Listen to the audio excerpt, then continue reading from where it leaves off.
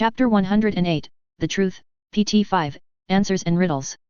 The defense professor had set up a cauldron, floating it into place with a wave of his wand, another wave starting a fire beneath it. A brief circling of the defense professor's finger had set in motion a long-handled spoon, and it had continued stirring the cauldron without being held. Now the defense professor was measuring out a heap of flowers from a large jar, what Harry supposed to be bellflowers. The indigo petals seemed luminous in the white light of the walls, and curved inward in a way that gave the impression of a desire for privacy.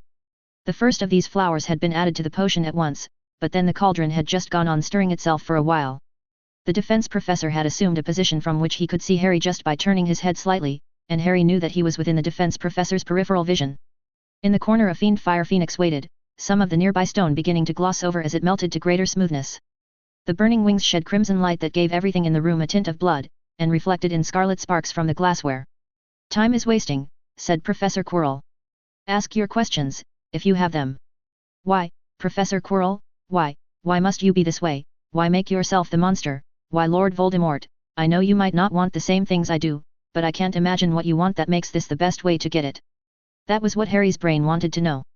What Harry needed to know was, some way out of what was going to happen next. But the defense professor had said that he wouldn't talk about his future plans. It was strange enough that the defense professor was willing to talk about anything, that had to contradict one of his rules. "I'm thinking," Harry said aloud. Professor Quirrell smiled slightly. He was using a pestle to grind the potion's first magical ingredient, a glowing red hexagon. "I quite understand," said the defense professor. "But do not think over long, child. Goals: prevent Lord Voldemort from harming people, find a way to kill or neutralize him, but first get the stone and resurrect Hermione. Convince Professor Quirrell to stop this." Harry swallowed, pushing down the emotion, trying not to let the water reach his eyes. Tears probably wouldn't make a good impression on Lord Voldemort. Professor Quirrell was already frowning, though from the direction of his gaze he was examining a leaf colored in vivid shades of white, green, and purple. There wasn't any obvious way to reach any of the goals, not yet. All Harry could do was ask the questions that seemed most likely to provide useful information, even if Harry didn't yet have a plan. "So we just ask about whatever seems most interesting?" said Harry's Ravenclaw side. "I'm up for that." "Shut up," Harry told the voice, and then, on further reflection, decided that he was no longer pretending it was there. 4 topics came to Harry's mind as being priorities from the standpoint of curiosity about important things. 4 questions, then, 4 major subjects, to try to fit in while this potion was still being brewed. 4 questions. "I ask my first question," Harry said. "What really happened on the night of October 31st, 1981? Why was that night different from all other nights? I would like the entire story, please." The question of how and why Lord Voldemort had survived his apparent death seemed likely to matter for future planning. "I expected you would ask that," Professor Quirrell said, dropping a bellflower and a white glittering stone into the potion. "To begin, everything I told you about the Horcrux spell is true, as you should realize, since I spoke in Parseltongue." Harry nodded. "Within seconds after you learned the details of the spell, you perceived the central flaw, and began pondering how the spell might be improved. Do you think the young Tom Riddle was any different?" Harry shook his head. "Well, he was," said Professor Quirrell. "Whenever I was tempted to despair of you, I reminded myself how I was an idiot at twice your age. When I was 15 I made myself a Horcrux as a certain book had shown me, using the death of Abigail Myrtle beneath the eyes of Slytherin's basilisk. I planned to make a new Horcrux every year after I left Hogwarts, and call that my fallback plan if my other hopes of immortality did not come to fruition." In retrospect, the young Tom Riddle was grasping straws. The thought of making a better Horcrux, of not being content with the spell I had already learned, this thought did not come to me until I had grasped the stupidity of ordinary people, and realized which follies of theirs I had imitated. But in time I learned the habit that you inherited from me, to ask in every instance how it might be done better. To be content with the spell I had learned from a book, when it bore only a faint resemblance to what I truly wanted. Absurd. And so I set forth to create a better spell. You have true immortality, now. Harry was aware that, even with everything else going on, this was a question more important than war and strategy. "Indeed," said Professor Quirrell. He paused in his potions work and turned to face Harry fully. There was a look of exultation in the man's eyes that Harry had never seen there before. "In all the darkest arts I could find, in all the interdicted secrets to which Slytherin's monster gave me keys, in all the lore remembered among wizard kind, I found only hints and smatterings of what I needed. So I rewove it and remade it, and devised a new ritual based on new principles. I kept that ritual burning in my mind for years, perfecting it in imagination, pondering its meaning and making fine adjustments, waiting for the intention to stabilize. At last I dared to invoke my ritual, an invented sacrificial ritual, based on a principle untested by all known magic. And I lived, and yet live. The defense professor spoke with quiet triumph, as though the act itself was so great that no words could ever do it justice. I still use the word Horcrux, but only from sentiment. It is a new thing entirely, the greatest of all my creations. As one of my questions you said you'd answer, I ask how to cast that spell, Harry said. Denied. The defense professor turned back to his potion, dropping in a grey flecked white feather and a bellflower. I had thought perhaps to teach you when you were older, for no Tom Riddle would be content otherwise, but I have changed my mind.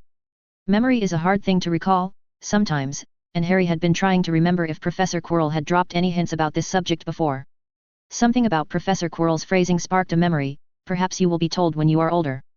There are still physical anchors for your immortality, Harry said aloud.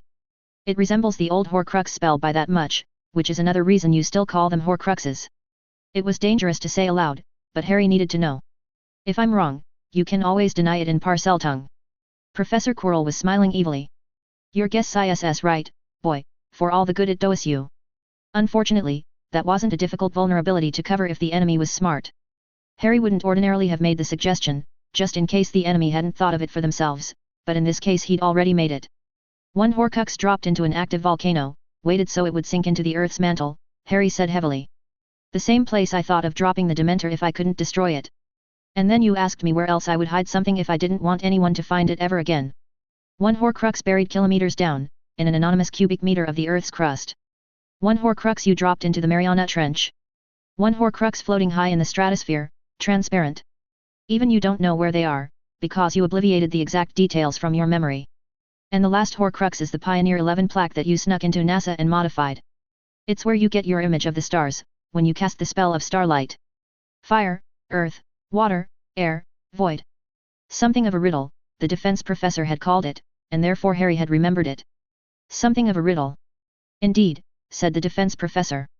It did give me something of a shock when you remembered it that quickly, but I suppose it makes no difference, all 5 are beyond my reach, or yours. That might not be true, especially if there was some way to trace the magical connection somehow and determine the location, though presumably Voldemort would have done his best to obscure it, but what magic had done, magic might be able to defeat. Pioneer 11 might be far away by wizard standards, but NASA knew exactly where it was, and it was probably a lot more reachable if you could use magic to tell the Tsiolkovsky rocket equation to bugger off. A sudden note of worry plucked at Harry's mind. There was no rule saying the defense professor needed to have told the truth about which interstellar probe he'd Horcruxed, and if Harry recalled correctly, communication and tracking of the Pioneer 10 probe had been lost shortly after the Jupiter flyby. Why wouldn't Professor Quirrell have just Horcruxed them both? The obvious next thought came to Harry. It was something that ought not to be suggested, if the enemy had not thought of it. But it seemed extremely probable that the enemy had thought of it. Tell me, teacher, Harry hissed, would destroying those 5 anchors slay you? Why do you ask? Hissed the defense professor, with a lilt to the hiss that Parseltongue translated as snakish amusement. Do you suspect that answer is no? Harry couldn't think of how to answer, though he strongly suspected that it didn't matter in any case. Your suspicion is right, boy. Destroying thos 5 would not render me mortal. Harry's throat felt a bit dry again. If the spell had no disastrous cost associated with it. How many anchors did you make? Would not ordinarily say, but is clear you have already guessed. The defense professor's smile widened. Answer is that I do not know. Stopped counting somewhere around 107. Simply made a habit of it each time I murdered someone in private. Over 100 murders, in private, before Lord Voldemort had stopped counting. And even worse news, your immortality spell still requires a human death? Why? Great creation maintains life and magic within devices created by sacrificing life and magic of others. Again that hissing snake laughter. Liked false description of previous Horcrux spell SSO much, SSO disappointed when realized truth of it, thoughts of improved version came out in that shape. Harry wasn't sure why the defense professor was giving him all this vital information, but there had to be a reason, and that was making him nervous. So you really are a disembodied spirit possessing Quirinus Quirrell? Yes. I shall return swiftly, if this body is killed. Will be greatly annoyed, and vengeful. I am telling you this, boy, so that you do not try anything stupid. I understand, Harry said. He did his best to organize his thoughts, remember what he'd meant to ask next, while the defense professor turned his eyes back to the potion. The man's left hand was dribbling crushed seashell into the cauldron, while his right hand dropped in another bellflower. So what did happen on October 31st? You tried to turn the baby Harry Potter into a Horcrux, either the new kind or the old kind. You did it deliberately, because you told Lily Potter. Harry took a breath. Now that he knew why the chills were there, he could endure them. Very well, I accept the bargain. Yourself to die, and the child to live. Now drop your wand so that I can murder you. In retrospect, it was clear that Harry had remembered that event mainly from Lord Voldemort's perspective, and only at the very end had he seen it through the baby Harry Potter's eyes. What did you do? Why did you do it? Trelawney's prophecy, Professor Quirrell said. His hand tapped a bellflower with a strip of copper before dropping it in. I spent long days pondering it, after Snape brought the prophecy to me. Prophecies are never trivial things. And how shall I put this in a way that does not make you think stupid things? Well, I shall say it, and if you are stupid I shall be annoyed. I was fascinated by the prophecy's assertion that someone would be my equal, because it might mean that person could hold up the other end of an intelligent conversation.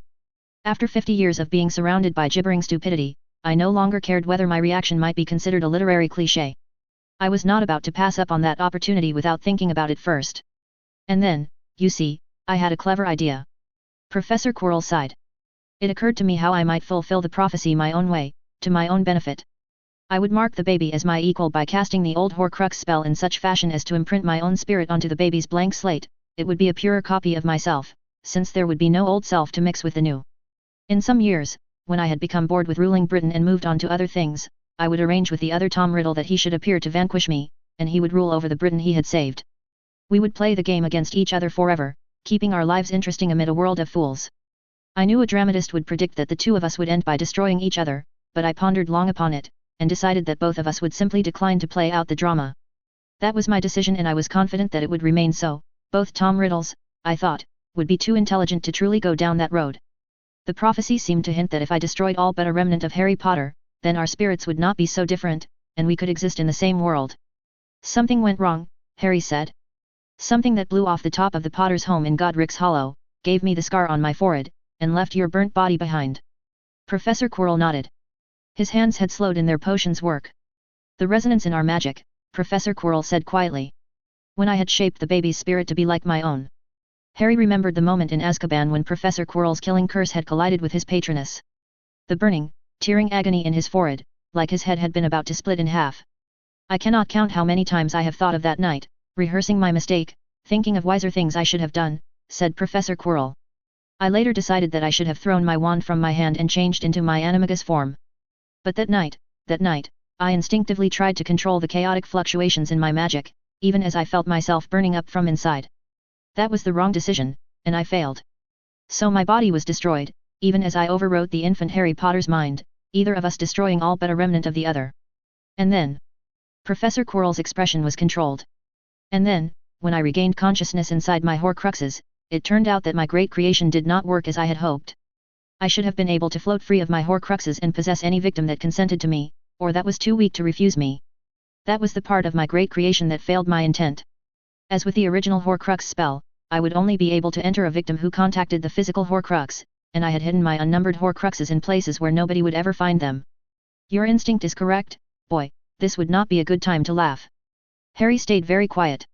The potions making had come to a temporary pause, a space where no ingredients were added while the cauldron simmered for a time. I spent most of my time looking at the stars, Professor Quirrell said, his voice quieter now. The defense professor had turned from the potion, staring at the white illuminated walls of the room. My remaining hope was the Horcruxes I had hidden in the hopeless idiocy of my youth. Imbuing them into ancient lockets, instead of anonymous pebbles, guarding them beneath wells of poison in the center of a lake of Inferi, instead of portkeying them into the sea. If someone found one of those, and penetrated their ridiculous protections, but that seemed like a distant hope. I was not sure I would ever be embodied again. Yet at least I was immortal. The worst of all fates had been averted, my great creation had done that much. I had little left to hope for, and little left to fear. I decided that I would not go insane, since there seemed to be no advantage in it. Instead, I gazed out at the stars and thought, as the sun slowly diminished behind me. I reflected on the errors of my past life, they were many, in that hindsight. In my imagination I constructed powerful new rituals I might attempt, if I was free to use my magic once more, and yet confident of my immortality. I contemplated ancient riddles at greater length than before, for all that I had once thought myself patient. I knew that if I won free, I would be more powerful by far than in my previous life, but I mostly did not expect that to happen. Professor Quirrell turned back to the potion. 9 years and 4 months after that night, a wandering adventurer named Quirinus Quirrell won past the protections guarding one of my earliest Horcruxes. The rest you know. And now, boy, you may say what we both know you are thinking. Harry said. It doesn't seem like a very smart thing to say. Indeed, Mr. Potter. It is not a clever thing to say to me. Not even a little. Not in the slightest. But I know you are thinking it, and you will go on thinking it and I will go on knowing that until you say it. So speak. So. I realize that this is something that is more obvious in hindsight than in foresight, and I'm certainly not suggesting that you try to correct the error now, but if you are a Dark Lord and you happen to hear about a child who has been prophesied to defeat you, there is a certain spell which is unblockable, unstoppable, and works every single time on anything with a brain. Yes, thank you, Mr. Potter. That thought occurred to me several times over the next 9 years. Professor Quirrell picked up another bellflower and began crumbling it in his bare fist. I made that principle the centerpiece of my battle magic curriculum after I learned its centrality the hard way. It was not the first rule on the younger Tom Riddle's list. It is only by harsh experience that we learn which principles take priority over which other principles. As mere words they all sound equally persuasive. In retrospect it would have been better if I had sent Bellatrix to the Potter's home in my place, but I had a rule telling me that for such matters I must go myself and not try sending a trusted lieutenant. Yes, I considered the killing curse, but I wondered if casting the killing curse at an infant would somehow cause the curse to bounce off and hit me, thus fulfilling the prophecy. How was I to know? So use an axe. It's hard to get a prophecy-fulfilling spell backfire out of an axe, Harry said and then shut up. I decided the safest path was to try to fulfill the prophecy on my own terms, Professor Quirrell said. Needless to say, the next time I hear a prophecy I do not like, I will tear it apart at every possible point of intervention, rather than trying to play along. Professor Quirrell was crushing a rose as though to squeeze the juice out of it, still using his bare fist. And now everyone thinks the boy who lived is somehow immune to the killing curse, even though killing curses do not ruin houses or leave burnt bodies behind them, because it has not occurred to them that Lord Voldemort would ever use any other spell. Harry again stayed quiet. It had occurred to Harry that there was another obvious way that Lord Voldemort could have avoided his mistake. Something that might perhaps be easier to see given a Muggle upbringing, instead of the wizarding way of looking at things. Harry had not yet decided whether to tell Professor Quirrell about his thought. There were both pros and cons to pointing out that particular error. After a time Professor Quirrell picked up the next potion's ingredient, a strand of what looked like unicorn hair. I tell you this as a caution, said Professor Quirrell. Do not expect me to be delayed another 9 years, if you somehow destroy this body of mine. I set Horcruxes in better places at once, and now even that is unnecessary. Thanks to you, I learned where to find the Resurrection Stone. The Resurrection Stone does not bring back the dead, of course, but it holds a more ancient magic than my own for projecting the seeming of a spirit. And since I am one who has defeated death, Cadmus's Hallow acknowledged me its master, and answered all my will. I have now incorporated it into my great creation. Professor Quirrell smiled slightly. I had many years earlier considered making that device a Horcrux, but decided against it at the time, since I realized that the ring had magic of unknown nature. Such ironies does life play upon us. But I digress. You, boy, you brought that about. You freed my spirit to fly where it pleases and seduce the most opportune victim, by being too casual with your secrets. It is a catastrophe for any who oppose me, and you wrought it with one finger drawing wetness on a tea saucer. This world will be a safer place for all, if you learn the rectitude that wizard-borns absorb in childhood. And all this that I have just said is the truth. Harry closed his eyes, and his own hand massaged his forehead. If he had seen it from the outside, it would have looked the mirror of Professor Quirrell in deep thought. The problem of defeating Professor Quirrell was looking increasingly difficult, even by the standards of the sort of impossible problems that Harry had solved already. If communicating that difficulty was what Professor Quirrell was trying to do, he was succeeding. Harry was starting to seriously consider the possibility that it might be better to offer to rule Britain as Voldemort's non-homicidal delegate, if Professor Quirrell himself would just agree to stop killing people all the time. Even mostly. But that wasn't likely to happen. Harry stared at his hands, from where he had sat down upon the floor, feeling sadness shading over into despair. The Lord Voldemort who'd given Harry his dark side had spent that long thinking things over and reflecting on his own thought processes, and had emerged as the calm, clear-headed, and still homicidal Professor Quirrell. Professor Quirrell added a pinch of golden hair to the potion of effulgence, and that reminded Harry that time was continuing to move. The locks of bright hair were rarer than the bellflowers. I ask my second question, Harry said. Tell me about the Philosopher's Stone. Does it do anything besides making transfigurations permanent? Is it possible to make more stones, and why is that problem hard? Professor Quirrell was bent over the potion, and Harry could not see his face. Very well, I shall tell you the stone's story as I have inferred it. The one and only power of the stone is the imposition of permanency, to render a temporary form into a true and lasting substance, a power absolutely beyond ordinary spells. Conjurations such as the Castle Hogwarts are maintained by a constant well of magic. Even metamorph magi cannot manifest golden fingernails and then trim them for sale. It is theorized that the metamorph magus curse merely rearranges the substance of their flesh, like a muggle smith manipulates iron with hammer and tongs, and their body contains no gold. If Merlin himself could create gold from thin air, history does not record it. So the stone, we can guess even before research, must be a very old thing indeed. In contrast, Nicholas Flamel has been known to the world for a mere 6 centuries. Tell me the obvious next question to ask, boy, if you wanted to trace the stone's history. Harry said. He rubbed his forehead, concentrating. If the stone was old, but the world had only known Nicholas Flamel for 6 centuries. Was there some other very long-lived wizard who disappeared at around the same time Nicholas Flamel showed up? Close, said Professor Quirrell. You recall that 6 centuries ago there was a dark lady called Undying, the sorceress Baba Yaga? She was said to be able to heal any wound in herself, to change shape into any form she pleased. She held the stone of permanency, obviously. And then one year Baba Yaga agreed to teach battle magic at Hogwarts, under an old and respected truce. Professor Quirrell looked angry, a look such as Harry had rarely seen on him. But she was not trusted, and so there was invoked a curse. Some curses are easier to cast when they bind yourself and others alike. Slytherin's Parcel Mouth curse is an example of such. In this case, Baba Yaga's signature, and signatures from every student and teacher of Hogwarts, were placed within an ancient device known as the Goblet of Fire. Baba Yaga swore not to shed a drop of students' blood, nor take from the students anything that was theirs. In return, the students swore not to shed a drop of Baba Yaga's blood, nor take from her anything that was hers. So they all signed, with the Goblet of Fire to witness it and punish the transgressor. Professor Quirrell picked up a new ingredient, a loose thread of gold wrapped around a pinch of foul-looking substance. Entering her 6th year at Hogwarts, then, was a witch named Pernell. And although Pernell was new come into the beauty of her youth, her heart was already blacker than Baba Yaga's own. You're calling her evil? Harry said, then realized he had just committed the fallacy of ad hominem tu quoque. Hush, boy, I am telling the story. Where was I? Ah, yes, Pernell, the beautiful and covetous. Pernell seduced the Dark Lady over the months, with gentle touches and flirtations and the shy pretense of innocence. The Dark Lady's heart was captured, and they became lovers. And then one night Pernell whispered how she had heard of Baba Yaga's shape-changing power and how this thought had inflamed her desires. Thus Pernell swayed Baba Yaga to come to her with the stone in hand, to assume many guises in a single night, for their pleasures. Among other forms Pernell bid Baba Yaga take the form of a man, and they lay together in the fashion of a man and a woman. But Pernell had been a virgin until that night. And since they were all rather old-fashioned in those days, the Goblet of Fire accounted that as the shedding of Pernell's blood, and the taking of what was hers. Thus Baba Yaga was tricked into being forsworn, and the goblet rendered her defenseless. Then Pernell killed the unsuspecting Baba Yaga as she slept in Pernell's bed, killed the Dark Lady who had loved her and come peacefully to Hogwarts under truce, and that was the end of the pact by which dark wizards and witches taught battle magic at Hogwarts.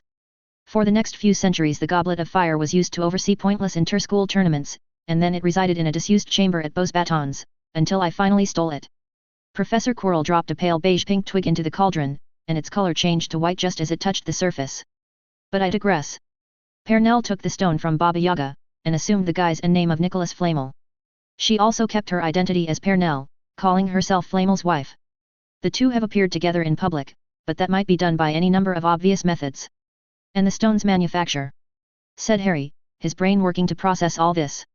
I saw an alchemical recipe for it, in a book. Another lie. Pernell was making it appear as though Nicholas Flamel had earned the right to live forever by completing a great magic that any could attempt. And she was giving others a false path to pursue, instead of seeking the one true stone as Pernell had sought Baba Yaga's. Professor Quirrell looked rather sour. It should come as no surprise that I spent years trying to master that false recipe. Next you will ask why I did not kidnap, torture, and kill Pernell after I learned the truth. This had not in fact been a question that had come into Harry's mind. Professor Quirrell continued to speak. The answer is that Pernell had foreseen and forestalled the ambitions of dark wizards like myself. Nicholas Flamel publicly took unbreakable vows not to be coerced by any means into relinquishing his stone, to guard immortality from the covetous, he claimed, as if that were a public service. I was afraid the stone would be lost forever, if Pernell died without saying where it was hidden, and her vow prevented attempts at torture. Further, I had hopes of gaining Pernell's knowledge, if I could find the right strategy to extract it from her. Though Pernell began with little lore of her own, she has held hostage the lives of wizards greater than herself, holding out dribs and drabs of healing in exchange for secrets, and small reversals of age in exchange for power. Pernell does not condescend to bestow any real youth upon others, but if you hear of a wizard who lived, grey-bearded, to the age of 250, you may be sure that her hand was in play. By my own generation, the centuries had given Pernell enough of an advantage that she could raise up Albus Dumbledore as a counterweight to the Dark Lord Grindelwald. When I appeared as Lord Voldemort, Pernell raised up Dumbledore yet further, parceling out another drop of her hoarded lore whenever Lord Voldemort seemed to gain an advantage. I felt like I ought to be able to figure out something clever to do with that situation, but I never did. I did not attack her directly, for I was not sure of my great creation. It was not impossible that I would someday need to go begging to her for a dollop of reversed age. Professor Quirrell dropped 2 bellflowers at once into the potion, and they seemed to merge as they touched the bubbling liquid. But now I am sure of my creation, and so I have decided that the time has come to take the stone by force. Harry hesitated. I would like to hear you answer in Parseltongue, was all of that true? None of it is known to me to be false, said Professor Quirrell. Telling a tale implies filling in certain gaps. I was not present to observe when Pernell seduced Baba Yaga. The Bossix should be mostly correct, I think. Harry had noticed a trace of confusion. Then I don't understand why the stone is here in Hogwarts. Wouldn't the best defense just be hiding it under an anonymous rock in Greenland? Perhaps she respected my abilities as a particularly good finder, said the defense professor. He appeared focused on his cauldron as he dipped a bellflower into a jar of liquid labeled with the potion symbol for rainwater. We are very much alike, the defense professor and I, in some ways if not others. If I imagine what I'd do, given his problem. Did you bluff everyone into believing you had some way of finding the stone? Harry said aloud. So that Pernell would put it inside Hogwarts, where Dumbledore could guard it. The defense professor sighed, not looking up from the cauldron. I suppose that stratagem would be futile to conceal from you. Yes, after I possessed Quirrell and returned, I implemented a strategy I had conceived while gazing at the stars. First I made sure to be accepted as defense professor at Hogwarts, for it would not do to have suspicions raised while I was still seeking employment. When that was done, I arranged for one of Perinel's curse-breaking expeditions to discover a falsified but credible inscription describing how the crown of the serpent could be used to seek out the stone wherever it was hidden. Immediately after, before Pernell could buy up the crown, it was stolen. Furthermore, I left clear indications that the thief had possessed the power to speak to snakes. So Pernell thought that I could infallibly find the stone's location, and that it needed a guardian powerful enough to defeat me. That is how the stone came to be held in Hogwarts, in Dumbledore's domain. Just as I intended, naturally, since I had already gained access to Hogwarts for the year. I think that is all of this that concerns you, if I speak not of future plans. Harry frowned. Professor Quirrell should not have told him that. Unless the strategy had somehow become irrelevant to any future deception of Pernell? Or unless, by answering so quickly, the defense professor had hoped to have people conclude that it was a double bluff, and that the crown of the serpent really could find the stone. Harry decided not to question this answer in Parseltongue. Another lock of bright hair, seeming white but not with age, was gently dribbled into the cauldron, again reminding Harry that they were on a time limit. Harry considered, but he couldn't see any further path to pursue this line of questioning. There was no known way to manufacture more philosopher's stones and no obvious way to invent such, which was probably the objectively worst news Harry had heard all day. Harry took a deep breath. I ask my third question, Harry said. What's the truth behind this entire school year? All the plots you ran, all the plots you know about. Said Professor Quirrell, dropping another bellflower into the potion, accompanied by a plant shaped like a tiny cross. Let me see, the most shocking twist is that the defense professor turns out to be secretly Voldemort. Well, obviously, Harry said, with a good deal of self-directed bitterness. Then where do you wish me to start? Why did you kill Hermione? The question just slipped out. Professor Quirrell's pale eyes glanced up from the potion, watched him intently. One would think that should be evident, but I suppose I cannot blame you for distrusting what seems evident. To understand the object of an obscure plot, observe its consequences and ask who might have intended them. I killed Miss Granger to improve your position relative to that of Lucius Malfoy, since my plans did not call for him to have so much leverage over you. I admit I am impressed by how far you managed to parley that opening. Harry unclenched his teeth, which took an effort. That's after your failed attempt to frame Hermione for the attempted murder of Draco and send her to Azkaban because of why? Because you didn't like the influence she was having on me. Don't be ridiculous, Professor Quirrell said. If I had only wished to remove Miss Granger, I would not have brought the Malfoys into it. I observed your game with Draco Malfoy and found it amusing, but I knew it could not continue for very long before Lucius learned and intervened, and then your folly would have brought you great trouble, for Lucius would not take it lightly. Had you just been able to lose during the Wisengamot trial, lose as I had taught you, then in only 2 more weeks, ironclad evidence would have shown that Lucius Malfoy, after discovering his son's seeming perfidy, had impersed Professor Sprout into using the blood-cooling charm on Mr. Malfoy and casting the false memory charm on Miss Granger. Lucius would have been swept off the political game board, sent to exile if not Azkaban. Draco Malfoy would have inherited the wealth of House Malfoy, and your influence over him would have been unchallenged. Instead I had to abort that plot in mid-course. You managed to completely disrupt the real plan in the course of sacrificing double your entire fortune, by giving Lucius Malfoy the perfect opportunity to prove his true concern for his son. You have an incredible anti-talent for meddling, I must say. And you also thought, Harry said, even with his dark side's patterns he had to work to keep his voice level and cool, that 2 weeks in Azkaban would improve Miss Granger's disposition, and get her to stop being a bad influence on me. So you somehow arranged for there to be newspaper stories calling for her to be sent to Azkaban, rather than some other penalty. Professor Quirrell's lips drew up in a thin smile. Good catch, boy. Yes, I thought she might serve as your Bellatrix. That particular outcome would also have provided you with a constant reminder of how much respect was due the law, and helped you develop appropriate attitudes toward the ministry. Your plot was stupidly complicated and had no chance of working. Harry knew he ought to be more tactful, that he was engaging in more of what Professor Quirrell called folly, but in that instant he could not bring himself to care.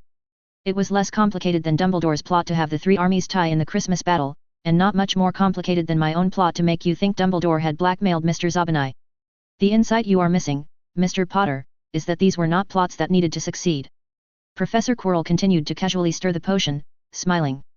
There are plots that must succeed, where you keep the core idea as simple as possible and take every precaution. There are also plots where it is acceptable to fail, and with those you can indulge yourself, or test the limits of your ability to handle complications. It was not as if something going wrong with any of those plots would have killed me. Professor Quirrell was no longer smiling. Our journey into Azkaban was of the first type, and I was less amused by your antics there. What exactly did you do to Hermione? Some part of Harry wondered at the evenness of his voice. Obliviations and false memory charms. I could not trust anything else to go undetected by the Hogwarts wards and the scrutiny I knew her mind would undergo. A flicker of frustration crossed Professor Quirrell's face. Part of what you rightly call complication is because the first version of my plot did not go as planned, and I had to modify it. I came to Miss Granger in the hallways wearing the appearance of Professor Sprout, to offer her a conspiracy. My first attempt at suasion failed. I obliviated her and tried again with a new presentation. The second bait failed. The third bait failed. The 10th bait failed. I was so frustrated that I began going through my entire library of guises, including those more appropriate to Mr. Zabinai. Still nothing worked. The child would not violate her childish code. You do not get to call her childish, Professor. Harry's voice sounded strange in his own ears. Her code worked. It prevented you from tricking her. The whole point of having deontological ethical injunctions is that arguments for violating them are often much less trustworthy than they look. You don't get to criticize her rules when they worked exactly as intended. After they resurrected Hermione, Harry would tell her that Lord Voldemort himself hadn't been able to tempt her into doing wrong, and that was why he'd killed her. Fair enough, I suppose, said Professor Quirrell. There is a saying that even a stopped clock is right twice a day, and I do not think Miss Granger was actually being reasonable. Still, Rule 10, one must not rant about the opposition's unworthiness after they have foiled you. Regardless. After 2 full hours of failed attempts, I realized that I was being overstubborn, and that I did not need Miss Granger to carry out the exact part I had planned for her. I gave up on my original intent, and instead imbued Miss Granger with false memories of watching Mr. Malfoy plotting against her under circumstances that implied she should not tell you or the authorities. In the end it was Mr. Malfoy who gave me the opening I needed, entirely by luck. Professor Quirrell dropped a bellflower and a scrap of parchment into the cauldron. Why did the wards show the defense professor as having killed Hermione? I wore the mountain troll as a false tooth while Dumbledore was identifying me to the Hogwarts wards as the defense professor. A slight smile. Other living weapons cannot be transfigured, they will not survive the disenchantment for the requisite 6 hours to avoid being traced by Time Turner. The fact that a mountain troll was used as a weapon of assassination was a clear sign that the assassin had needed a proxy weapon that could be transfigured safely. Combined with the evidence of the wards, and Dumbledore's own knowledge of how he had identified me to Hogwarts, you could have deduced who was responsible, in theory. However, experience has taught me that such puzzles are far harder to solve when you do not already know the solution, and I considered it a small risk. Ah, that reminds me, I have a question of my own. The defense professor was now giving Harry an intent look. What gave me away at the last, in the corridor outside these chambers? Harry put aside other emotions to weigh up the cost and benefit of answering honestly, came to the conclusion that the defense professor was giving away far more information than he was getting, why, and that it was best not to give the appearance of reticence. The main thing, Harry said, was that it was too improbable that everyone had arrived in Dumbledore's corridor at the same time. I tried running with the hypothesis that everyone who arrived had to be coordinated, including you. But I had said that I was following Snape, the defense professor said. Was that not plausible? It was, but... Harry said. The laws governing what constitutes a good explanation don't talk about plausible excuses you hear afterward. They talk about the probabilities we assign in advance. That's why science makes people do advance predictions, instead of trusting explanations people come up with afterward. And I wouldn't have predicted in advance for you to follow Snape and show up like that. Even if I'd known in advance that you could put a trace on Snape's wand, I wouldn't have expected you to do it and follow him just then. Since your explanation didn't make me feel like I would have predicted the outcome in advance, it remained an improbability. I started to wonder if Sprout's mastermind might have arranged for you to show up, too. And then I realized the note to myself hadn't really come from future me, and that gave it away completely. Ah, said the defense professor, and sighed. Well, I think it is all working out for the best. You did understand only too late, and there would have been inconveniences as well as benefits to you remaining unaware. What on earth were you trying to do? The reason I was trying so hard to figure it out was that the whole thing was just so weird. That should have pointed at Dumbledore, not myself, said Professor Quirrell, and frowned. The fact is that Miss Greengrass was not supposed to arrive in that corridor for several hours, though I suppose, since I did have Mr. Malfoy give her the clue I assigned her, it is not too surprising they banded together. Had Mr. Not arrived seemingly alone, events would have played out less farcically. But I consider myself a specialist in battlefield control magics, and I was able to ensure that the fight went as I wished. I suppose it did end up looking a bit ridiculous. The defense professor dropped a peach slice and a bellflower into the cauldron. But let us defer our discussion of the mirror until we reach it. Did you have any more questions concerning Miss Granger's regrettable and hopefully temporary demise? Yes, Harry said in an even voice. What did you do to the Weasley twins? Dumbledore thought, the school saw the headmaster go to the Weasley twins after Hermione was arrested. Dumbledore thought you, as Voldemort, had wondered why Dumbledore had done so, and that you'd checked on the Weasley twins, found and took their map, and obliviated them afterward. Dumbledore was quite correct, Professor Quirrell said, shaking his head as though in wonderment. He was also an utter fool to leave the Hogwarts map in the possession of those two idiots. I had an unpleasant shock after I recovered the map, it showed my name and yours correctly. The Weasley idiots had thought it a mere malfunction, especially after you received your cloak and your time turner. If Dumbledore had kept the map himself, if the Weasleys had ever spoken of it to Dumbledore, but they did not, thankfully. Showed my name and yours correctly. I would like to see that, Harry said. Without taking his eyes from the cauldron, Professor Quirrell drew a folded parchment from within his robes, hissed at its show our surroundings, and tossed the folded parchment toward Harry. It cut unerringly through the air, an increase of doom breathing on Harry's senses as it moved toward him, and then it fluttered gently to Harry's feet. Harry picked up the parchment and unfolded it.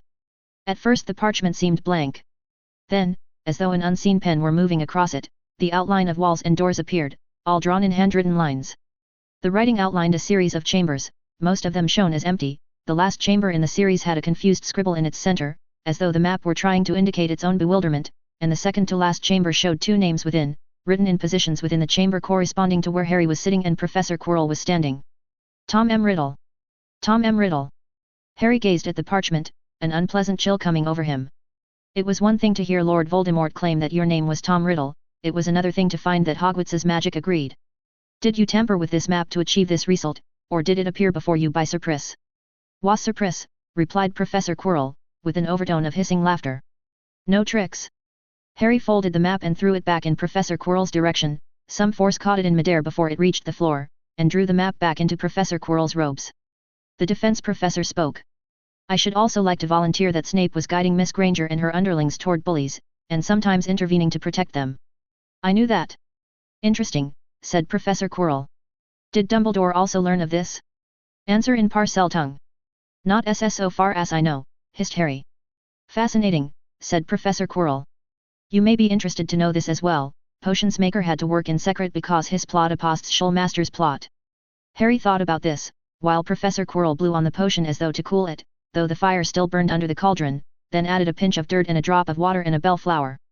Please explain, Harry said. Has it never occurred to you to wonder why Dumbledore chose Severus Snape as the head of House Slytherin? To say that it was a cover for his work as Dumbledore's spy explains nothing. Snape could have been a potions master only, and not the head of Slytherin at all. Snape could have been made keeper of grounds and keys, if he needed to stay within Hogwarts. Why the head of House Slytherin? Surely it occurred to you that this could not have good effects upon the Slytherins, according to Dumbledore's moral pretenses. The thought hadn't occurred to Harry in exactly those terms, no. I wondered something like it. I didn't put the dilemma in that precise form. And now that you have, is the solution obvious? No, Harry said. Disappointing. You have not learned enough cynicism, you have not grasped the flexibility of what moralists call morality. To fathom a plot, look at the consequences and ask if they might be intended. Dumbledore was deliberately sabotaging Slytherin House. Don't give me that look, boy, I am speaking truth. During the last Wizarding War, Slytherins filled out my ranks of underlings, and other Slytherins in the Wizengamot supported me. Look at it from Dumbledore's perspective, and remember that he has no native understanding of Slytherin's ways. Think of Dumbledore becoming increasingly sad over this Hogwarts house that seems the source of so much ill-doing. And then behold, Dumbledore puts in his head of Slytherin the person of Snape. Snape. Severus Snape. A man who would teach his house neither cunning nor ambition, a man who would impose lax discipline and make its children weak. A man who would offend students of other houses, who would ruin Slytherin's name among them. A man whose surname was unknown in magical Britain and certainly not noble, who went about half in rags. Do you think Dumbledore ignorant of the consequence? When Dumbledore was the one who brought it about, and had motive to bring it about. I expect Dumbledore told himself that more lives would be saved during the next Wizarding War if Voldemort's future Death Eaters were weakened. Professor Quirrell dropped into the cauldron a chip of ice, slowly melting as it touched the surface froth. Continue the process long enough, and no child would want to go to Slytherin. The house would be retired, and if the hat kept calling the name, it would become a mark of ignominy among children who would afterward be distributed among the other 3 houses. From that day on, Hogwarts would have 3 upstanding houses of courage and scholarship and industry, with no house of bad children added to the mix, just as if the 3 founders of Hogwarts had been wise enough in the beginning to refuse Salazar Slytherin their company. That, I expect, was Dumbledore's intended endgame, a short-term sacrifice for the greater good. Professor Quirrell smiled sardonically. And Lucius let it all happen without protest or even, I expect, noticing that anything was going awry. I fear that in my absence my former servants have been quite outmatched in this battle of wits. Harry was having a bit of trouble taking this in, but decided, after some thought, that now was not the time to try to work it out. Whether Lord Voldemort believed it was not decisive, Harry would have to evaluate this accusation on his own. Professor Quirrell's mention of his servants had reminded Harry of something else that he was, obligated, Harry supposed, to ask. The bad news was predictable. On any other day it would have been horrible. Today it would just wash out in the flood. Bellatrix Black, Harry said. What was the truth about her? She was broken inside before I ever met her, Professor Quirrell said. He picked up what looked like a white-grey rubber band and held it over the cauldron. As the rubber was held within the steam, it turned black. Using legilimency on her was a mistake. But that glimpse showed me how easy it would be to make her fall in love with me, so I did. Ever after she was the most faithful of all my servants, the only one I could almost trust. I had no intention of giving her what she wanted from me, so I commended her to the Lestrange brothers for their use, and the 3 of them were happy in their own special way. I doubt it, Harry's mouth said, mostly on autopilot. If that were true, Bellatrix wouldn't have remembered who the Lestrange brothers were, when we found her in Azkaban. Professor Quirrell shrugged. You may be right. What the hell were we actually doing there? Finding out where Bellatrix had put my wand. I had told the Death Eaters of my immortality, in the hope, now proven futile, that they would stay together for at least a few days if I appeared to die. Bellatrix's instructions were to recover my wand from wherever my body had been slain, and take that wand to a certain graveyard where my spirit would appear before her. Harry swallowed. The image came to him of Bellatrix Black waiting at the graveyard, in increasing desperation. It was no wonder she hadn't been thinking strategically when she attacked the Longbottom household. What did you do with Bellatrix once she was out? Sent her to a peaceful place to recover strength, Professor Quirrell said. A cold smile. I had a use remaining for her, or rather a certain portion of her, and on my future plans I shall not answer questions. Harry breathed deeply, trying to maintain control. Were there any other secret plots in this school year? Oh, a fair number, but not many more that concern you, not that I can think of offhand. The true reason I demanded to try to teach the Patroness charm to first years was to bring a Dementor before your own person, and then I arranged for your wand to fall where the Dementor could continue to drain you through it. Was no malice in it, only hope that you would recover some of your true memories. That was also why I arranged for certain witches to pull you down from the air during your rooftop episode, so I could appear to save your life, just in case any suspicion fell on me during the Dementor incident I had scheduled for shortly after. Also no malice there. I arranged some of the attacks on Miss Granger's group, so that the attacks could be defeated. I do rather dislike bullies. Think that ISS all secret plots concerning you from this school year, unless I have forgotten something. Life lesson learned, said his Hufflepart. Try to resist the temptation to randomly meddle in other people's lives. Like, you know, Padma Patil's life. If you don't want to end up like this, that is. A pinch of red-brown dust was gently sifted into the potion's cauldron, and Harry asked his 4th and final question, the one that had seemed to have the lowest priority, but still mattered. What was your objective during the Wizarding War? Harry said. I mean, what his voice wobbled. What was the point of the entire thing? His brain repeating endlessly, why, Lord Voldemort? Professor Quirrell lifted an eyebrow. They told you about David Monroe, did they not? Yes, you were both David Monroe and Lord Voldemort during the Wizarding War, I understood that part. You killed David Monroe, disguised yourself as him, and wiped out David Monroe's family so they wouldn't notice any differences. Indeed. You planned to control whichever side won the Wizarding War, regardless of which side won. But why did one side have to be Voldemort?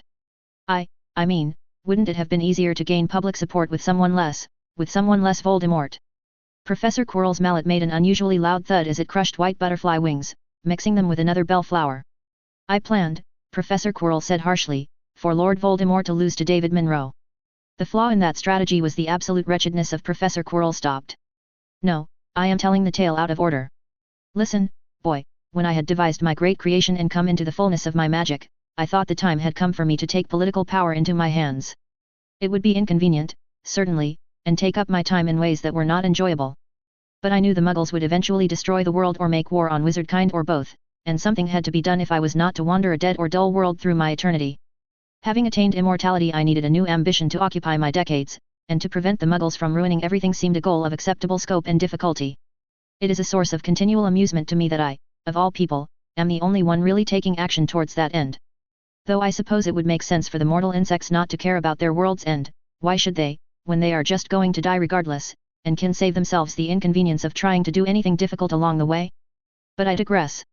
I saw how Dumbledore had risen to power from his defeat of Grindelwald, so I thought I would do the same. I had long ago taken my vengeance on David Monroe, he was an annoyance from my year in Slytherin, so I bethought to also steal his identity, and wipe out his family to make myself heir of his house. And I conceived also a great foe for David Monroe to fight, the most terrifying Dark Lord imaginable, clever beyond reckoning, more dangerous by far than Grindelwald, for his intelligence would be perfected in all the ways that Grindelwald had been flawed and self-destructive.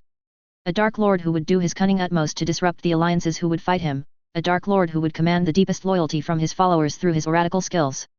The most dreadful Dark Lord who had ever threatened Britain or the world, that was who David Monroe would defeat. Professor Quirrell's mallet struck a bellflower and then a different pale flower with 2 more thuds. But then, while I had sometimes played the part of Dark Wizard in my wanderings, I had never adopted the identity of a full-fledged Dark Lord with underlings and a political agenda. I had no practice at the task, and I was mindful of the story of Dark Evangel and the disaster of her first public appearance.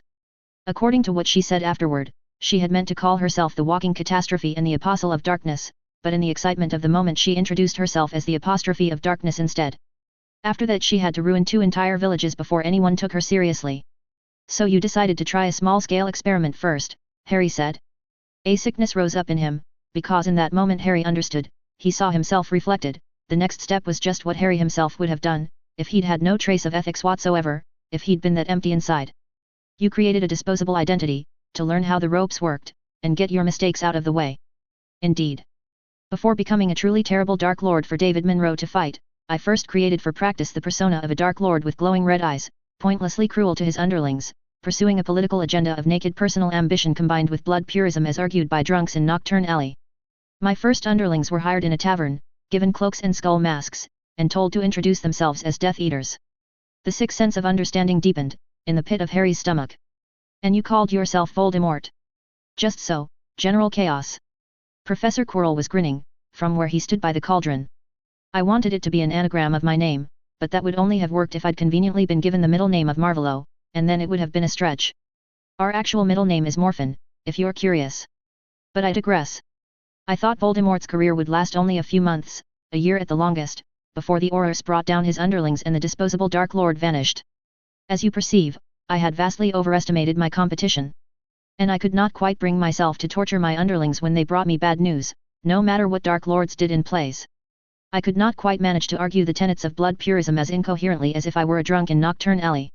I was not trying to be clever when I sent my underlings on their missions, but neither did I give them entirely pointless orders. Professor Quirrell gave a rueful grin that, in another context, might have been called charming.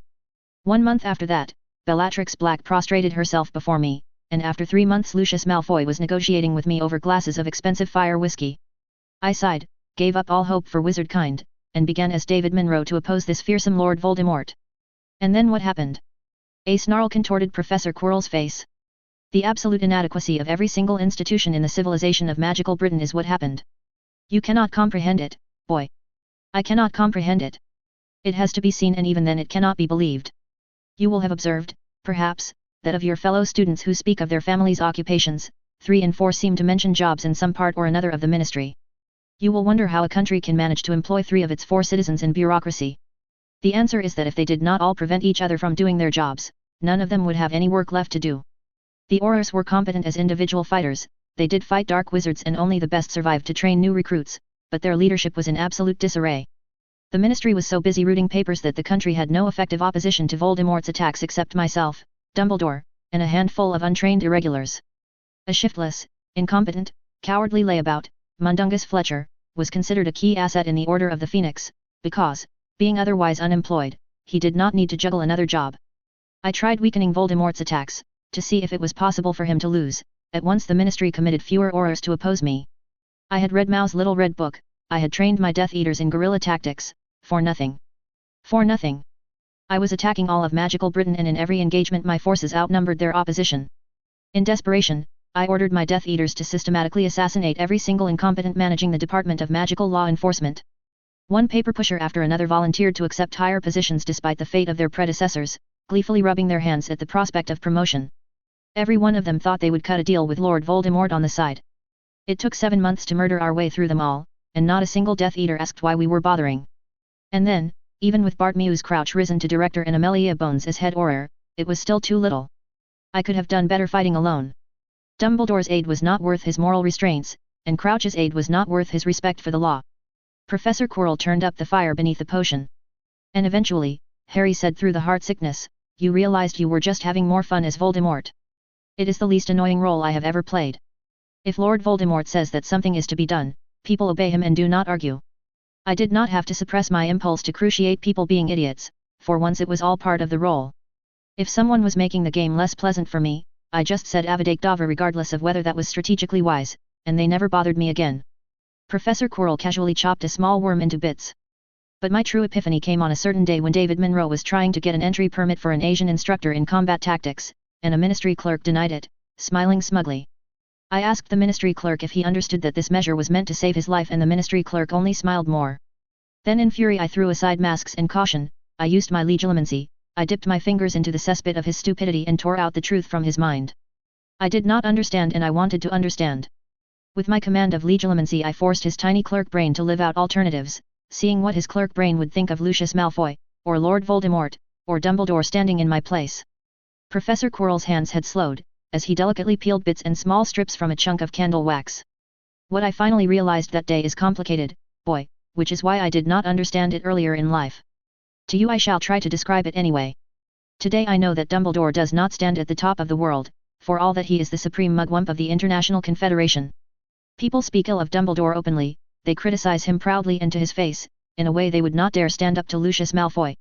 You have acted disrespectfully toward Dumbledore, boy, do you know why you did so? I'm not sure, Harry said. Having Tom Riddle's leftover neural patterns was certainly an obvious hypothesis. Wolves, dogs, even chickens, fight for dominance among themselves. What I finally understood, from that clerk's mind, was that to him Lucius Malfoy had dominance, Lord Voldemort had dominance, and David Monroe and Albus Dumbledore did not.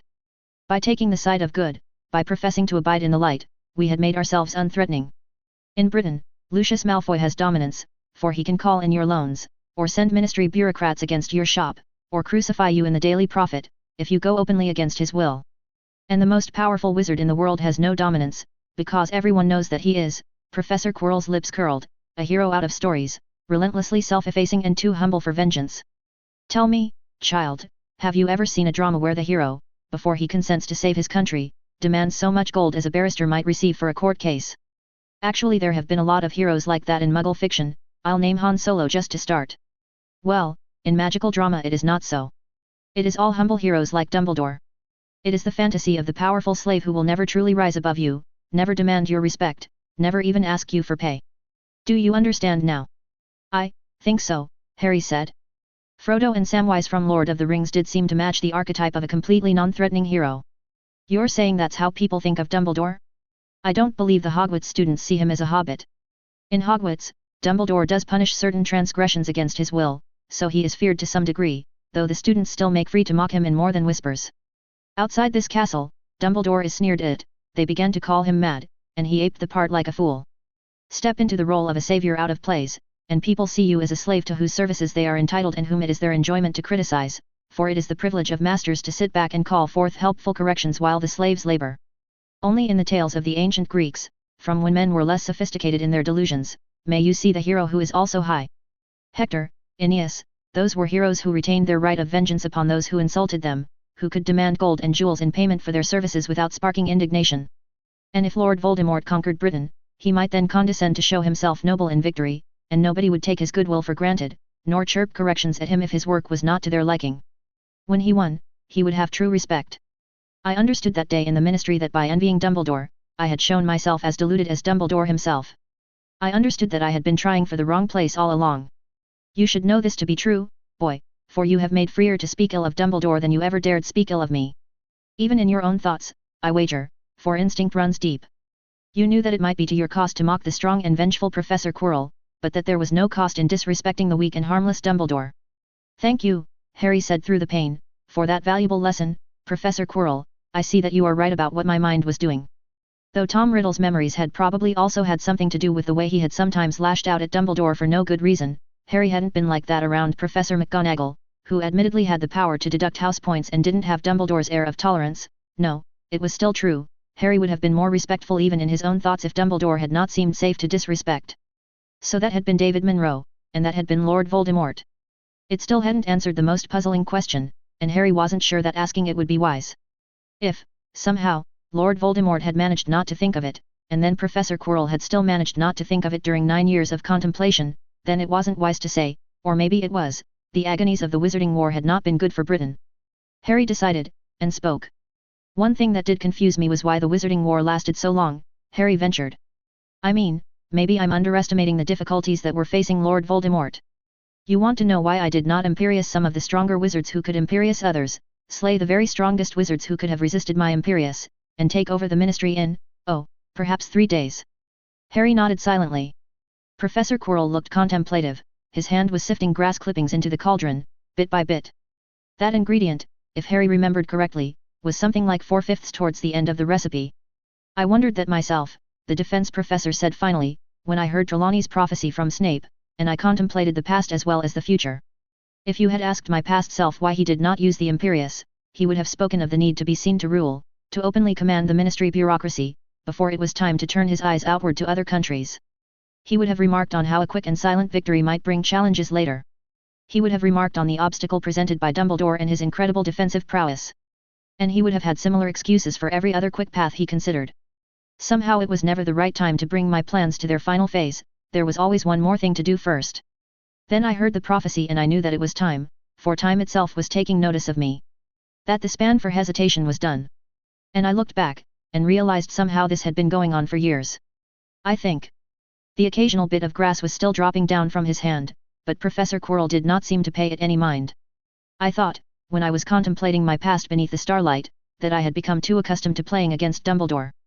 Dumbledore was intelligent, he tried diligently to be cunning, he did not wait for me to strike but presented me with surprises. He made bizarre moves that played out in fascinating and unpredictable ways. In retrospect, there were many obvious plans for destroying Dumbledore, but I think some part of me did not want to go back to playing solitaire instead of chess. It was when I had the prospect of creating another Tom Riddle to plot against, someone even more worthy than Dumbledore, that I was first willing to contemplate the end of my war. Yes, in retrospect that sounds stupid, but sometimes our emotions are more foolish than we can bring our reason to admit. I would never have espoused such a policy deliberately. It would have violated rules 9, 16, 20, and 22 and that is too much even if you are enjoying yourself. But to repeatedly decide that there was one more thing left to be done, one more advantage left to be gained, one more piece that I simply had to move into place, before abandoning an enjoyable time in my life and moving on to the more tedious rulership of Britain, well, even I am not immune to a mistake like that, if I do not realize that I am making it. And that was when Harry knew what was going to happen at the end of this, after the Philosopher's Stone had been retrieved. At the end of this, Professor Quirrell was going to kill him. Professor Quirrell didn't want to kill him. It was possible that Harry was the only person in the world against whom Professor Quirrell wouldn't be able to use a killing curse. But Professor Quirrell thought he had to do it, for whatever reason. That was why Professor Quirrell had decided that it was necessary to brew the potion of effulgence the long way. That was why Professor Quirrell had been so easily negotiated into answering these questions, into finally talking about his life with someone who might understand. Just like Lord Voldemort had delayed the end of the Wizarding War to play longer against Dumbledore. Harry couldn't exactly recall what Professor Quirrell had said earlier about not killing Harry. It hadn't been anything straightforward along the lines of "I am absolutely not planning to kill you in any way, shape, or form unless you positively insist on doing something stupid." Harry had been reluctant himself to push the promise too far and insist on unambiguous terms because Harry had already known that he would need to neutralize Lord Voldemort and had expected more precise language to reveal that fact, if they tried to exchange truly binding promises. So there certainly would have been loopholes, whatever had been said. There was no particular shock to the realization, just an increased sense of urgency. Some part of Harry had already known this, and had simply been waiting for an excuse to make it known to deliberation. There had been too many things said here that Professor Quirrell would not reveal to anyone with an expected lifespan measured in more than hours. The overwhelming isolation and loneliness of the life Professor Quirrell had described might explain why he was willing to violate his rules and talk with Harry, given that Harry was going to die soon and that the world did not actually work like a play where the villain disclosing his plans would always fail to kill the hero afterward. But Harry's death certainly had to be in those future plans somewhere. Harry swallowed, controlling his breathing. Professor Quirrell had just added a tuft of horsehair to the potion of effulgence, and that was very late in the potion, if Harry remembered correctly. There weren't many bellflowers left in the heap to be added, either. It was probably time to stop worrying so much about risk and play this conversation less conservatively, all things considered. "If I point out one of Lord Voldemort's mistakes," Harry said, "does he punish me for it?" Professor Quirrell lifted his eyebrows. "Not if the mistake is a real one. I do not suggest that you moraliza at me. But I would not curse the bearer of bad news, nor the subordinate who makes an honest attempt to point out a problem. Even as Lord Voldemort I could never bring myself to that stupidity. Of course, there were some fools who mistook my policy for weakness, who tried to thrust themselves forward by pushing me down in their public council, thinking me obliged to tolerate it as criticism." Professor Quirrell smiled reminiscently. "The Death Eaters were better off without them, and I do not advise you make the same mistake." Harry nodded, a slight shiver going through him. When you told me about what happened in Godric's Hollow, on Halloween night, in 1981 I mean, I thought I saw another flaw in your reasoning. A way you could have avoided disaster. But, I think you have a blind spot, a class of strategies you don't consider, so you didn't see it even afterward. I hope you are not about to say anything stupid along the lines of "don't try to kill people," Professor Quirrell said. "I shall be unhappy if that is the case. Not values difference. True mistake, given your goals is. Will you hurt me, if I act the part of the teacher toward you, and teach lesson? Or if mistake is simple and obvious, and make us you feel stupid?" "No," hissed Professor Quirrell. "Not if lesson is true." Harry swallowed. Why didn't you test the Horcrux system before you actually had to use it?" "Test it?" said Professor Quirrell. He looked up from the brewing potion, and indignation came into his voice. "What do you mean, test it? Why didn't you test if the Horcrux system was working correctly, before you needed it on Halloween?" Professor Quirrell looked disgusted. "You ridiculous, I didn't want to die, Mr. Potter, and that was the only way to test my great creation. What good would it have done to risk my life sooner rather than later? How would I have been better off?" Harry swallowed a lump in his throat. "There was way for you to test your Horcrux system without dying. The general lesson is important. Do you see it now?" "No," Professor Quirrell said after a while. The defense professor gently crumbled one of the last bellflowers together with a strand of long blonde hair and then dropped it into the potion, which was bubbling brighter, now. Only 2 more bellflowers remained on the potions table. "And I do hope your lesson is a sensible one, for your sake. Suppose, Professor, that I learned how to cast the improved Horcrux spell and I was willing to use it. What would I do with it?" Professor Quirrell answered at once. "You would find some person whom you found morally abhorrent and whose death you could convince yourself would save other lives, and murder them to create a Horcrux." "And then what?" "Make more Horcruxes," said the defense professor. He picked up a jar of what looked like dragon scales. "Before that," Harry said. After a time the defense professor shook his head. "I still do not see it, and you will cease this game and tell me. I would make Horcruxes for my friends. If you'd ever really cared about one single other person in the entire world, if there'd been just one person who gave your immortality meaning, someone that you wanted to live forever with you." Harry's throat choked. Then the idea of making a Horcrux for someone else wouldn't have been such a counterintuitive thought. Harry was blinking hard. "You have a blind spot around strategies that involve doing nice things for other people, to the point where it stops you from achieving your selfish values. You think, it's not your style, I suppose. That particular part of your self-image is what cost you those 9 years. The dropper of mint oil that the defense professor was holding added liquid to the cauldron, drip by drip. I see. The defense professor said slowly. I see. I should have taught Robistan the advanced Horcrux ritual, and forced him to test the invention. Yes, that is supremely obvious in retrospect. For that matter, I could have ordered Robistan to try marking himself onto some disposable infant, to see what happened, before I took myself to Godric's Hollow to create you. Professor Quirrell shook his head bemusedly. Well. I am glad I am realizing this now and not 10 years earlier. I had enough to chide myself for at that time. You don't see nice ways to do the things you want to do, Harry said. His ears heard a note of desperation in his own voice. Even when a nice strategy would be more effective, you don't see it because you have a self-image of not being nice. That is a fair observation, said Professor Quirrell. Indeed, now that you have pointed it out, I have just now thought of some nice things I can do this very day, to further my agenda. Harry just looked at him. Professor Quirrell was smiling. Your lesson is a good one, Mr. Potter. From now on, until I learn the trick of it, I shall keep diligent watch for cunning strategies that involve doing kindnesses for other people. Go and practice acts of goodwill, perhaps, until my mind goes there easily. Cold chills ran down Harry's spine. Professor Quirrell had said this without the slightest visible hesitation. Lord Voldemort was absolutely certain that he could never be redeemed. He wasn't the tiniest bit afraid of it happening to him. The second-to-last bellflower was dropped into the potion, gently. Any other valuable lessons you would like to teach to Lord Voldemort, boy? Said Professor Quirrell. He was looking up from the potion, and grinning as though he knew exactly what Harry was thinking. Yes, Harry said, his voice almost breaking. If your goal is to obtain happiness, then doing nice things for other people feels better than doing them for yourself. Do you really think I never thought of that, boy?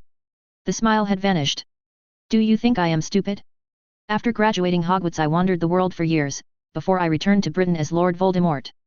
I have put on more faces than I bothered counting. Do you think I never tried to play the hero, just to see how it would feel? Have you come across the name of Alexander Chernyshov? Under that guise, I sought out a forlorn hellhole ruled over by a dark wizard, and I freed the wretched inhabitants from their bondage. They wept tears of gratitude for me. It did not feel like anything in particular. I even stayed about and killed the next 5 dark wizards to try taking command of the place. I spent my own galleons, well, not my own galleons, but the same principle applies, to prettify their little country and introduce a semblance of order. They grovelled all the more, and named 1 in 3 of their infants Alexander. I still felt nothing, so I nodded to myself, wrote it off as a fair try, and went upon my way. And were you happy as Lord Voldemort, then? Harry's voice had risen, grown wild. Professor Quirrell hesitated, then shrugged. It appears you already know the answer to that. Then why? Why be Voldemort if it doesn't even make you happy? Harry's voice broke. I'm you, I'm based on you, so I know that Professor Quirrell isn't just a mask. I know he's somebody you really could have been. Why not just stay that way? Take your curse off the defense position and just stay here, use the Philosopher's Stone to take David Monroe's shape and let the real Quirinus Quirrell go free. If you say you'll stop killing people, I'll swear not to tell anyone who you really are, just be Professor Quirrell, for always. Your students would appreciate you, my father's students appreciate him. Professor Quirrell was chuckling over the cauldron as he stirred it. There are perhaps 15,000 wizards living in magical Britain, child. There used to be more. There's a reason they're afraid to speak my name. You'd forgive me that because you liked my battle magic lessons. Seconded, said Harry's inner Hufflepuff. Seriously, what the hell? Harry kept his head raised, though it was trembling. It's not my place to forgive anything you've done. But it's better than another war. Ha, said the defense professor. If you ever find a time-turner that goes back 40 years and can alter history, be sure to tell Dumbledore that before he rejects Tom Riddle's application for the defense position. But alas, I fear that Professor Riddle would not have found lasting happiness in Hogwarts. Why not? Because I still would have been surrounded by idiots, and I wouldn't have been able to kill them, Professor Quirrell said mildly. Killing idiots is my great joy in life, and I'll thank you not to speak ill of it until you've tried it for yourself. There's something that would make you happier than that, Harry said, his voice breaking again. There has to be. Why? Said Professor Quirrell. Is this some scientific law I have not yet encountered? Tell me of it. Harry opened his mouth, but couldn't find any words. There had to be something if he could just find the right thing to say. And you, said Professor Quirrell, have no right to speak of happiness either. Happiness is not what you hold precious above all. You decided that in the beginning, all the way back in the beginning of this year, when the Sorting Hat offered you Hufflepuff. Which I know about, because I received a similar offer and warning all those years ago, and I refused it just as you did. Beyond this there is little more to say, between Tom Riddles. The defense professor turned back to the cauldron. Before Harry could think of any way to reply, Professor Quirrell dropped in the last bellflower, and a burst of glowing bubbles boiled up from the cauldron. I believe we are done here, Professor Quirrell said. If you have further questions, they must wait. Harry shakily rose to his feet, even as Professor Quirrell took up the cauldron and poured out a ridiculously huge volume of effulgent liquid, more than seemed like it could fit in a dozen cauldrons, onto the purple fire that guarded the doorway. The purple fire winked out. Now for the mirror, said Professor Quirrell, and he drew forth the cloak of invisibility from his robes, and floated it to drop before Harry's shoes. Chapter 109, Reflections. Even the greatest artifact can be defeated by a counter-artifact that is lesser, but specialized. That was what the defense professor had told Harry, after dropping the true cloak of invisibility to pool in fuliginous folds near Harry's shoes. The mirror of perfect reflection has power over what is reflected within it, and that power is said to be unchallengeable. But since the true cloak of invisibility produces a perfect absence of image, it should evade this principle rather than challenging it. There had followed a series of questions in Parseltongue establishing that Harry currently did not intend to do anything stupid or try to run away, and further reminders that Professor Quirrell could sense him and had spells to detect the cloak and was holding hostage hundreds of lives plus Hermione. Then Harry was told to don the cloak, open the door that lay beyond the quenched fires, and advance through the door into the final chamber, as Professor Quirrell stood well back, outside of that door's sight. The last chamber was illuminated in lights of soft gold, and the stone walls were of gentle white and faced with marble. In the center of the room stood a simple and unornamented golden frame, and within the frame was a portal to another gold-illuminated room, beyond whose door which lay another potions chamber. That was what Harry's brain told him. The mirror's transformation of light was so perfect that conscious thought was required to deduce that the room inside the frame was only a reflection, rather than a portal. Though it might have been easier to intuit if Harry hadn't been invisible, just then. The mirror did not touch the ground, the golden frame had no feet. It didn't look like it was hovering, it looked like it was fixed in place, more solid and more motionless than the walls themselves, like it was nailed to the reference frame of the Earth's motion. Is the mirror there? Is it moving? Came Professor Quirrell's commanding voice from the potions chamber. ISS there, Harry hissed back. Not moving. Again tones of command rang forth.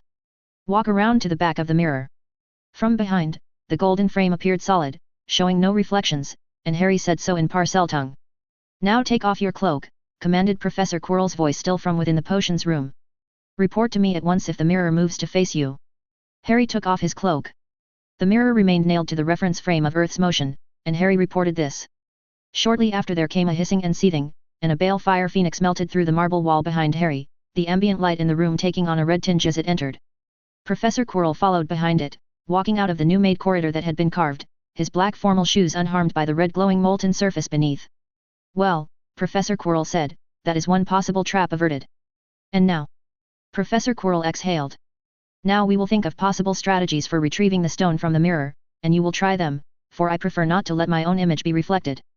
I give you fair warning, this is the part that may prove tedious. I take it this isn't a problem you can solve with fiend fire. Ha, said Professor Quirrell, and gestured.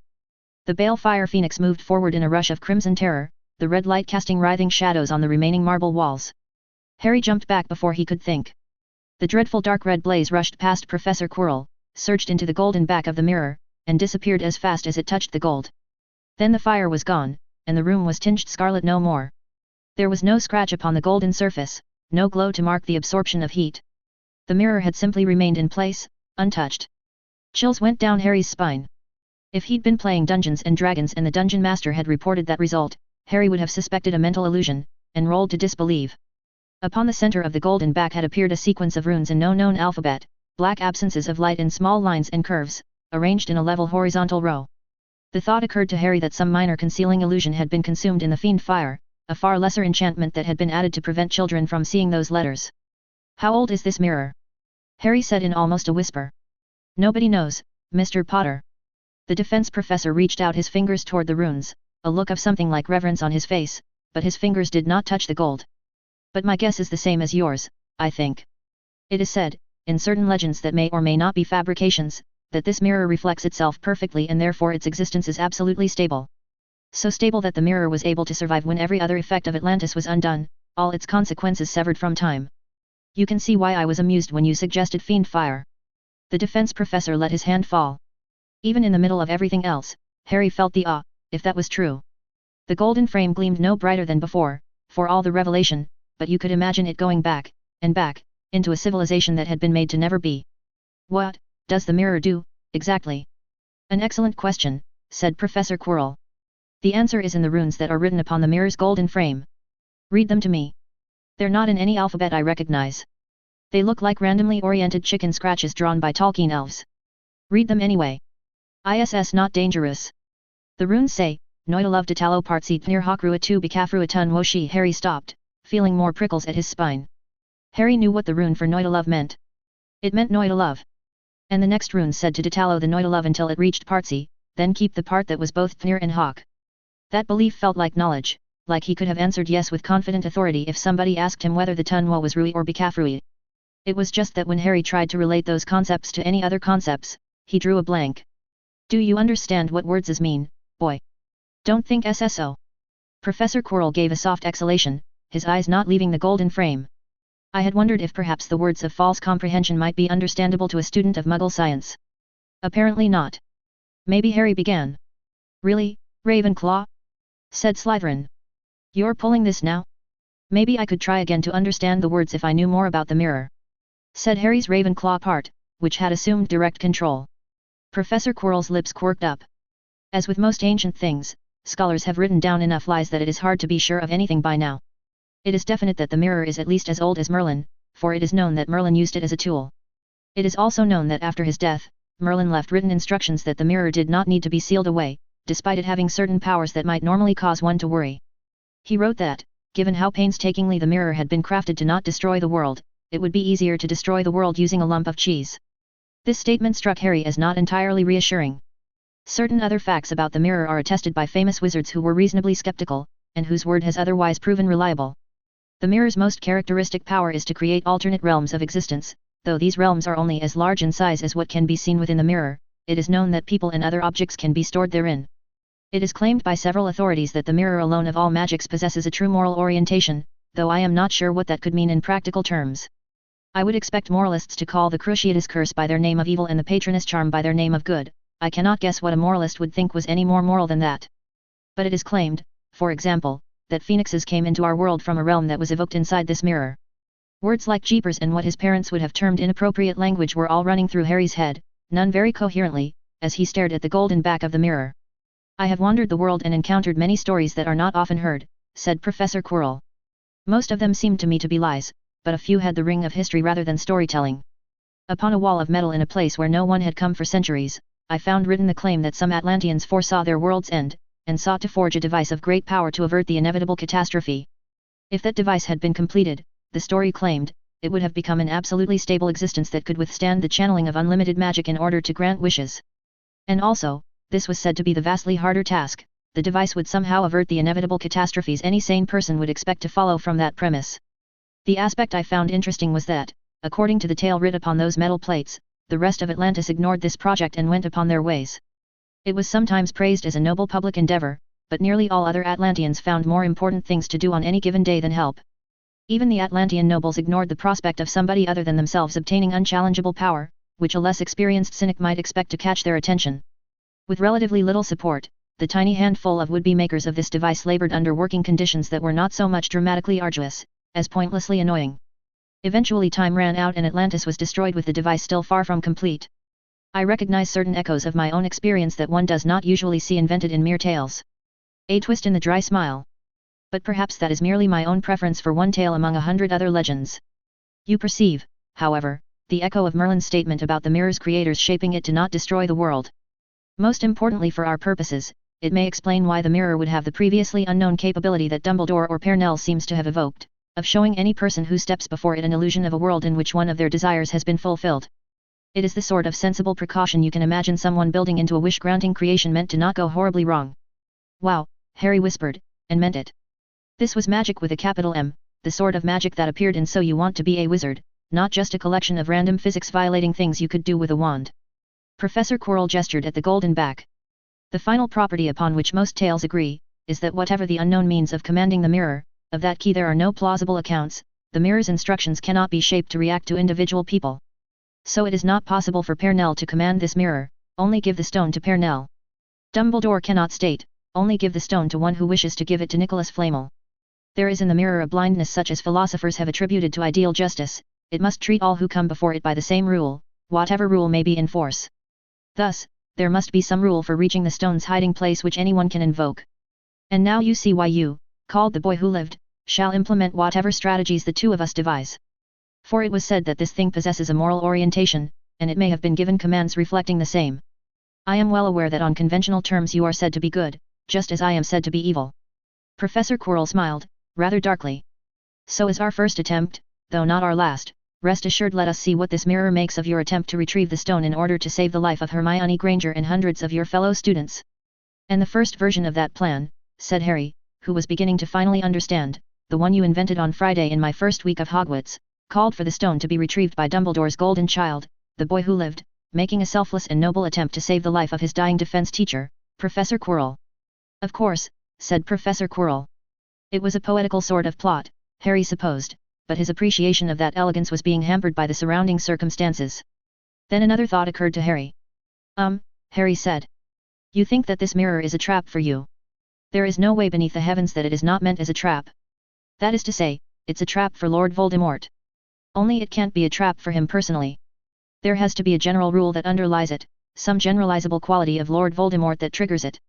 Without conscious awareness, Harry was frowning hard at the mirror's golden back. As you say, said Professor Quirrell, who was beginning to frown at Harry's frowning. Well, on the first Thursday of this year, the Mad Headmaster Dumbledore, who I'd just seen incinerate a chicken, told me that I had no chance whatsoever of getting into his forbidden corridor, since I didn't know the spell Alohomora. I see, said Professor Quirrell. Oh, dear. I wish you had thought to mention this to me a good deal earlier.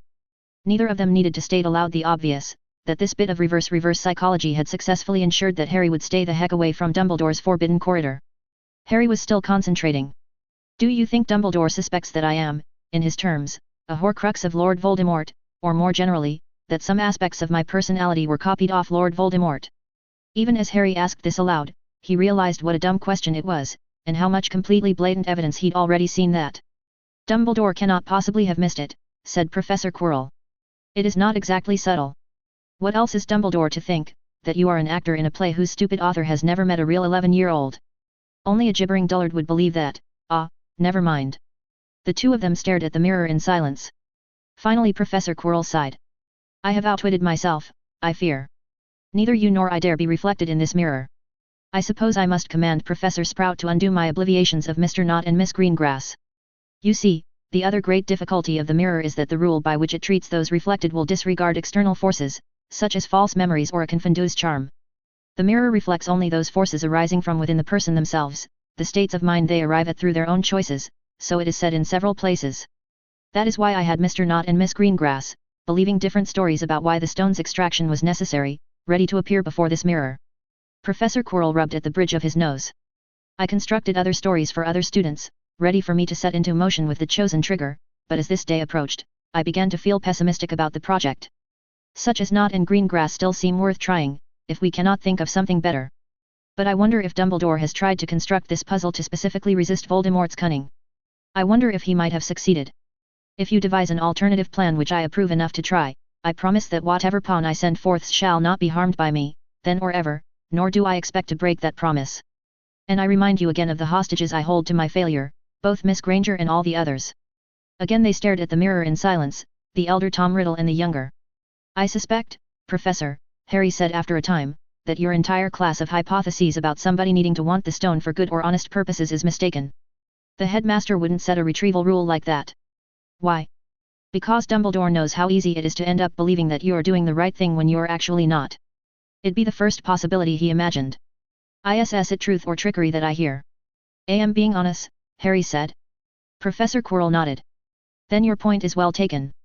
I'm not sure why you think this puzzle is solvable, Harry said. Just set a rule like, your left hand must hold a small blue pyramid and two large red pyramids, and your right hand must be squeezing mayonnaise onto a hamster. No, Professor Quirrell said. No, I think not. The legends are unclear on what rules can be given, but I think it must have something to do with the mirror's original intended use, it must have something to do with the deep desires and wishes arising from within the person. Squeezing mayonnaise onto a hamster will not qualify as that, for most people. Hey, Harry said. Maybe the rule is that the person has to not want to use the stone at all. No, that's too easy, the story you gave Mr. Knott solves it. In some ways you may understand Dumbledore better than I, said Professor Quirrell. So now I ask you this, how would Dumbledore use his notion of the acceptance of death to guard this stone? For that above all he thinks I cannot comprehend, and he is not far wrong. Harry thought about this for a while, considering several ideas and discarding them. And then, having thought of something, Harry considered remaining silent, before mapping out the obvious part of the future conversation where Professor Quirrell asked him to say in Parseltongue if he'd thought of something. Reluctantly, Harry spoke. Would Dumbledore think that this mirror could reach the afterlife? Could he put the stone into something that he thinks is an afterlife, so that only people who believe in an afterlife can see it? Professor Quirrell said. Possibly, yes, there is a certain plausibility to it. Using this setting of the mirror to show people their heart's desires. Albus Dumbledore would see himself reunited with his family. He would see himself united with them in death, wanting to die himself rather than wishing for them to be returned to life. His brother Aberforth, his sister Ariana, his parents Kendra and Percival, it would be Aberforth to whom Dumbledore gave the stone, I think. Would the mirror recognize that Aberforth particularly had been given the stone? Or will any person's dead relative do, if that person believes their relative's spirit would give them back the stone? Professor Quirrell was pacing in a short circle, keeping well away from Harry and the mirror as he moved. But all this is only one idea. Let us devise another. Harry began to tap his cheek, then stopped abruptly as he realized where he'd picked up that gesture. What if Pernell is the one who put the stone in here? Maybe she keyed the mirror to give the stone only to the person who put it in originally. Pernell has lived this long by knowing her limitations, said Professor Quirrell. She does not overestimate her own intellect, she is not prideful, if that were so she would have lost the stone long ago. Pernell will not try to think of a good mirror rule herself, not when Master Flamel can leave the matter in Dumbledore's wiser hands, but the rule of only returning the stone to the one who remembers placing it, also works if Dumbledore himself has placed the stone. It would be a hard rule to bypass, since I cannot simply convince someone into believing that they put in the stone. I would have to create a false stone, and a false mirror, and arrange the drama. Professor Quirrell was frowning, now. But it is still something that Dumbledore would imagine Voldemort being able to arrange, given time. If at all possible, Dumbledore will want to make the key to the mirror a state of mind he thinks I cannot arrange in upon, or a rule that Dumbledore thinks Voldemort can never comprehend, such as a rule involving the acceptance of one's own death. That is why I considered your previous idea plausible. Then Harry had an idea. He was not sure if it was a good idea. It wasn't like Harry had a lot of choice here. Arguendo, Harry said. We're not sure what's necessary to retrieve the stone. But a sufficient condition should involve Albus Dumbledore, or maybe someone else, in a state of mind where they believe that the Dark Lord has been defeated, that the threat is over, and that it is time to take out the stone and give it back to Nicholas Flamel. We aren't sure which part of that person's state of mind, let's say Dumbledore's, will be the necessary part that he thinks Lord Voldemort can't understand or duplicate, but under those conditions Dumbledore's entire state of mind will be sufficient. Reasonable, said Professor Quirrell. So. The corresponding strategy, Harry said carefully, is to mimic Dumbledore's state of mind under those conditions, in as much detail as possible, while standing in front of the mirror. And this state of mind must have been produced by internal forces, not external ones. But how are we to get that without legilimency or the confundus charm, both of which would certainly be external? Ha! I see. Professor Quirrell's ice-pale eyes were suddenly piercing. You suggest that I confund myself, as you cast that hex upon yourself during your first day in battle magic. So that it is an internal force and not an external one, a state of mind that comes about through only my own choices. Say to me whether you have made this suggestion with the intention of trapping me, boy. Say it to me in Parseltongue. My mind that you asked to devise strategy may perhaps have been influenced by such an intent, who knows? Knew you would be suspicious, ask this very question. Deci's Zion is up to you, teacher. I know nothing you do not know, about whether this is likely to trap you. Do not call it betrayal by me if you choose this for yourself, and it fails. Harry felt a strong impulse to smile, and suppressed it. Lovely, said Professor Quirrell, who was smiling. I suppose there are some threats from an inventive mind that even questioning in Parseltongue cannot neutralize. Harry put on the cloak of invisibility, at Professor Quirrell's orders, to stop the man who shall believe himself to be Schul Master from seeing you, as Professor Quirrell said in Parseltongue. Wearing the cloak or no, you will stand in range of the mirror yourself, Professor Quirrell said. If a gush of lava comes forth, you will also burn. I feel that much symmetry should apply. Professor Quirrell pointed to a spot near the right of the door through which they'd entered the room, before the mirror and well back of it. Harry, wearing the cloak, went to where Professor Quirrell had pointed him, and did not argue. It was increasingly unclear to Harry whether both Riddles dying here would be a bad thing, even with hundreds of other student hostages at stake. For all of Harry's good intentions, he'd mostly shown himself so far to be an idiot, and the returned Lord Voldemort was a threat to the entire world. Though either way, Harry couldn't see Dumbledore doing the lava thing. Dumbledore was probably sufficiently angry at Voldemort to discard his usual restraint, but lava wouldn't permanently stop an entity that Dumbledore believed to be a discorporate soul. Then Professor Quirrell pointed with his wand, and a shimmering circle appeared around where Harry was standing on the floor. This, Professor Quirrell said, would soon become a greater circle of concealment, by which nothing within that circle could be heard or seen from the outside. Harry would not be able to make himself apparent to the false Dumbledore by taking off the cloak, nor by shouting. "You will not cross this circle once it is active," Professor Quirrell said. "That would cause you to touch my magic, and while conf undate I might not remember how to halt the resonance that would destroy us both. And further, since I do not want you throwing shoes." Professor Quirrell made another gesture, and just within the greater circle of concealment, a slight shimmer appeared in the air, a globe-shaped distortion. "This barrier will explode if touched, by you or other material thing. The resonance might lash at me afterward, but you would also be dead. Now tell me in Parseltongue that you do not intend to cross this circle or take off your cloak or do anything at all impulsive or stupid. Tell me you will wait quietly here, under the cloak, until this is over." This Harry repeated back. Then Professor Quirrell's robes became black tinged with gold, such robes as Dumbledore might wear upon a formal occasion, and Professor Quirrell pointed his own wand at his head. Professor Quirrell stayed motionless for a long time, still holding his wand to his head. His eyes were closed in concentration. And then Professor Quirrell said, "Confundus." At once the expression of the man standing there changed, he blinked a few times as though confused, lowering his wand. A deep weariness spread over the face Professor Quirrell had worn, without any visible change his eyes seemed older, the few lines in his face calling attention to themselves. His lips were set in a sad smile. Without any hurry, the man quietly walked over to the mirror, as though he had all the time in the world. He crossed into the mirror's range of reflection without anything happening, and stared into the surface. What the man might be seeing there, Harry could not tell. To Harry it seemed that the flat, perfect surface still reflected the room behind it, like a portal to another place. "Ariana," breathed the man. "Mother, father. And you, my brother, it is done." The man stood still, as if listening. "Yes, done," the man said. "Voldemort came before this mirror, and was trapped by Merlin's method. He is only one more sealed horror now." Again the listening stillness. "I would that I could obey you, my brother, but it is better this way." The man bowed his head. "He is denied his death, forever, that vengeance is terrible enough." Harry felt a twinge, watching this, a sense that this was not what Dumbledore would have said. It seemed more like a strawman, a shallow stereotype, but then this wasn't the real Aberforth's spirit either. This was who Professor Quirrell imagined Dumbledore imagined Aberforth was, and that doubly reflected image of Aberforth wouldn't notice anything amiss. "It is time to give back the Philosopher's Stone," said the man who thought he was Dumbledore. "It must go back into Master Flamel's keeping, now." Listening stillness. "No," said the man, "Master Flamel has kept it safe these many years from all who would seek immortality, and I think it will be safest in his hands. No, Aberforth, I do think his intentions are good." Harry couldn't control the tension that was running through him like a live wire. He was having trouble breathing. Imperfect, Professor Quirrell's Confundus charm had been imperfect. The underlying personality of Professor Quirrell was leaking through and seeing the obvious question, why it was okay for Nicholas Flamel himself to have the stone if immortality was so awful.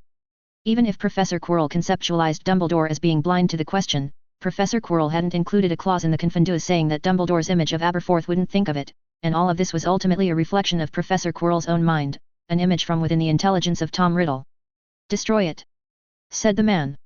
"Maybe. I am not sure it can be destroyed, or Master Flamel would have done it long since. I think, many times, that he has regretted making it. Aberforth, I promised him, and we are not so ancient or so wise ourselves. The Philosopher's Stone must go back into the keeping of the one who made it." And Harry's breath stopped. The man was holding an irregular chunk of scarlet glass in his left hand, the size perhaps of Harry's thumb from fingernail to the first joint. The sheen surface of the scarlet glass made it seem wet, the appearance was of blood, suspended in time and made into a jagged surface. "Thank you, my brother," the man said quietly. "Is that what the stone should look like? Does Professor Quirrell know what the true stone should look like? Will the mirror give back the real stone under these conditions, or make an imitation and return that? And then?" "No, Ariana," the man said, smiling gently, "I fear I must go now. Be patient, my dearest, it will be soon enough that I join you in truth." "Why? Why, I am not sure why I must go. When I hold the stone I am to step aside from the mirror and wait for Master Flamel to contact me, but I am not sure why I need to step aside from the mirror to do that." The man sighed. "Ah, I am getting old. It is well this dreadful war ended when it did. I suppose there is no harm if I speak to you for a time, my dearest, if you wish it so." A headache was starting behind Harry's eyes, some part of Harry was trying to send a message about not having breathed in a while, but no one was listening. Imperfect, Professor Quirrell's Confondue's charm had been imperfect. Professor Quirrell's image of Dumbledore's image of Ariana wanted to talk to Dumbledore, and maybe didn't want to wait because Professor Quirrell knew on some level that there wasn't really an afterlife, and the previously implanted impulse to leave after getting the stone wasn't standing up to riddle Ariana's arguments. And then Harry felt himself become very calm. He started breathing again. Either way, there wasn't much Harry could do about it. Professor Quirrell had stopped Harry from intervening. Well, Professor Quirrell was welcome to reap the consequences of that decision. If the consequences caught Harry as well, so be it. The man who thought he was Dumbledore was mostly nodding patiently, sometimes replying to his dearest sister. Sometimes the man cast an uneasy look to one side, as if feeling a strong impulse to go, but suppressing that impulse with the great patience and politeness and concern for his sister that Professor Quirrell imagined Albus Dumbledore having. Harry saw at the instant the Confondues wore off, and the man's expression changed, becoming again the face of Professor Quirrell. And in the same instant the mirror changed, no longer showing Harry the reflection of the room, showing instead the form of the real Albus Dumbledore, as though he were standing just behind the mirror and visible through it. The real Dumbledore's face was set, and grim. "Hello, Tom," said Albus Dumbledore. Chapter 110, Reflections, PT 2. The grimness on Albus Dumbledore's face lasted only an instant before giving way to bewilderment. "Queerness? What?" And then there was a pause. "Well," said Albus Dumbledore. "I do feel stupid." "I should hope so," Professor Quirrell said easily. If he had been at all shocked himself at being caught, it did not show. A casual wave of his hand changed his robes back to a professor's clothing. Dumbledore's grimness had returned and redoubled. "There I am, searching so hard for Voldemort's shade, never noticing that the defense professor of Hogwarts is a sickly, half-dead victim possessed by a spirit far more powerful than himself. I would call it senility, if so many others had not missed it as well." "Quite," said Professor Quirrell. He lifted his eyebrows. "Really, am I that hard to recognize without the glowing red eyes?" "Oh, yes indeed," Albus Dumbledore said in level tones. "Your acting was perfect, I confess myself utterly deceived." "Queerness," Quirrell seemed, "what is the term I am looking for?" "Ah yes, that is the word." He seemed sane. Professor Quirrell chuckled, he looked for all the world as though the two of them were just having a casual conversation. "I never was insane, you know. Lord Voldemort was just another game for me, the same as Professor Quirrell." Albus Dumbledore did not look like he was enjoying a casual chat. "I thought you might say that. I regret to inform you, Tom, that anyone who can bring himself to act the part of Voldemort is Voldemort." "Ah," said Professor Quirrell, raising an admonishing finger. "There is a loophole in that reasoning, old man. Anyone who acts the part of Voldemort must be what moralists call evil, on this we agree. But perhaps the real me is completely, utterly, irredeemably evil in an interestingly different fashion from what I was pretending with Voldemort. I find," Albus Dumbledore ground out, "that I do not care." "Then you must think yourself to be rid of me very soon," said Professor Quirrell. "How interesting.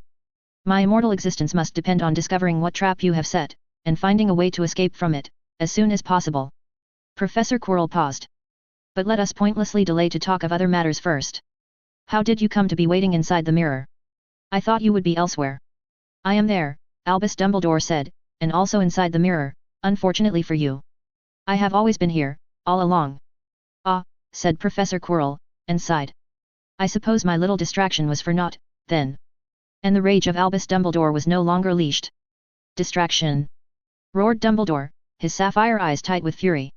"You killed Master Flamel for a distraction." Professor Quirrell looked dismayed. "I am wounded by the injustice of your accusation. I did not kill the one you know as Flamel. I simply commanded another to do so." "How could you? Even you, how could you? He was the library of all our lore. Secrets you have forever lost to wizardry." There was an edge to Professor Quirrell's smile. "Now. You know, I still do not comprehend how your twisted mind can consider it acceptable for Flamel to be immortal, but when I try for the same it makes me a monster. Master Flamel never descended into immortality. He." Dumbledore choked. "He only stayed awake past his evening, for our sakes, through his long, long day. I don't know if you recall this," Professor Quirrell said, his voice airy, "but do you recall that day in your office with Tom Riddle? The one where I begged you, where I went down on my knees and begged you, to introduce me to Nicholas Flamel so that I could ask to become his apprentice, to someday make for myself the Philosopher's Stone? That was my last attempt to be a good person, if you are curious. You told me no, and gave me a lecture on how unvirtuous it was to be afraid of death. I went from your office in bitterness and in fury. I reasoned that if I was to be called evil in any case, just for not wanting to die, then I might as well be evil, and 1 month later I killed Abigail Myrtle to pursue immortality by other means. Even when I knew more of Flamel, I remained quite put out with your hypocrisy, and for that reason I tormented you and yours more than I otherwise would have done. I have often felt that you ought to know this, but we never had a chance to talk frankly. I decline, said Albus Dumbledore, whose gaze did not waver. I do not accept the tiniest shred of responsibility for what you have become. That was all, entirely, you and your own decisions. I am not surprised to hear you say that, said Professor Quirrell. Well, now I am curious as to what responsibilities you do accept. You have access to some unusual power of divination, that much I deduced long ago. You made too many nonsensical moves, and the paths by which they worked out in your favor were too ridiculous. So tell me. Were you forewarned of the result, that night of All Hallows Eve when I was vanquished for a time? I knew, said Albus Dumbledore, his voice low and cold. For that, I accept responsibility, which is something you will never understand. You arranged for Severus Snape to hear the prophecy that he brought to me. I allowed it to happen, said Albus Dumbledore. And there I was, all excited at having finally gained my own foreknowledge. Professor Quirrell shook his head as though in sadness. So the great hero Dumbledore sacrificed his unwitting pawns, Lily and James Potter, merely to banish me for a few years. Albus Dumbledore's eyes were like stones. James and Lily would have gone willingly to the death, if they had known. And the little baby? Professor Quirrell said. Somehow I doubt the Potters would have been so eager to leave him in the path of you-know-who. You could scarcely see the flinch. The boy who lived came out of it well enough. Tried to turn him into you, did you? Instead you turned yourself into a corpse, and Harry Potter became the wizard you should have been. Now there was something like the usual Dumbledore behind the half-moon glasses, a tiny twinkle in those eyes. All of Tom Riddle's icy brilliance, tamed to the service of James and Lily's warmth and love. I wonder how you felt when you saw what Tom Riddle could have become, if he had grown up in a loving family. Professor Quirrell's lips quirked. I was surprised, even shocked, by the abyssal depths of Mr. Potter's naivete. I suppose the humor of the situation would be lost on you. It was then, finally, that Albus Dumbledore smiled. How I laughed when I realized it. When I saw you had made a good Voldemort to oppose the evil one, ah, how I laughed. I never had the steel for my role, but Harry Potter shall be more than equal to it, when he comes into his power. Albus Dumbledore's smile disappeared. Though I suppose Harry shall have to find some other Dark Lord to vanquish for it, since you will not be there. Ah, yes. That.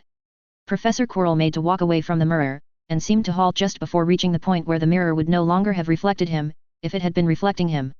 Interesting. Dumbledore's smile was colder, now. No, Tom. You are not going anywhere. Professor Quirrell nodded. What have you done, exactly?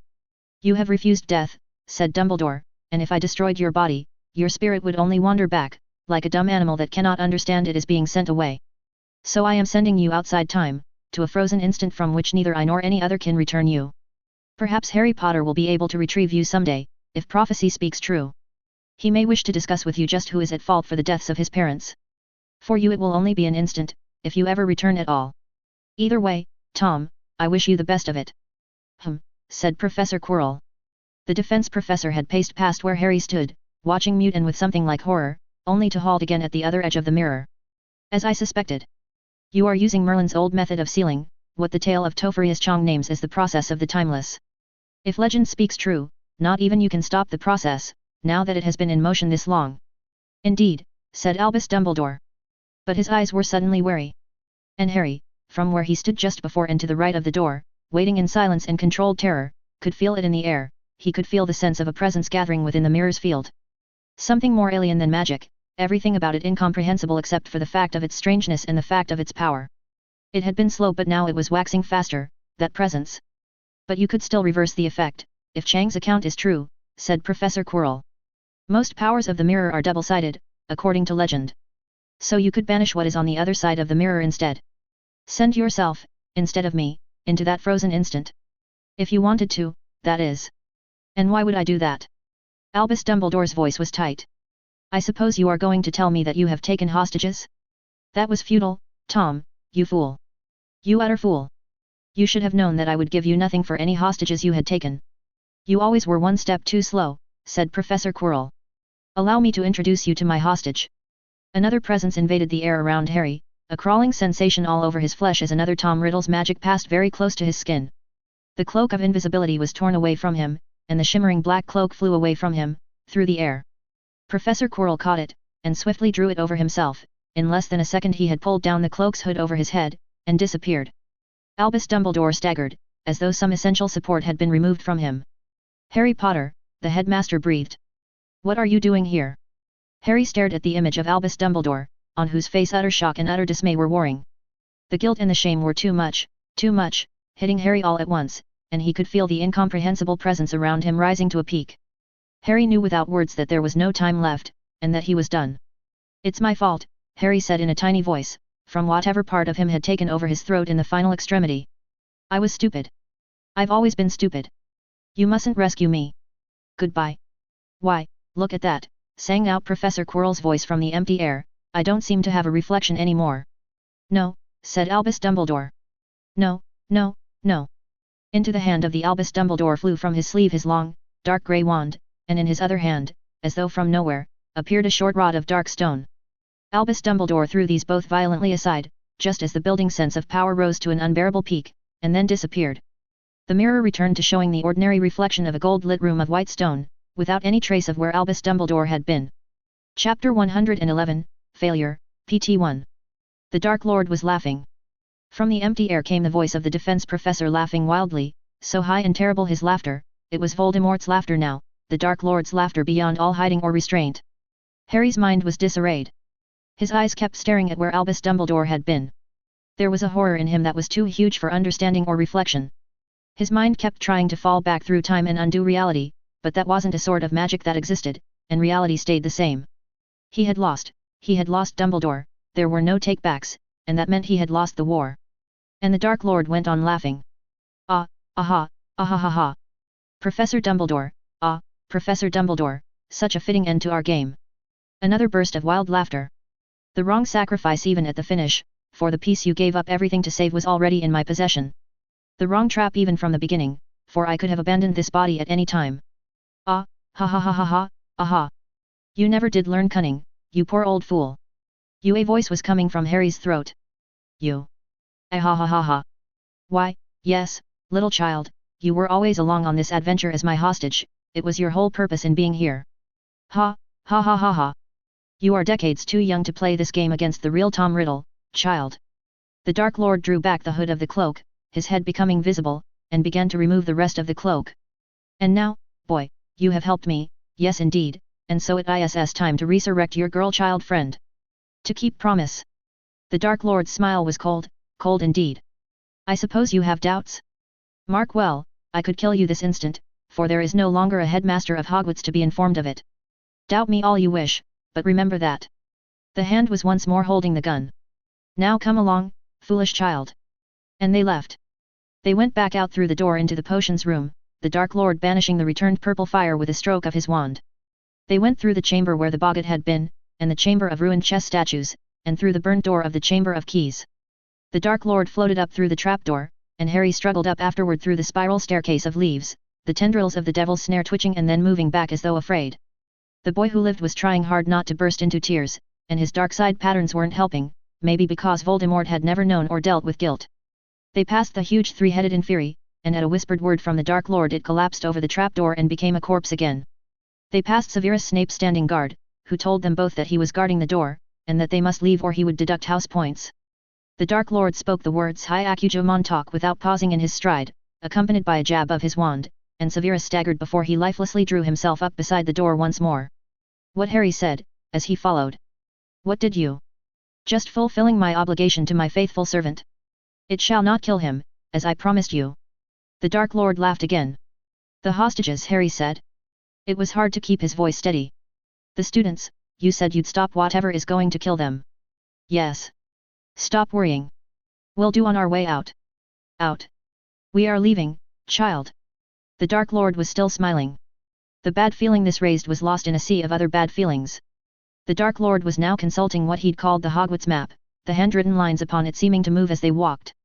Some part of Harry's mind that had been considering what to do if they ran into Aurors on patrol, whom the Dark Lord could kill, or obliviate, in an instant, gave up that hope as well. They went down the grand staircase to the second floor, encountering no one. The Dark Lord made a turn Harry did not know, and went down another stair flight. As they descended past one floor and another, the windows stopped and the torches began, they were within the Slytherin dungeons now. Ahead, the form of a person in Hogwarts robes appeared. The Dark Lord kept walking toward that person. Harry followed. A 6th or 7th year Slytherin was waiting by a section of wall that was set with an artistic carving of Salazar Slytherin wielding his wand, against what looked like a giant covered in icicles. The witch made no comment at seeing Professor Quirrell walking upright, or seeing Harry in his company, or seeing the gun in the defense professor's hand. If her eyes were blank, Harry couldn't tell the difference. The Dark Lord reached into his robes, took out a nut, and flipped it to her. Claudia Alicgia Tabor, I command you thus. Take this nut to the spell circle I showed you beneath the Quidditch stance and put it in the center. Then obliviate yourself of the last 6 hours. Yes, Lord, the witch said, bowing to him, and went on her way. I thought Harry said. I thought you needed the stone too. The Dark Lord was still smiling, he had never stopped smiling. I did not say that part in Parseltongue, child. All I said in Parseltongue was that I had set events in motion to kill students, events that I would stop if I obtained the stone.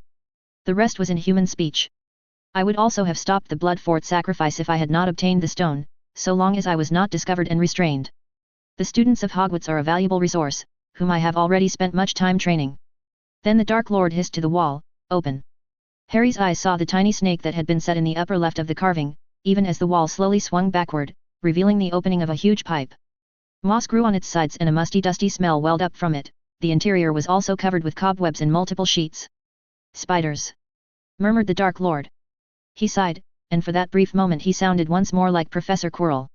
The Dark Lord walked into the huge pipe, the cobwebs burning away before him. Harry, not seeing any other better options, followed. The pipe branched in a Y shape, then branched again. The Dark Lord went left, then right. The pipe came to a solid metal wall. Open, the Dark Lord hissed, and a crack appeared in the metal, it seemed to fold into itself. Beyond was the middle of a long, stone tunnel. We shall be walking a while, said the Dark Lord. Did you have more questions to ask, little child? I can't think of any, right now. Another cold laugh replied to this, and they walked into the tunnel, turning right. Harry didn't know, then or ever, how long he walked, the light of burning spiderwebs was too dim to read his mechanical watch, and Harry had not thought to look at the time before entering. It felt like they walked for miles, miles beneath the ground. Slowly, Harry's mind tried to recover itself a final time. Very possibly final, if he was right about the Dark Lord killing him after this, though the Dark Lord had said that he would resurrect Hermione, which seemed pointless if that was true, was that simply the Dark Lord following through on a promise he would not otherwise have been able to make in Parseltongue. Why had he not just shot Harry on the spot? Seriously, some last functioning part of his brain said to all the other parts, this would be a good time to think of something, something that the Dark Lord has not already thought of, something we can do without our pouch or our wand or our time turner, something that Professor Quirrell has not imagined we can do. Think, pretty please think of something. Don't shut down now, even if you're scared, even if we've never really faced death before in the sense of being about to die in the next hour, this is not the time to shut down. Harry's mind stayed blank. Suppose, said that last remaining part, suppose we try to condition on the fact that we win this, or at least get out of this alive. If someone told you as a fact that you had survived, or even won, somehow made everything turn out okay, what would you think had happened? Not legitimate procedure, whispered Ravenclaw, the universe doesn't work like that, we're just going to die. Someone realizes we're missing, thought Hufflepuff, and Mad-Eye Moody shows up with a squad of Aurors and rescues us. I think the time has come to admit we're not more competent than the standard authorities. The saving factor does have to be something we do somehow, said the last voice. Otherwise there's no point in our thinking about it. Problem 2, said Gryffindor. Harry Potter isn't missing, he's right there at the Quidditch match where everyone can see him. Professor Quirrell thought of that too, it's part of why he sent that fake note. Problem 3. I don't think Mad-Eye Moody and an Auror squad can beat the Dark Lord, and certainly not before he kills us. I'm not sure the entire DMLE can beat the Dark Lord if he's fighting seriously and Dumbledore is gone. Problem 4. The Quidditch match was not disrupted, that's probably the only reason why Professor Quirrell was willing to try something as complicated as bringing us along on this trip in the first place. Thinking along different lines, ventured Slytherin, maybe Professor Quirrell calls in someone else to memory charm us. Legilimency, Imperius, Confundus, who knows what else, we're not a perfect Declumens. Then the Dark Lord would have a smart, well, sort of smart lieutenant that he could use. That could be another reason why Professor Quirrell was so willing to tell us secrets, if he knew that the memory would disappear. It's also a reason to leave the Hogwarts wards, so the Dark Lord can call Bellatrix to apparate in and do the work. This entire reasoning process is illegitimate and I refuse to participate, said Ravenclaw. What lovely last words, said the last voice. Now shut up and think. Rough stone tunnel went by underfoot, Harry's shoes sometimes dipping into moisture or nearly slipping on a curved surface. The neurons in his brain, which kept on firing, imagined voices talking to each other, yelling at each other, even as the listener stayed numb with horror and shame. Gryffindor and Hufflepuff were conducting a debate about suicide by charging the Dark Lord's gun, or by swallowing the little jewel on Harry's steel ring. It seemed unclear whether the fate of the world was better or worse if the Dark Lord had Harry as a mind slave. If the Dark Lord was going to win anyway, it might be better if he won faster. And the last voice kept talking through it all, even in the depths of failure that last voice remained. What else did the Dark Lord always say in human speech and never in Parseltongue? Do we remember? Anything like that, anything at all? It was all too distant in time even though it had all happened this very day. The Dark Lord had told him in Parseltongue just now that it was time to revive Hermione, and then he'd said other things all in English. Harry could hardly remember for all that they'd just been spoken. Before then there'd been the circle of concealment, when Professor Quirrell had hissed that the barrier would explode if touched. And the defense professor had said in English for Harry not to take off his cloak or try crossing the circle, said in English that the resonance might strike Professor Quirrell afterwards but Harry would be dead. Said in English that if Harry touched the magic and Professor Quirrell didn't remember how to halt the resonance, it would kill them both. Suppose it doesn't kill us both, said the last voice. On Halloween in Godric's Hollow, the Dark Lord's body was burned and we only ended up with a scar on our forehead. Suppose the resonance between us is deadlier to the Dark Lord than to us. What if this entire time we've been able to kill the Dark Lord at any time, just by dashing forward and touching our hands to any part of his exposed skin? And then it makes our scar bleed again, but that's all. The sense of stop, don't do that is inherited from the Dark Lord's worst memory of his mistake in Godric's Hollow. It may not actually apply to the boy who lived. A small note of hope rose, and was quashed. The Dark Lord can just throw away his wand, droned Ravenclaw. Professor Quirrell can turn into his animagus form. Even if he dies the Dark Lord will possess someone else in return, and then torture our parents, to punish us. We might be able to get to our parents in time, said the last voice. We might be able to hide them. We might be able to get the Philosopher's Stone away from the Dark Lord if we killed his current body now, and that stone could provide the nucleus of a counter-army. The Dark Lord was moving on through the stony corridor. His hand still held the gun. He was at least 4 meters away from Harry. If we dart forward, he will sense us approaching through the resonance, said Hufflepuff. He will fly forward rapidly, he can do that, he has the broomstick enchantments that let him fly. He will fly forward, turn around, and fire the gun. He knows about the resonance, he's thought of this already. This is not something the Dark Lord has failed to consider. He will be ready for it, and waiting. Continuing the same line of argument, said the last voice. Suppose we can freely cast magic on Professor Quirrell but he can't cast it on us. Why would that be true? Demanded Ravenclaw. In fact, we have evidence that it's false. In Azkaban, when Professor Quirrell's Avada Kedavra hit our Patronus charm, it felt like our head was splitting apart. Suppose that was all his magic going out of control. Suppose if we'd just cast, say, a luminose targeting him, nothing bad would have happened. But why? Said Ravenclaw. Why suppose that? Because, thought Harry, it explains why Professor Quirrell didn't warn me not to cast any magic on him in Azkaban. Because Professor Quirrell never said in Parseltongue, that I can remember, that I'd hurt myself if I tried to cast magic on him. He could have given me that warning, but he didn't, even though he gave me a lot of other warnings. Absence of evidence is weak evidence of absence. There was a pause while Harry's parts considered this. We don't actually have our wand, said Ravenclaw. We might get it back at some point, thought the last voice. But even then, Harry thought, and the grey hopelessness returned, the resonance is something the Dark Lord knows about. He's already thought of everything I can do with that, he already has a response prepared. That was my mistake from the beginning. I didn't respect the Dark Lord's intelligence, I didn't think that maybe he knew everything I knew and could see everything I saw and had already taken it into account. Then, said the last voice, conditional on our winning, we must have hit him with something he doesn't know about. Dementors, offered Gryffindor. The Dark Lord knows we can destroy, deflect, and possibly control Dementors, said Ravenclaw. He doesn't know how, but he knows we have the capability, and where the heck would we get a Dementor anyway? Maybe, ventured Hufflepuff, the Dark Lord's whole Horcrux system would short out via the resonance if we grabbed him and held him, sacrificing our own life to destroy him forever. Bull hockey, said Ravenclaw. But I guess it doesn't hurt to engage in some pleasant fantasy before we die, no matter how stupid. If Lord Voldemort had a strong enough fear of death, Hufflepuff argued, if he wanted strongly enough to just not need to think about death again, then the Horcrux system could have design flaws like that. It never occurred to Voldemort to test his Horcruxes on someone else, that could indicate he wasn't able to think about the subject clearly. So his fear of death is his fatal weakness? Said Ravenclaw. Yeah, No. I'm thinking someone with over 100 Horcruxes might have a few fail-safe mechanisms in there. And Harry's brain went on thinking. A genuine asymmetry in the magical resonance between them seemed improbable. There was no reason for the magical effect to work like that. But the magical backlash could hit the stronger wizard harder, the more powerful magic resonating more dangerously. That could explain the observed event in Godric's Hollow, Voldemort explodes, baby survives, and also explain the observed event in Azkaban, Voldemort severely impaired by backlash of his strong magic, first-year boy who lived hit by lighter backlash of his weak magic. Or if it was only the caster's magic that resonated, that could also explain both those two observations. That might even explain why Professor Quirrell had been in no rush to warn Harry against casting any magic on him. Though there was another obvious reason why Professor Quirrell would avoid raising the subject of the resonance, it was a gigantic hint about the mystery of Godric's Hollow, if Harry had ever made the connection. The part that was numb with grief and guilt took this opportunity to observe, speaking of obliviousness, that after events at Hogwarts had turned serious, they really should have reconsidered the decision made on first Thursday, at the behest of Professor McGonagall, not to tell Dumbledore about the sense of doom that Harry got around Professor Quirrell. It was true that Harry hadn't been sure who to trust. There was a long stretch where it had seemed plausible that Dumbledore was the bad guy and Professor Quirrell the heroic opposition, but Dumbledore would have realized. Dumbledore would have realized instantly.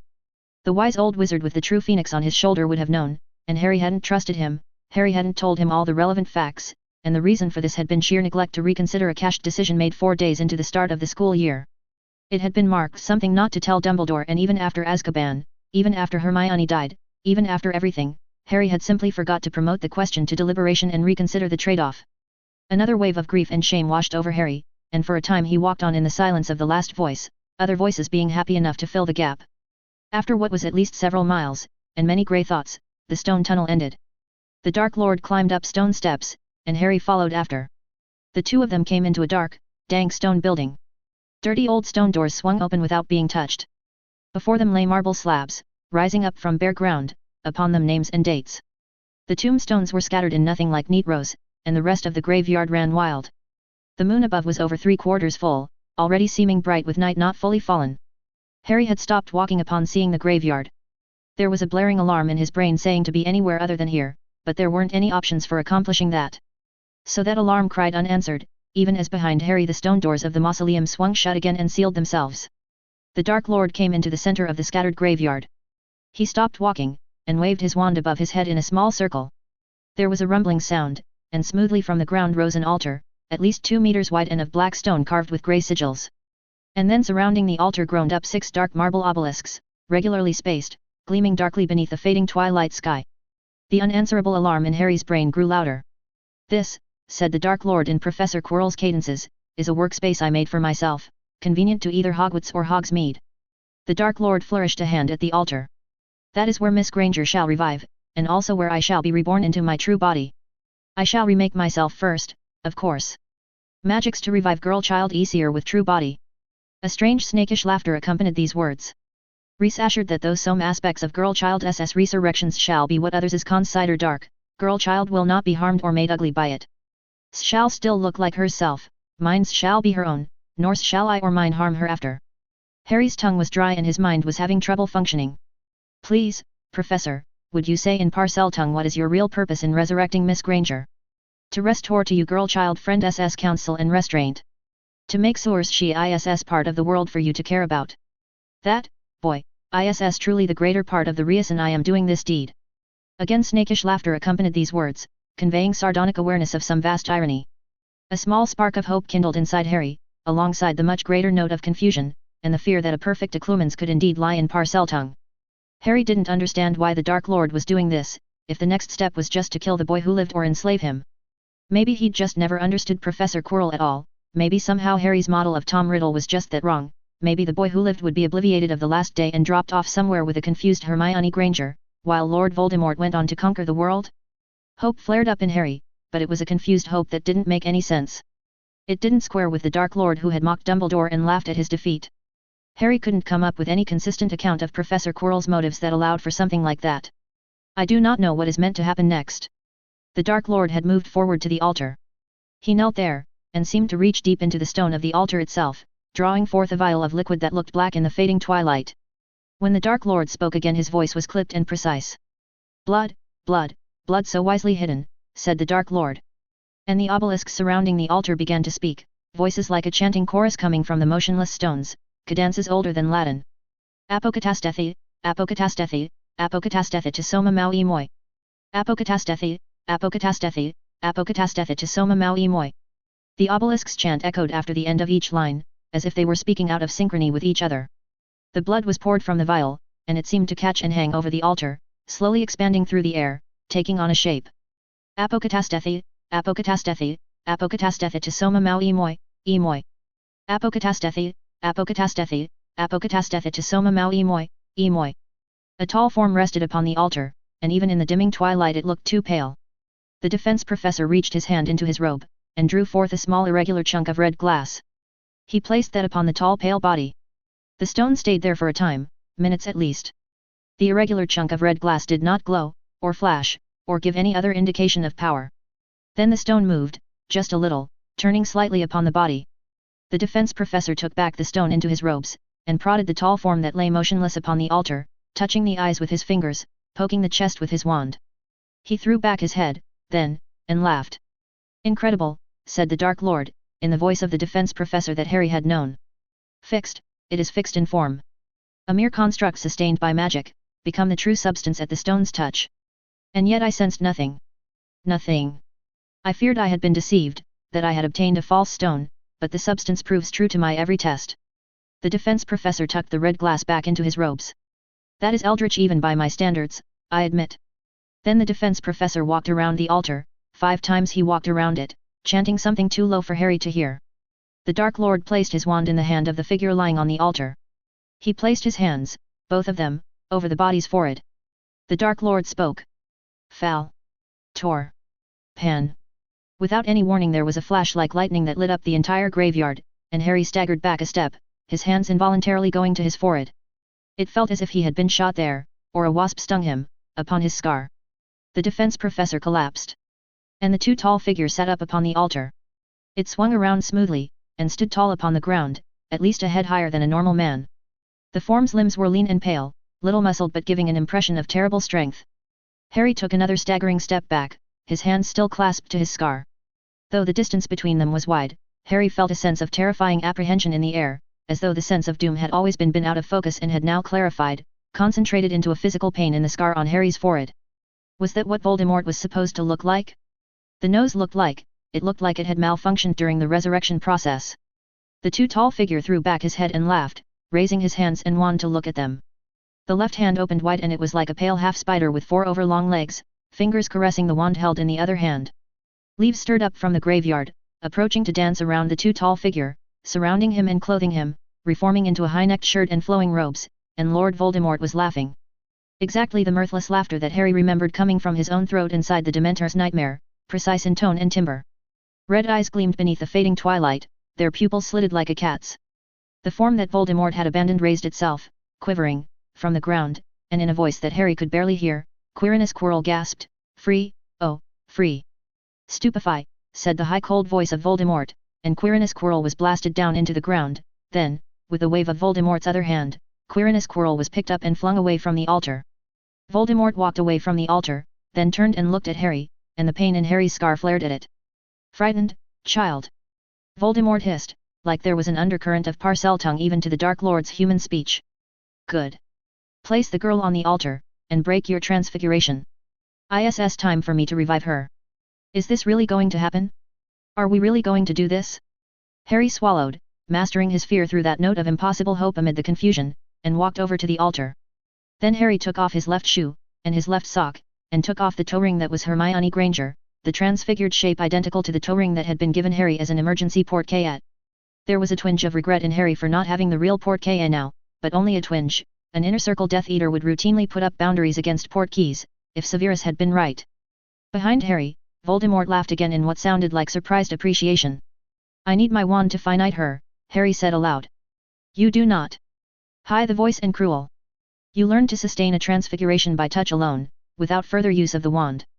You can likewise break your own transfiguration wandlessly, by commanding your sustaining magic to drain away. Do so now." Harry swallowed, and touched the toe ring. He had to try 3 times, and clear his mind, before he could push his magic out of the toe ring, as before he had learned to make a tiny stream of magic flow in. The breaking of the spell went much more slowly that way than a finite incantatum, almost like the sped-up reverse of watching something being transfigured. The toe ring distorted, flowing together, expanding. Colors changed, textures changed. 2/3 of a dead girl lay strewn across the altar, on her side with one arm falling off the altar's edge, the position in which the reversion had chanced to place her. No blood flowed now from the chewed stumps of her thighs. The dead girl wore Hermione Granger's face, but twisted and pale. It was as Harry had seen before in the hospital's back room, the image burned into his brain during 30 long minutes of transfiguration, the image he had reproduced during 4 even longer hours to transfigure the decoy. The dead girl was naked, for her clothes were not part of her, and had not been transfigured. The sight brought back flashbacks, of the hours spent in the infirmary room, of the nightmares afterward, all of which Harry suppressed. "Go back," said Voldemort's high voice. "This is my work, now." Harry swallowed, and retreated from the altar, to the mouth of the long corridor where he'd stood before. "Her body should be, around 5 Celsius, I cooled her so there wouldn't be brain damage." Harry's own voice was wavering in pitch. Is he really going to do this? Really? There had to be a catch and Harry just couldn't see it. Voldemort had said that neither he nor any of his would harm Hermione, that her body and mind would be her own. Why? Voldemort walked forth to the altar once more, orienting the body before him with a wave of his hand to lie straight across the altar. The Dark Lord spoke with high monotone precision, "Flesh, flesh, flesh so wisely hidden." The obelisks began chanting once more. "Apokatastethi, apokatastethi, apokatastethi to somaho emoi, emoi. Apokatastethi, apokatastethi, apokatastethi to somaho emoi, emoi." New flesh flowed out of the stumps of the girl's thighs, creeping forward like an ooze and solidifying. The obelisk ceased chanting. A complete form lay naked upon the altar. It didn't look like Hermione. A Hermione Granger should be standing up and talking, she should have her Hogwarts uniform. Voldemort raised a hand, then hissed, as though in annoyance. With a violent gesture, the robes around Quirinus Quirrell's sleeping form were torn in half, his purple and green tie shredded, and his suit jacket drawn from him to where Voldemort stood. Some part of Harry flinched, as if seeing the Dark Lord Voldemort attacking Professor Quirrell. Voldemort plunged his hand deliberately into the suit jacket, which jerked as though something were being broken, then Voldemort shook out the suit jacket onto the ground beside him, emptying out the contents. Harry's pouch fell from it, and his time turner, and a broomstick, and Voldemort's gun, and the cloak, and a number of amulets and rings and stranger devices that Harry did not recognize. And finally a chunk of red glass, which was laid upon Hermione Granger's form, and allowed to stay there for a time. Minutes passed. The Dark Lord donned an amulet from the heap of things beside the altar, also from the heap, Voldemort took 4 short wooden rods with straps upon them, and reached beneath his robes to attach them. It looked like they went on his upper arms and upper thighs. The Dark Lord rose into the air, moved left, right, up and down, seeming to wobble slightly at first, then his flight stabilized. The chunk of red glass turned, slightly. The Dark Lord Voldemort floated to the ground, and prodded Hermione Granger's body with his wand. "There is an obstacle," hissed Voldemort. In Harry's mind the expectation of betrayal or other failure had already been so strong that the confirmation came only as a dull shock, not a sharp one. What obstacle? Girl SS body ISS restored. Substance ISS repaired. But not magic, or life, this ISS body of dead muggle. Voldemort turned from the altar, began to pace. The full ritual would solve this. But that would require time and the blood of Granger's enemy, and I do not think Draco Malfoy still qualifies, nor can I take my own blood unwillingly. Foolish. Voldemort's voice was a lower hiss. Foolish, I should have foreseen this, and prepared. Her brain might awaken with an electrical shock, I know that much of Muggle medicine, but would her magic return to her? That I do not know, and I suspect if she awakens as a Muggle she will be a Muggle forever. Still, I can think of nothing better. The Dark Lord raised his wand. Wait. Harry blurted, feeling hope return. She needs a spark of life and magic, just a spark to get her started. Voldemort turned and looked at him. The snake-like face showed some slight degree of surprise. Think I have something that might work, Harry hissed. Needs his wand. Have no intentions to say it against you. Harry said nothing about expecting his intentions wouldn't change, he'd simply blurted out the idea fast enough that he hadn't formed any specific intentions yet. This, Voldemort hissed, I desire to see. The Dark Lord reached into the heap of things by the altar, and picked up the wrapped form of Harry's wand. It was thrown, gliding through the air and then dropping at Harry's feet, and then the Dark Lord floated back, the heap of things moving smoothly backwards with him. Harry unwrapped his wand, and moved forward. We have our wand back, that's step 1, said the last voice, the voice of hope. No part of Harry had any idea what step 2 might be, but it was still step 1 accomplished. And Harry stood before the reformed body of Hermione Granger, who was still naked and dead, on a twilight-lit stone altar. Lord Voldemort, Harry said, I beg you, please give her some clothes. It might help me do this. Granted, hissed Voldemort. The pain in Harry's scar flared as the naked girl's body lifted into the air, then flared again as dead leaves danced around her and she was clothed in the seeming of a Hogwarts uniform, though the trim was red instead of blue. Hermione Granger's hands folded over her chest, her legs straightened, and her body drifted back down. Harry looked at her. Focused on her, now that she looked human again. She looks like she is sleeping, not dead. It took a conscious effort to look for breathing, fail to see it, and make the deduction. So far as naked perception was concerned, Hermione might as well be alive, right now. That Hermione Granger would not approve of this situation, taken as a whole, seemed beyond question. But it didn't mean that she would rather stay dead than be alive, other things being equal, though they might not be. Because you wish to live, because my best guess is that you would wish to live. Harry reached out his shaking left hand, and touched Hermione's forehead. It was warm now, not the chill of 5 degrees Celsius, either Voldemort had increased her body temperature to normal, or the magic of the ritual had done it automatically. Which meant that Hermione's brain was currently warm and without oxygen, come to think. That did it, the sense of urgency rising in him. Harry's feet assumed the stance, his wand swung up to point at Hermione Granger's dead body. The only thing wrong with Hermione's body was that it was dead, everything else about that body was right, only one thing needed changing. You don't belong here, Death. Expecto, Harry shouted, feeling the magic and the life rise up into the patroness charm that was fueled by both, patronum. The girl in the Hogwarts uniform was surrounded by a blazing aura of silver fire, as the patroness was born inside her. Harry staggered, as he felt a dip, a bite. Intuition or Tom Riddle's memory told Harry that the life and magic that had just flowed into Hermione would never return to him, either one.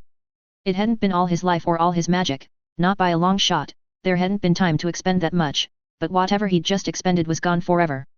And Hermione Granger was breathing, just like she was sleeping, rhythmic inhalations and exhalations. The twilight sky had dimmed further, and Harry could not see if color was returning to her, but it should have been, it certainly should have been. She looked to be sleeping peacefully, and it wasn't because being dead looked like sleeping, it was because she was asleep and her body was fine and nothing was hurting her while she slept. Some part of Harry, that had somehow managed not to speak up earlier, quietly pointed out that they were still in a graveyard, the recently victorious Lord Voldemort was still in control of the situation, and that his guess about Hermione wanting to be alive was just a guess. Harry was still smiling, as he slowly lowered his wand. The celebratory fireworks going off inside his mind were restrained. Harry wasn't screaming and running around in little circles like Professor Flitwick, but that, Harry said aloud inside his mind, that is what I call step 2. Interesting, said the cold high voice.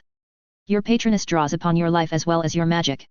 I guessed that much, for it was too powerful for a first year to fuel with magic alone.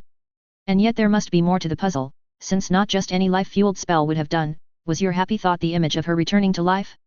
Was that all it took? Lord Voldemort was again toying with his wand, a dark interest in those red-slitted eyes. I suspect I will feel quite stupid when I finally comprehend that spell, someday in my eternity. Now step away from the girl. There is more work I intend to do, to give her best chance of continued life. Harry stepped back, reluctantly, the sense of tension starting to return to him. He almost tripped over one haphazard grave marker, as the Dark Lord continued to walk forward.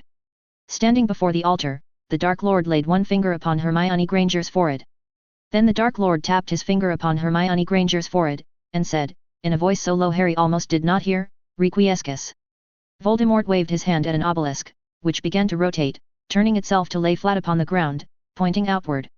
Fascinating indeed, Voldemort hissed. She is alive and magical and not another Tom Riddle as I feared you might have made her. The tension was rising again in Harry. He'd put his wand away into the back belt of his pants, he did not want to remind Voldemort that he still had the wand on him. What are you doing to her now? Another obelisk turned, lay flat upon the ground. There is old, lost ritual to sacrifice magical creature, transfer magical nature to subject. Limitations are great. Transfer is temporary, only few hours. Subject sometimes dice when transfer wears is off. But stone will make permanent. 4 obelisks lay flat upon the ground, evenly spaced, the other 2 obelisks had been floated away. Voldemort began to reach into his own mouth, checked himself, hissed with annoyance again. He gestured at the sleeping mouth of Quirinus Quirrell, and from Quirrell's mouth floated up 2 teeth, almost invisible in the falling night. One of these went to the pile of items, the other floated to before the altar. Moments later, Harry cried out and took a step back. Huge and misshapen, lumpy skin, legs thick as tree trunks, a small head that looked like a coconut perched upon a boulder. A mountain troll stood within the circle of obelisks, motionless as though asleep while standing. What are you doing? Voldemort's mouth was stretched in a wide smile, it looked horrible on him, like his face had too many teeth. Shall sacrifice my fallback weapon, and girl childs shall gain troll SS power of regeneration. Transfiguration sickness ISS nothing before that, if perchance it was not fixed by previous ritual. And no knives shall slay girl child, nor cutting curse, nor sickness take her. Why are you doing this? Harry's voice shook. Have not the tiniest intention of letting girl child die again, after going to such lengths to resurrect her. Harry swallowed. I'm very confused. Was Voldemort practicing being nice? This hypothesis did not seem like a sufficient explanation. Stay well back, Voldemort said coldly. This ritual is darker than the last. The Dark Lord began a new chant, softer syllables that seemed to seethe through the air like living things, and Harry, feeling a new surge of apprehension, stepped backwards. Then Harry cried aloud, as pain flared again within his scar.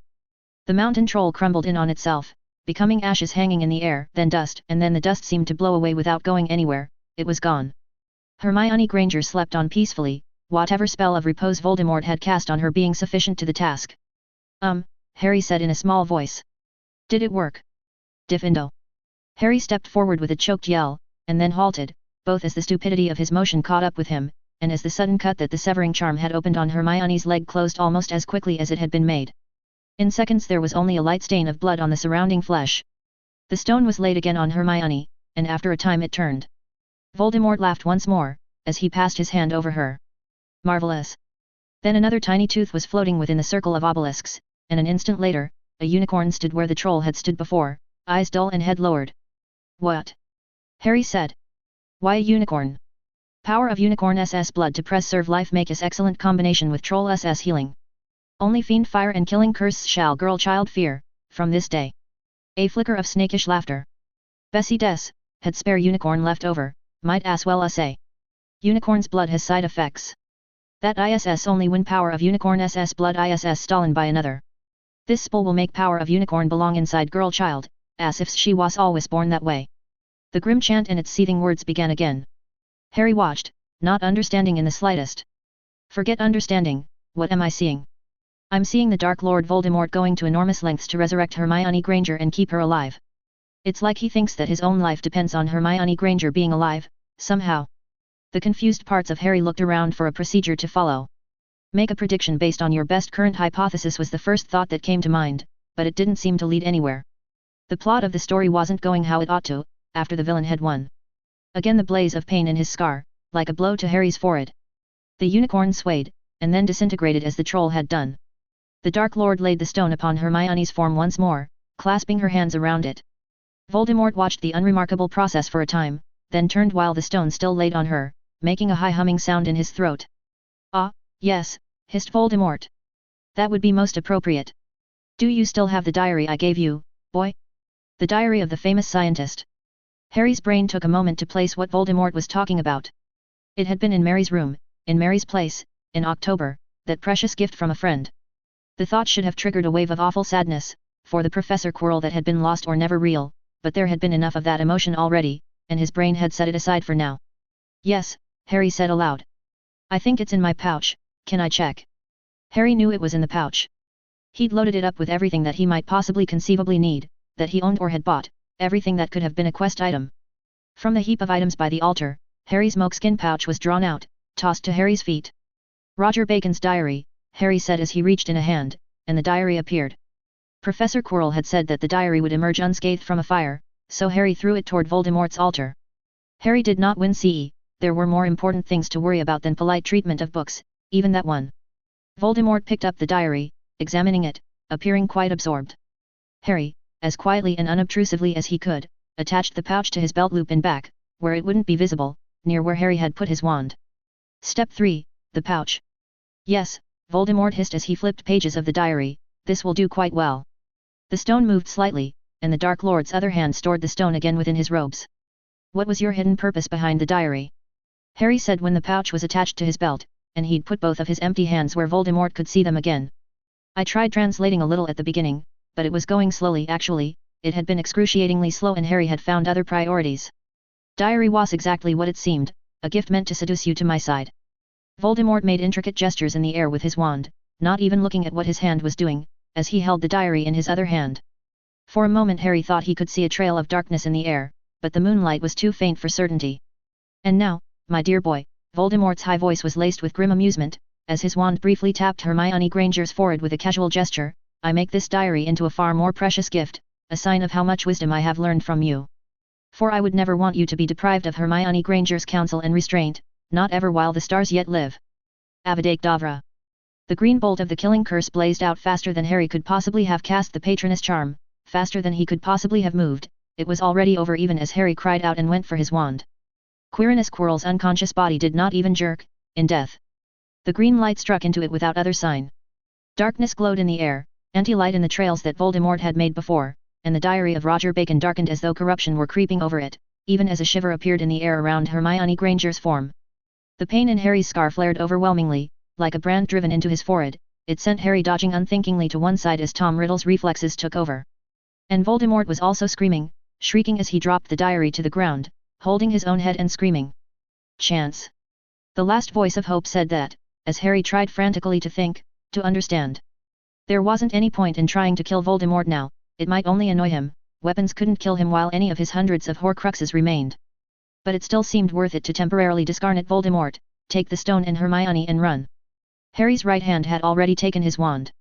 His left hand went around to his back, reached awkwardly into his pouch, began to make a silent sign, 3 English letters. No! Cried Voldemort. He'd dropped his hands from his head, was staring at Hermione's body as though bewildered. No, no.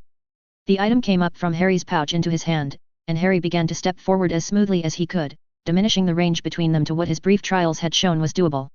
My great creation, gasped Voldemort. His voice was high, sounding panicked.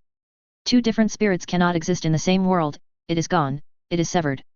A Horcrux, I must make a Horcrux at once. Voldemort's gaze fell on Hermione Granger's still sleeping form, and he began to raise his wand in the air, executing the same gestures as before. Harry raised his gun and pulled the trigger 3 times. Chapter 112, Failure, PT2. Even as Harry had raised the gun, he'd known he was making a mistake. His forebrain saw it and tried to stop his hand, but somehow the sick certainty didn't propagate fast enough to prevent his finger from pulling the trigger. The echo of the shots died away within the graveyard. A fraction of a second before Harry had pulled the trigger, Voldemort had jabbed his wand downward, and a wide wall of dirt had shot up between them from the graveyard earth, intercepting all 3 bullets. An instant after that, pain flared in Harry's scar, a crawling feeling came close to his skin, and then Harry's pouch, clothes, gun, everything except his wand disappeared, leaving him naked but for the wand still in his right hand, and the glasses he'd charmed to stick to his nose. The steel ring upon his left pinky finger was yanked off hard enough to scrape skin, taking the transfigured jewel with it. That, said the voice of Voldemort from behind the dirt wall, was absolutely predictable.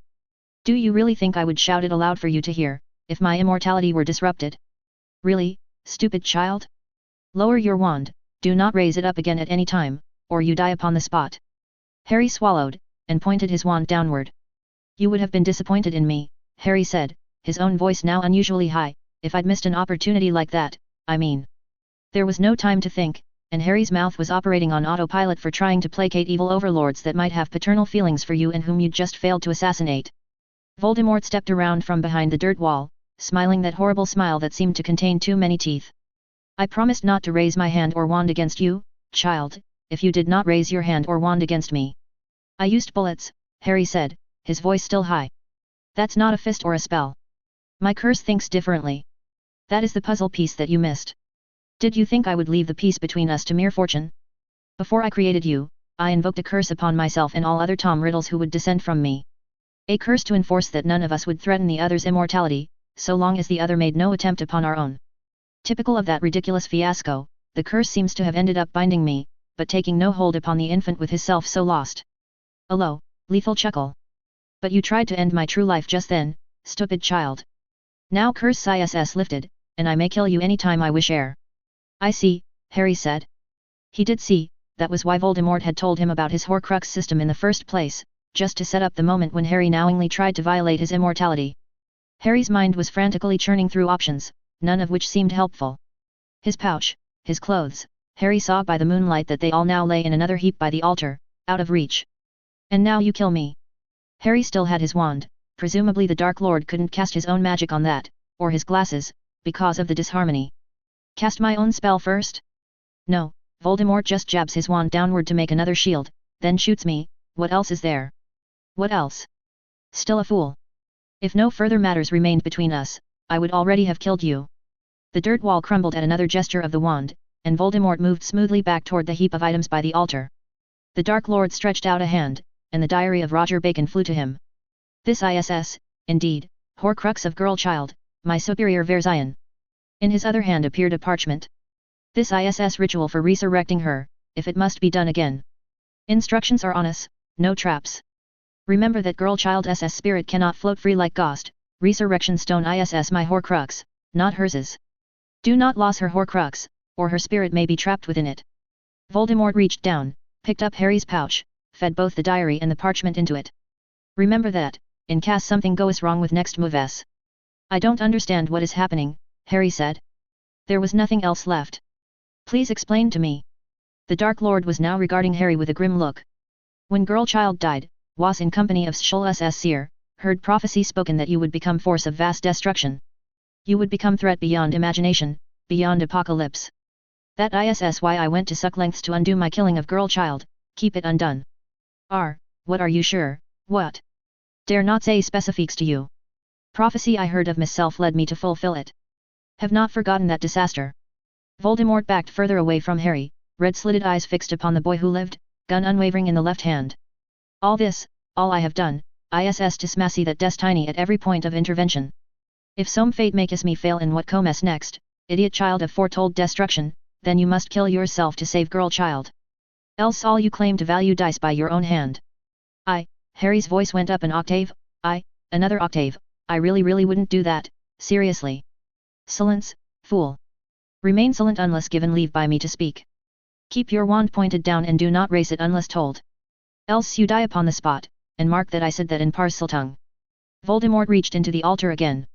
For a second Harry's mind couldn't process what he was seeing, and then he saw that Voldemort was holding a human arm, severed near the shoulder. It seemed too thin, that arm.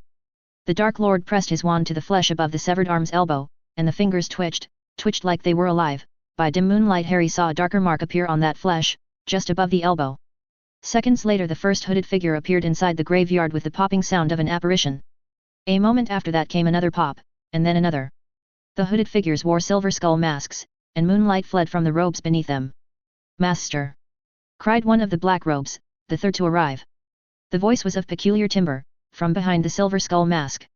"Master, it has been so long, we had lost hope." "Silence!" shouted the high voice of the Dark Lord Voldemort. Every trace of Professor Quirrell was now gone from the too tall figure. "Train your wand upon the boy who lived, and watch him. Do not be distracted, not by anything. Stun him at once if he moves, if he begins to speak." More pops. Between graves, behind a tree, in all the shadowy spaces, more black robes were operating, all hooded and masked. Some of them voiced exclamations of joy, many of those sounding rather forced, others moved forwards as though to greet their master. Voldemort gave them all the same instruction, except that some were commanded to cruciate Harry Potter if he moved, others to restrain the boy who lived if he moved, others told to fire hexes and curses, others told to cancel his magic. 37 pops, Harry counted before the black robes and skull masks seemed to stop arriving.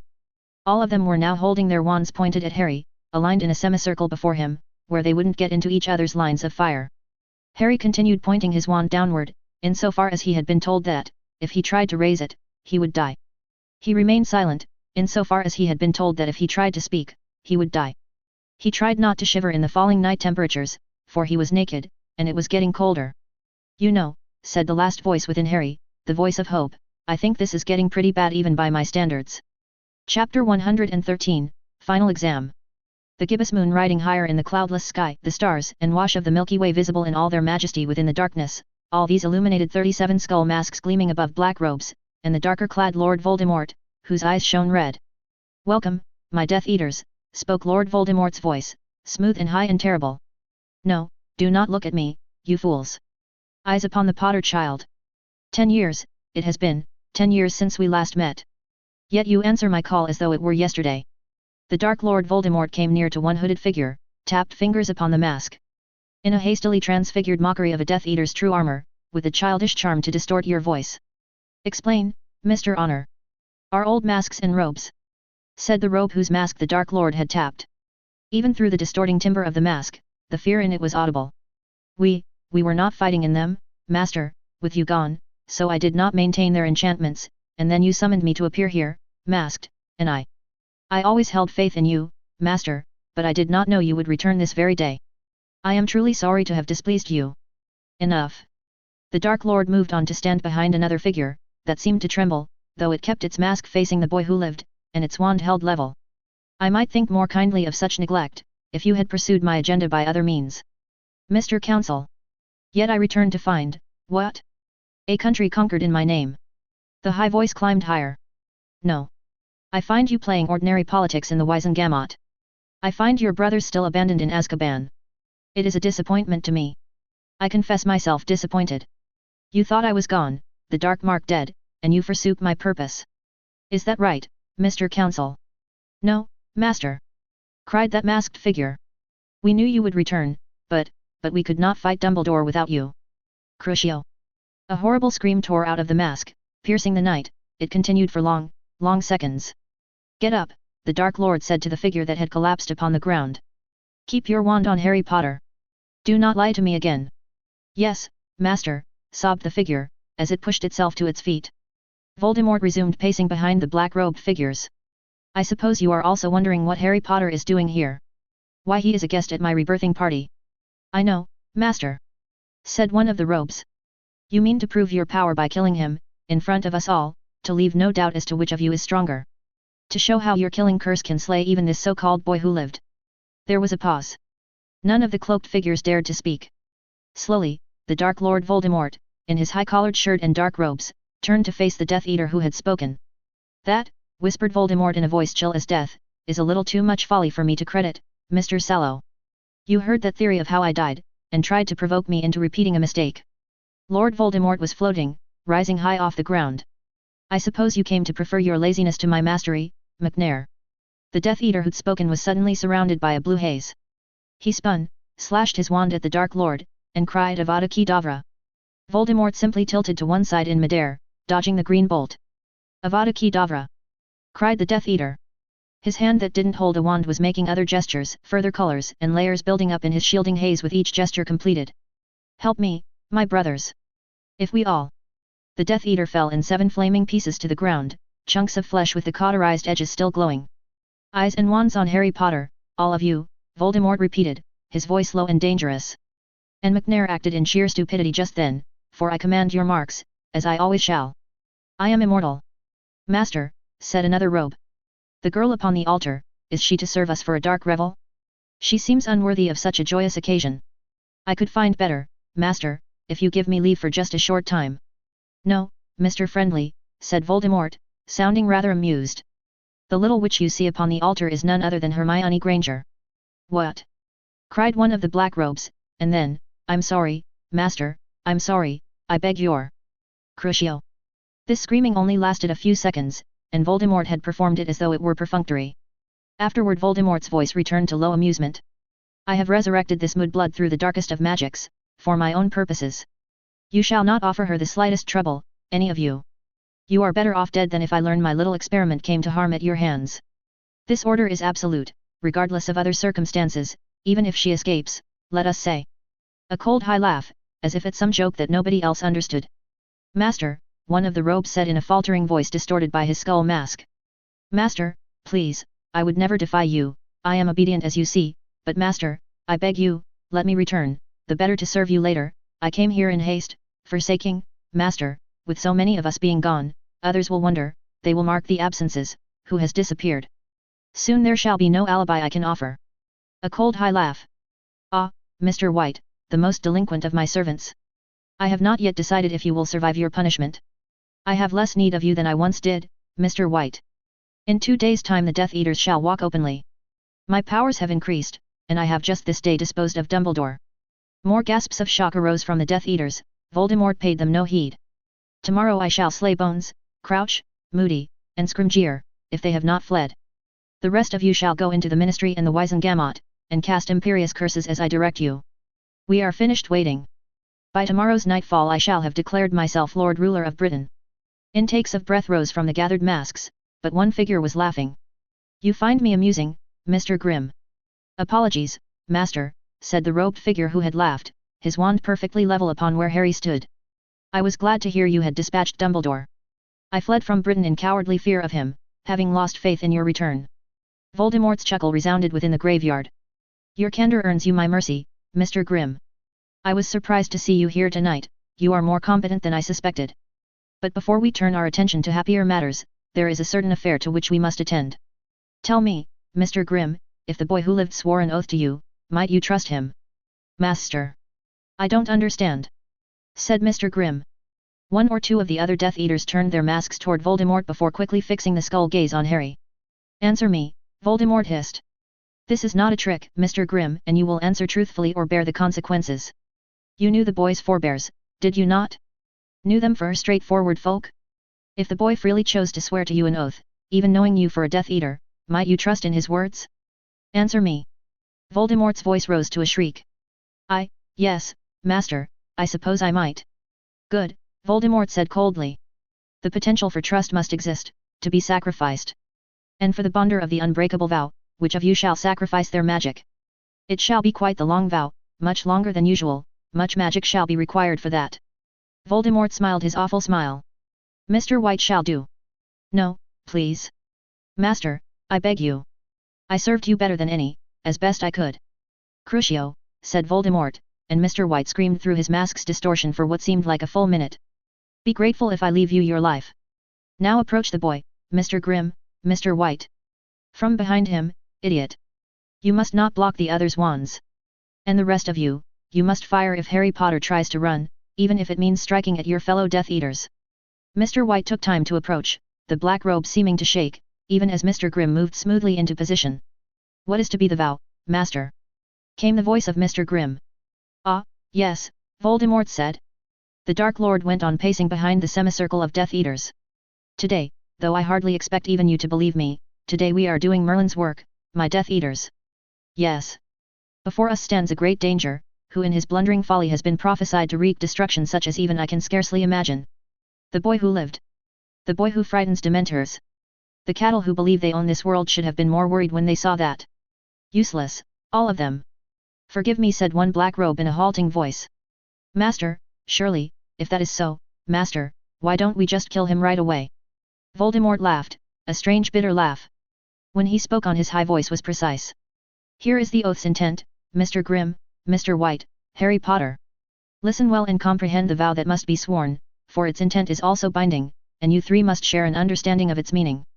You will swear, Harry Potter, not to destroy the world, to take no risks when it comes to not destroying the world. This vow may not force you into any positive action, on account of that, this vow does not force your hand to any stupidity. Do you understand that, Mr. Grimm, Mr. White? We are dealing with a prophecy of destruction. A prophecy. They can fulfill themselves in twisted ways. We must be cautious that this vow itself does not bring that prophecy about. We dare not let this vow force Harry Potter to stand idly after some disaster is already set in motion by his hand, because he must take some lesser risk if he tries to stop it. Nor must the vow force him to choose a risk of truly vast destruction, over a certainty of lesser destruction. But all Harry Potter's foolishness, Voldemort's voice climbed, all his recklessness, all his grandiose schemes and good intentions, he shall not risk them leading to disaster. He shall not gamble with the Earth's fate. No researches that might lead to catastrophe. No unbinding of seals, no opening of gates. Voldemort's voice lowered again. Unless this very vow itself is somehow leading into the destruction of the world, in which case, Harry Potter, you must ignore it in that particular regard. You will not trust yourself alone in making such a determination, you must confide honestly and fully in your trusted friend, and see if that one agrees. Such is this vow's meaning and intent. It forces only such acts as Harry Potter might choose himself, having learned that he is a prophesied instrument of destruction. For the capacity for choice must also exist, to be sacrificed. Do you understand, Mr. White? I think so. Oh, Master, please, do not let the vow be so long. Silence, fool, you do a more useful thing this day than you have ever done. Mr. Grimm. I think, Master, that it must be repeated to me. Voldemort smiled that too wide smile, and said it all again using different words. And now, Voldemort said coldly, Harry Potter, you will keep your wand low, and permit Mr. Grimm to touch his wand to yours, and you will speak such words as I direct you. If Harry Potter speaks any other word, then cut him down, the rest of you. Yes, master, came the 34-fold chorus. Harry was chilled and shivering, and not only because he was naked in the night. He didn't understand why Voldemort was not just killing him. There seemed to be only a single line leading into the future, and it was Voldemort's chosen line, and Harry did not know what came after this. Mr. White, said Voldemort. Touch your wand to Harry Potter's hand, and repeat these words. Magic that flows in me, bind this vow. Mr. White spoke those words. Even through the distortion effect of his mask, it sounded as though his heart were breaking. Behind Voldemort the obelisks chanted, a language that Harry did not know. 3 times they repeated their words, then fell silent. Mr. Grimm, said Voldemort. Think of the reasons why you might trust this boy, if he had given this oath freely. Think of that potential for trust, and sacrifice it as you say. By my trust that I hold for you, said Mr. Grimm, be you held. And then it was Harry Potter's turn to repeat Lord Voldemort's words, and Harry did so. I vow. Harry said. His voice shook, but he spoke. That I shall not, by any act of mine, destroy the world. I shall take no chances, in not destroying the world, if my hand is forced. I may take the course, of lesser destruction over greater destruction, unless it seems to me that this vow itself, leads to the world's end, and the friend, in whom I have confided honestly, agrees that this is so.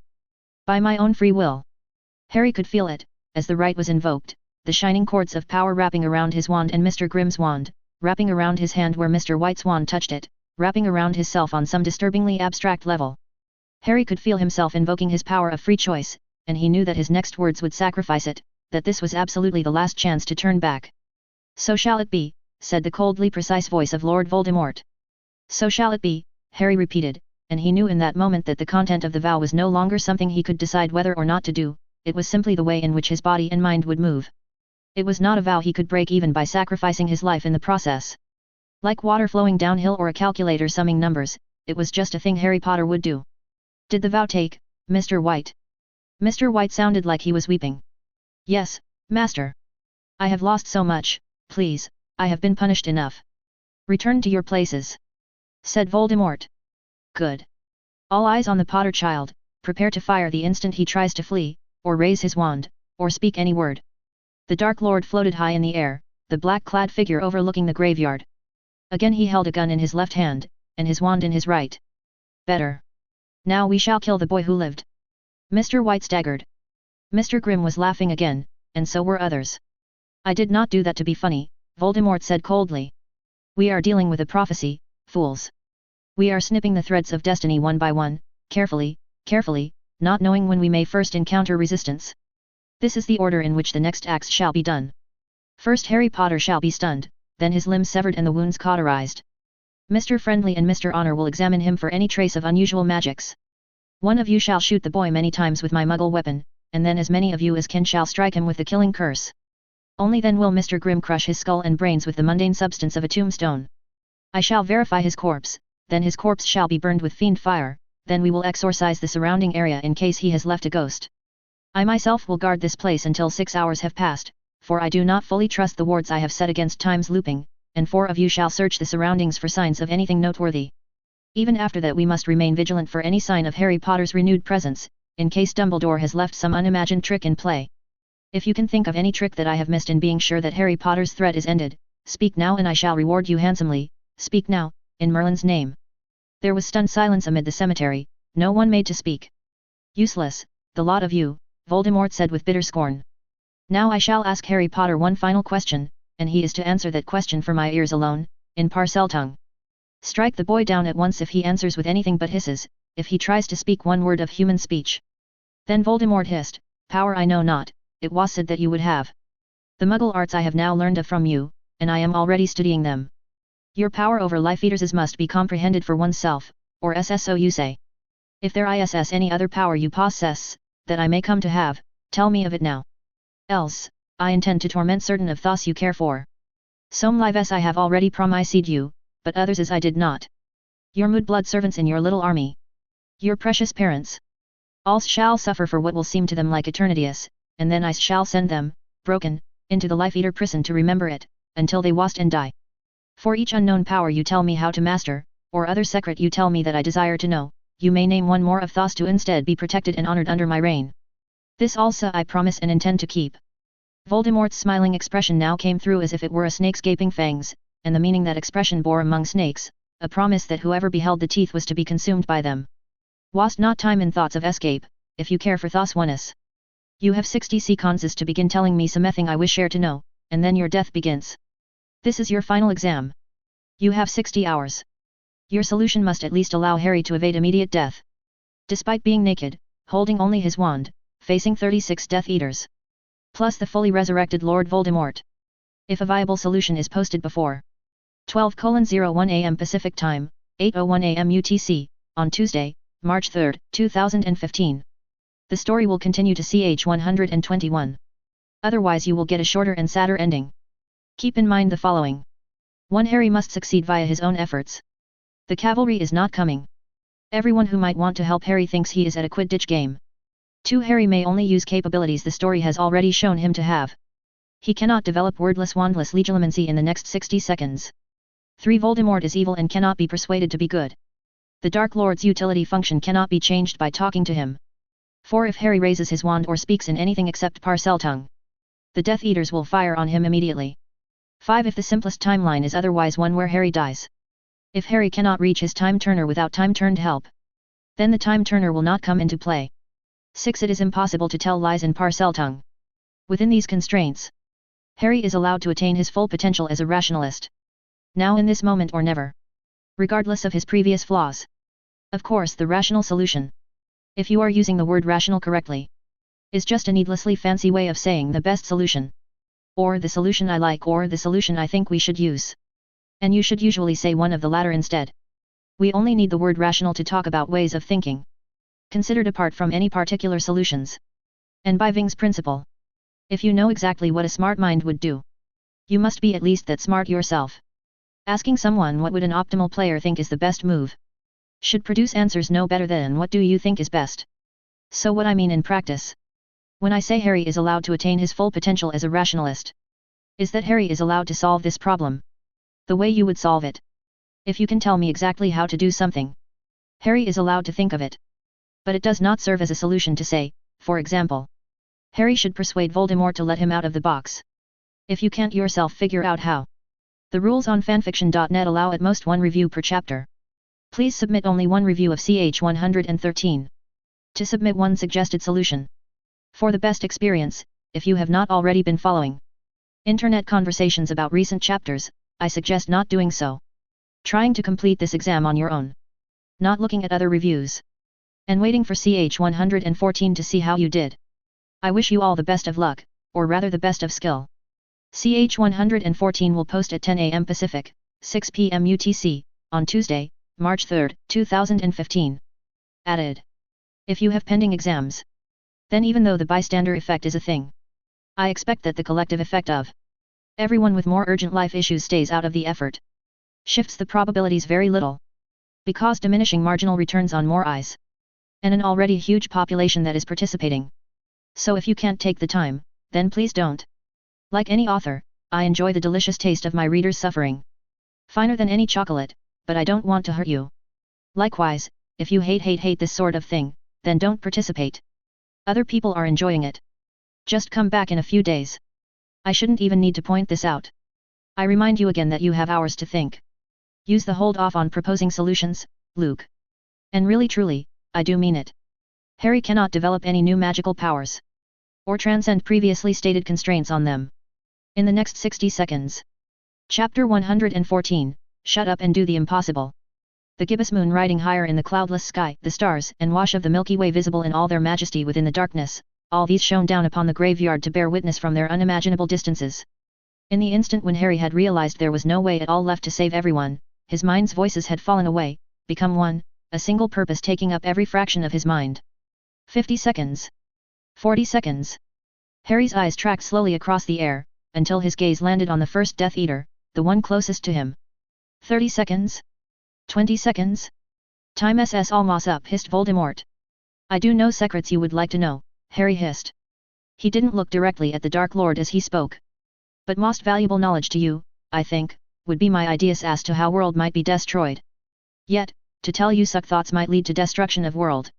Do not know prophecy, but if there is prophecy, that makes it more than usually probable that any action I take might have that effect. Or to tell you suck might prevent destruction of world, since you do seem motivated to avoid it. Not allowed to make suck a decies Zion myself. Would need to awaken and consult girl child friend. Vow requires. There was a long pause. The Dark Lord, floating above and behind the curve of Death Eaters with leveled wands, began to laugh as Salazar Slytherin had thought a snake would laugh, cold amusement in the form of a hiss. Do you know how to destroy world, then? Cannot deliberately try to imagine method. You might have way for servant to steal my thoughts. Vow prohibits. But suspect I could devise method, if girl child said to try. Harry's eyes drifted slowly to another Death Eater, and another. More snakish laughter. Clever. You have my compliments for thinking of suck tactics.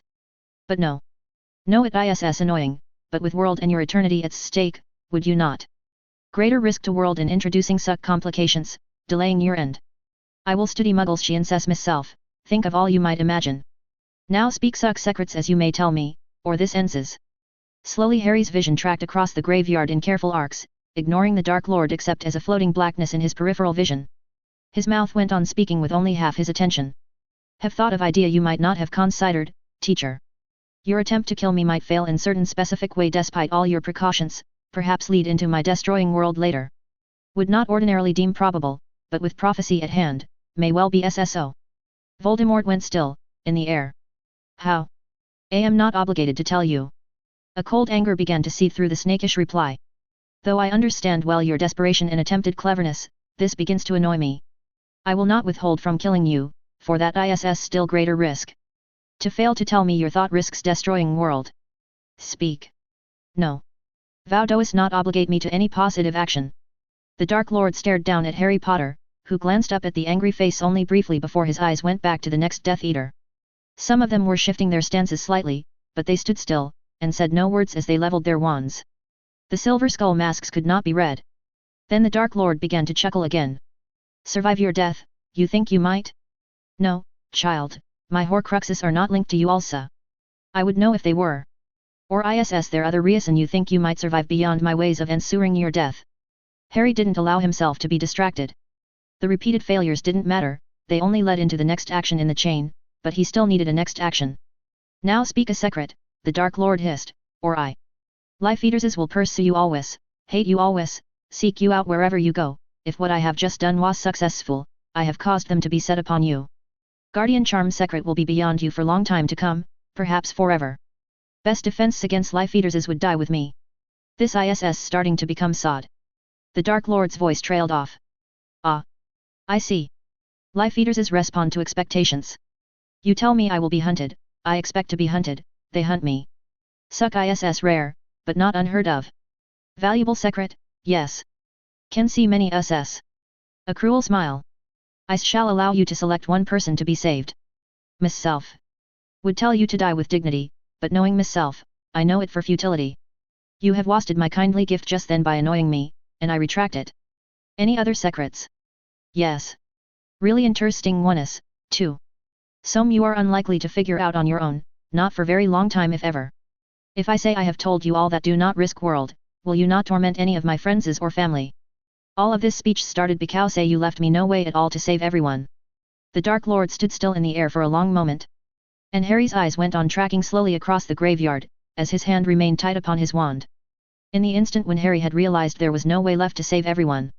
He couldn't speak any incantation in English. But transfiguration was wordless. There was no material in contact with his wand's end except air, which couldn't be transfigured. But Voldemort didn't know about partial transfiguration, which Harry could use to transfigure a tiny bit of the material from his wand itself. You're stalling, the Dark Lord said. Just to delay death? Or with other purpose? Harry said nothing, his other work slowing as his mind sought a continuation of the conversation that would work even against the Dark Lord's will. Speak and tell me purpose, or this ends now and your friends suffer for lifetimes. Lower Muggle weapon and do not point wand in my direction, Harry hissed, putting as much cold danger as he could into the snake's voice. Speak no commands to servants. I do possess capabilities of which you are ignorant. Can us a one's capacity to cause huge explosion almost instantly, without speaking incantation. Slay your new body, all servants, stone scattered to who knows where.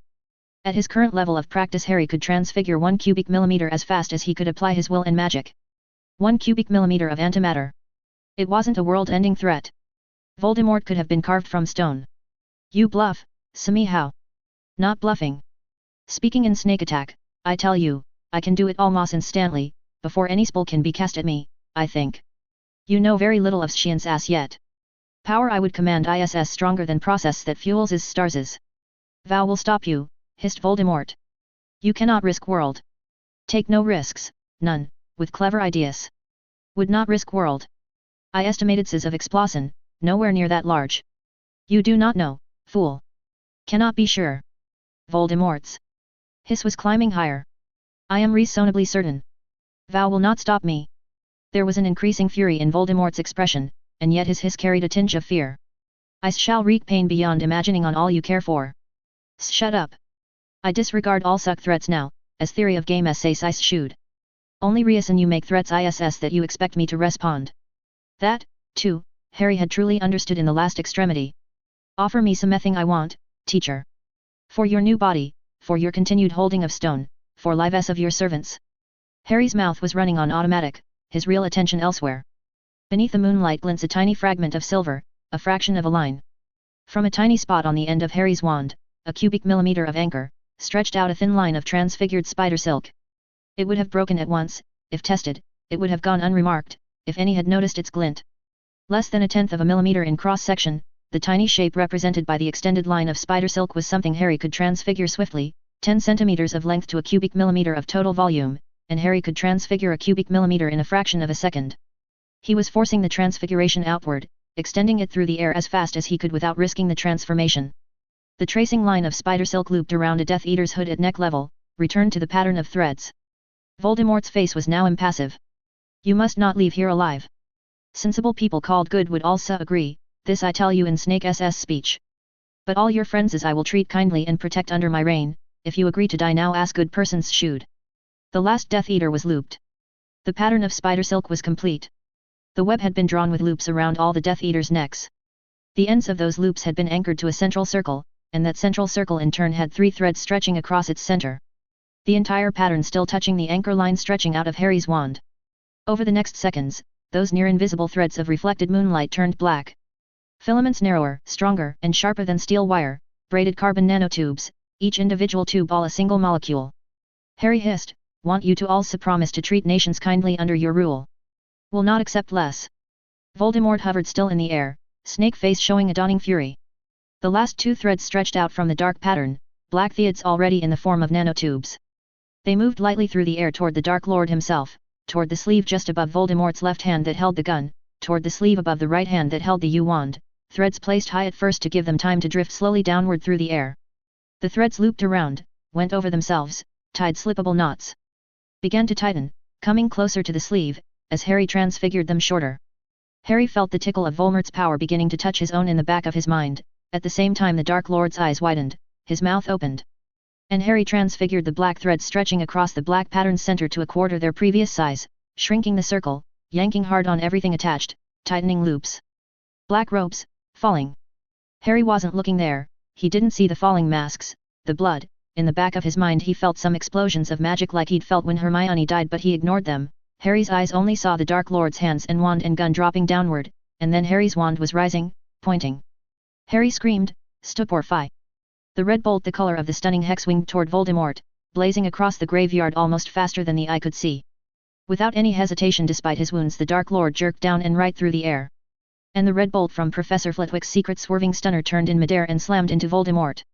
The pain that flashed through Harry's scar was searing, it made him cry out and a red haze appear across his vision. Despite everything Harry dropped his wand in pain and sheer fatigue. As Harry let go of his wand, the pain began to clear. Chapter 115, Shut Up and Do the Impossible, PT2. This is a double post. If you have not read CH 114, go back and read it now.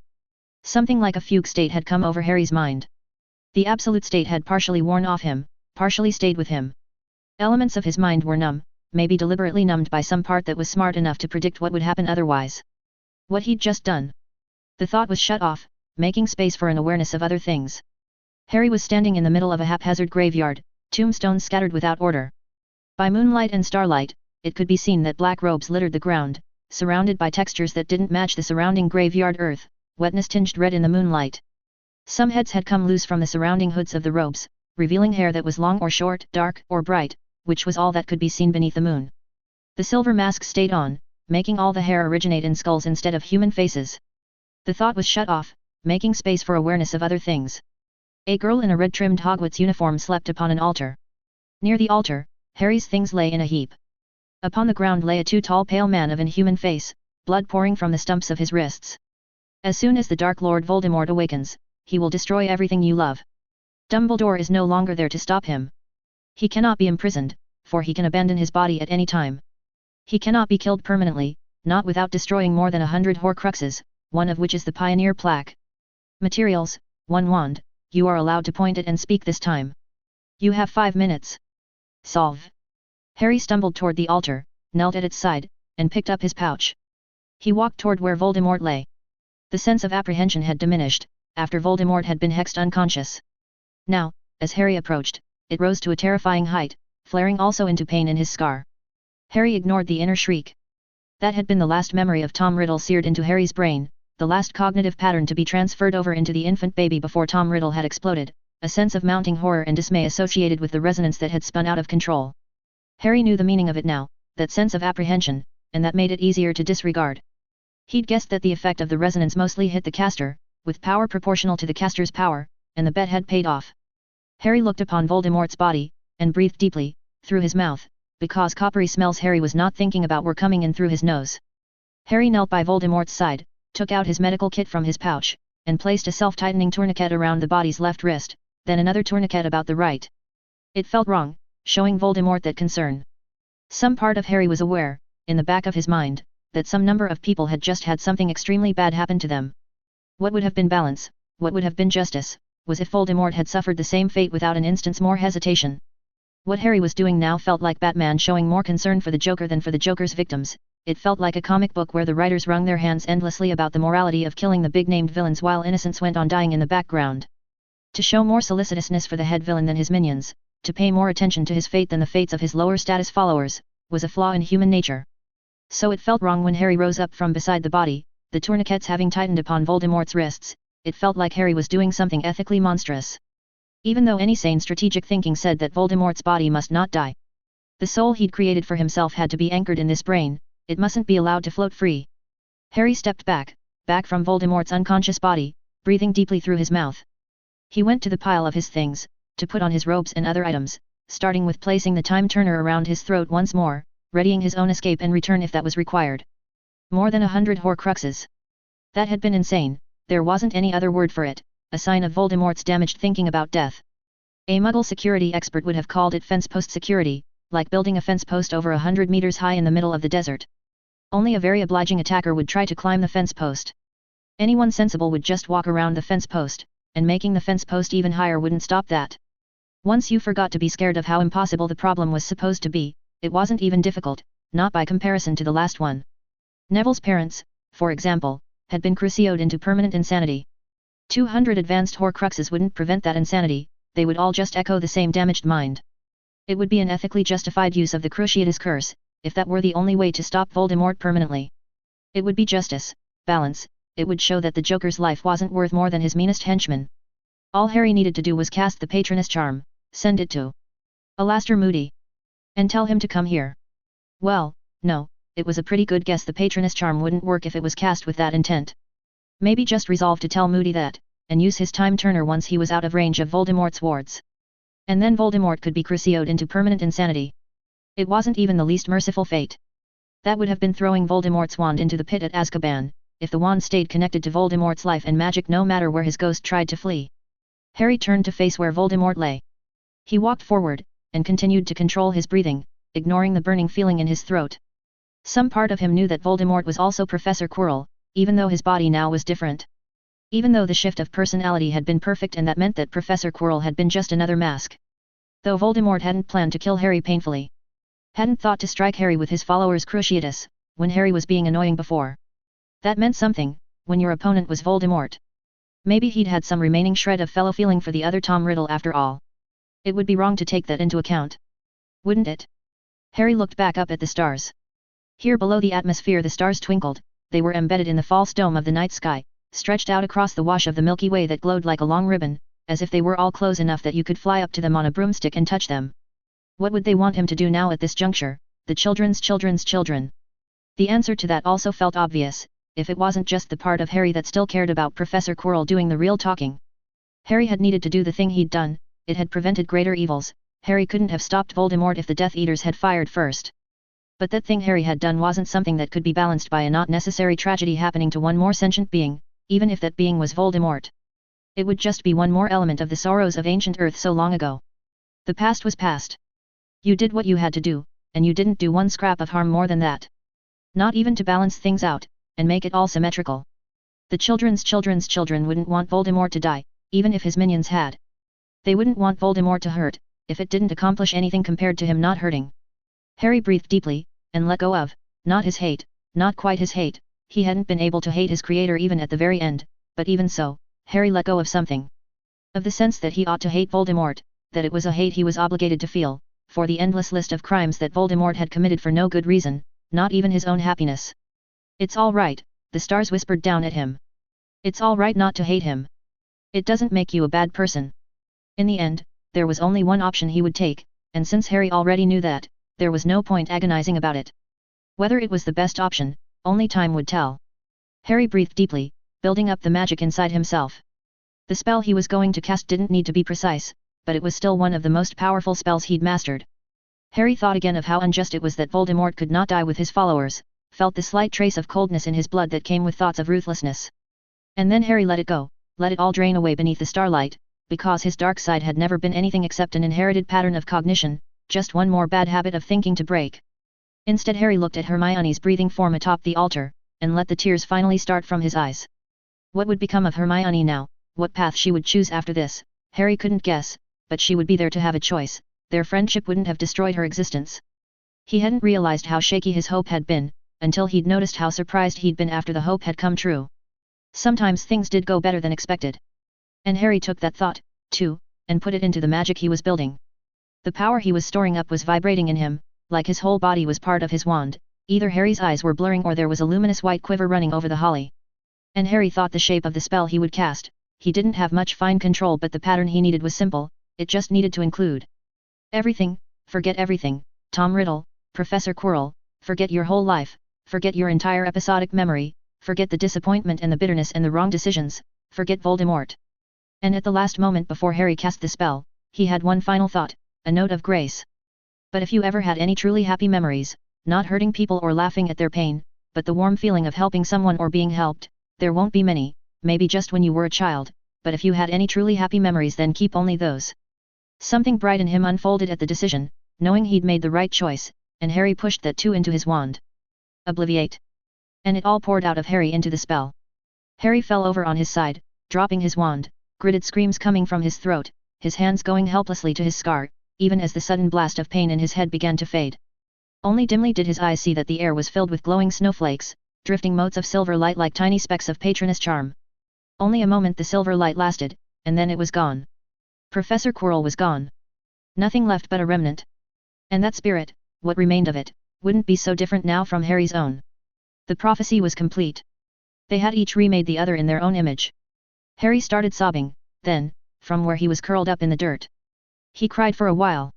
And then eventually Harry staggered to his feet and picked up his wand again, because this day's work wasn't quite done. Harry laid his wand directly on Voldemort's wrist stump, it made his scar throb with an ongoing pain, but neither of them exploded. And Harry began a transfiguration. Slowly, though faster than Harry had been able to transfigure Hermione's body, last time, the stunned form of the snake man changed, reshaped itself. As the transfiguration progressed, especially as the snake man's head began to turn glassy and shrunken, the pain in Harry's scar faded. It would be a spell to maintain whether Harry was waking or sleeping, and later, when Harry was older and more powerful and maybe had some help, he would untransfigure the mind-wiped Tom Riddle and heal his body with the power of the stone.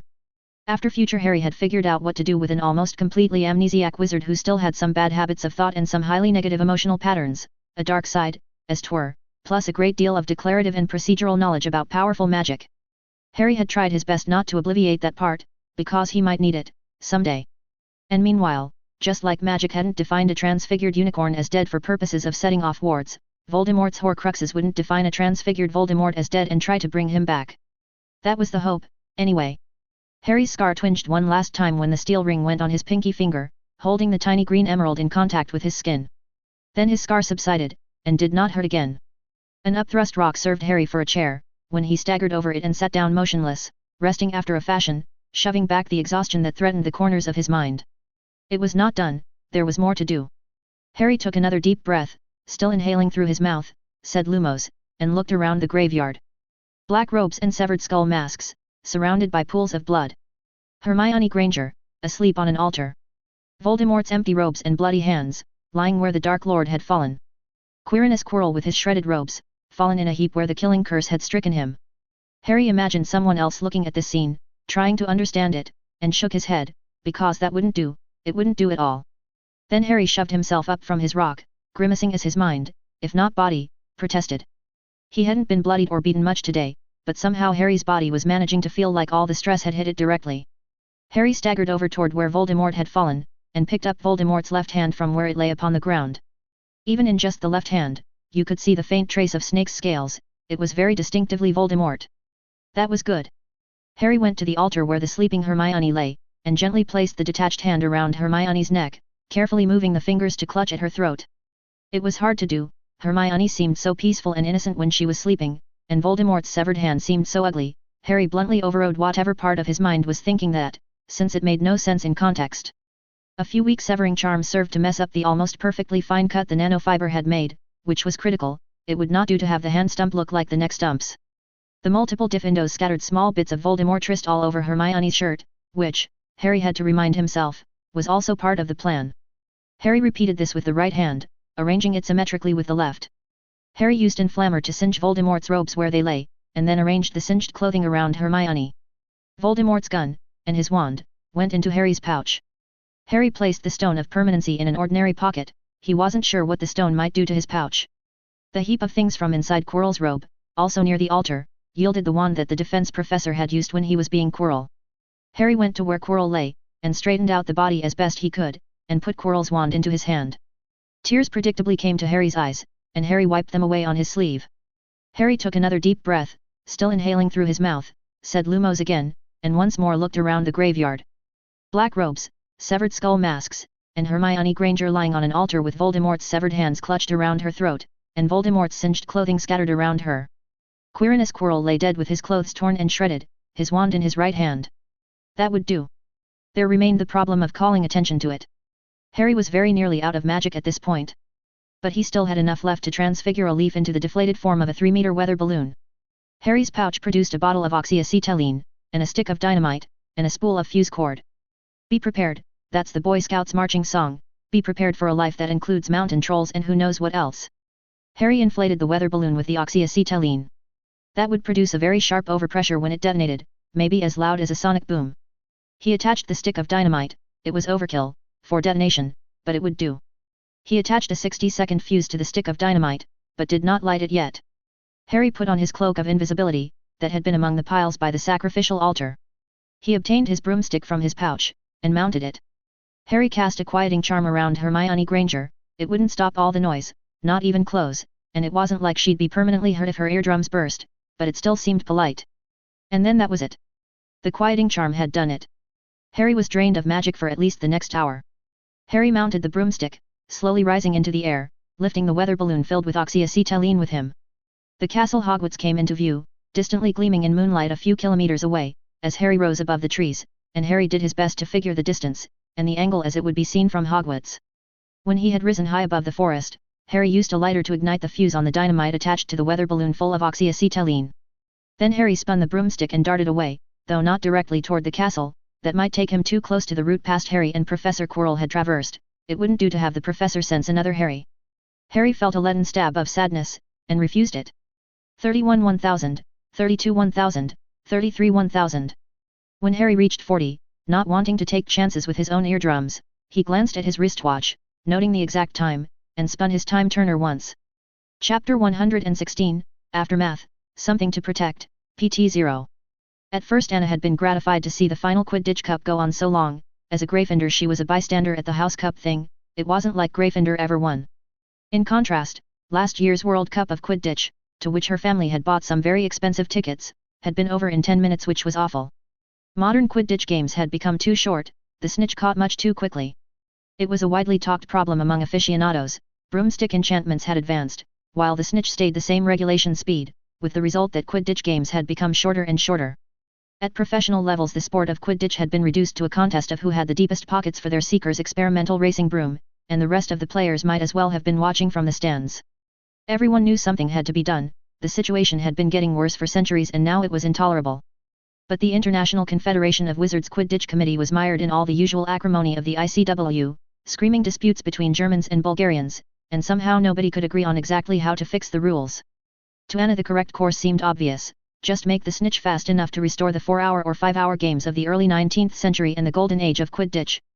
Except the Belgians thought the duration of a professional game should be 2 hours like in La Belle Époque when Belgium had dominated Quidditch, and the lunatic Italians wanted to go back to the week-long Quidditch games of the 14th century, and Britain's even crazier blood purists kept on talking up the occasional day-long Quidditch match as proof that broomsticks couldn't really have improved since everything was better in the old days, which was not how the interdict of Merlin worked. She was 100% on the side of Harry Potter that it was time for Hogwarts to give up on those gibbering slowpokes and just change the rules, starting here and now. But not by eliminating the snitch, that was going all the way back to 11th century Quidditch. It didn't matter if Headmistress Hufflepuff had first introduced the innovation because one of her students had wanted to play the game but not been suited to the usual roles. Snitches had caught on internationally because it was more exciting when the game could always end in the next minute. Anna had been arguing this viewpoint at the top of her lungs for the last 30 minutes, quite forgetting to pay attention to the game. Thanks to a lucky coincidence of seating, she'd been near the boy who lived and his sign, and hence she'd managed to stake out her position right from the start. She was aware, in the back of her mind, that if the Quidditch rules really did change starting here and now, then this was the most important thing she'd ever do. She could almost feel the pressure of time twisting around her as though the fate of Quidditch itself were being settled this very day, and she was standing close to the center of it, though she hadn't gotten high enough scores in divination to actually sense anything like that, of course. She hardly noticed when at one point the boy who lived stood up to go to the bathroom. The boy who lived did catch her eye when he trudged back. Harry Potter looked a bit tired and wobbly, though his uniform appeared as trim as if he'd just changed into a new one. She noticed half an hour later on, when Harry Potter seemed to sway a bit, and then hunch over, his hands going to cover up his forehead. It looked like he was prodding at his forehead scar.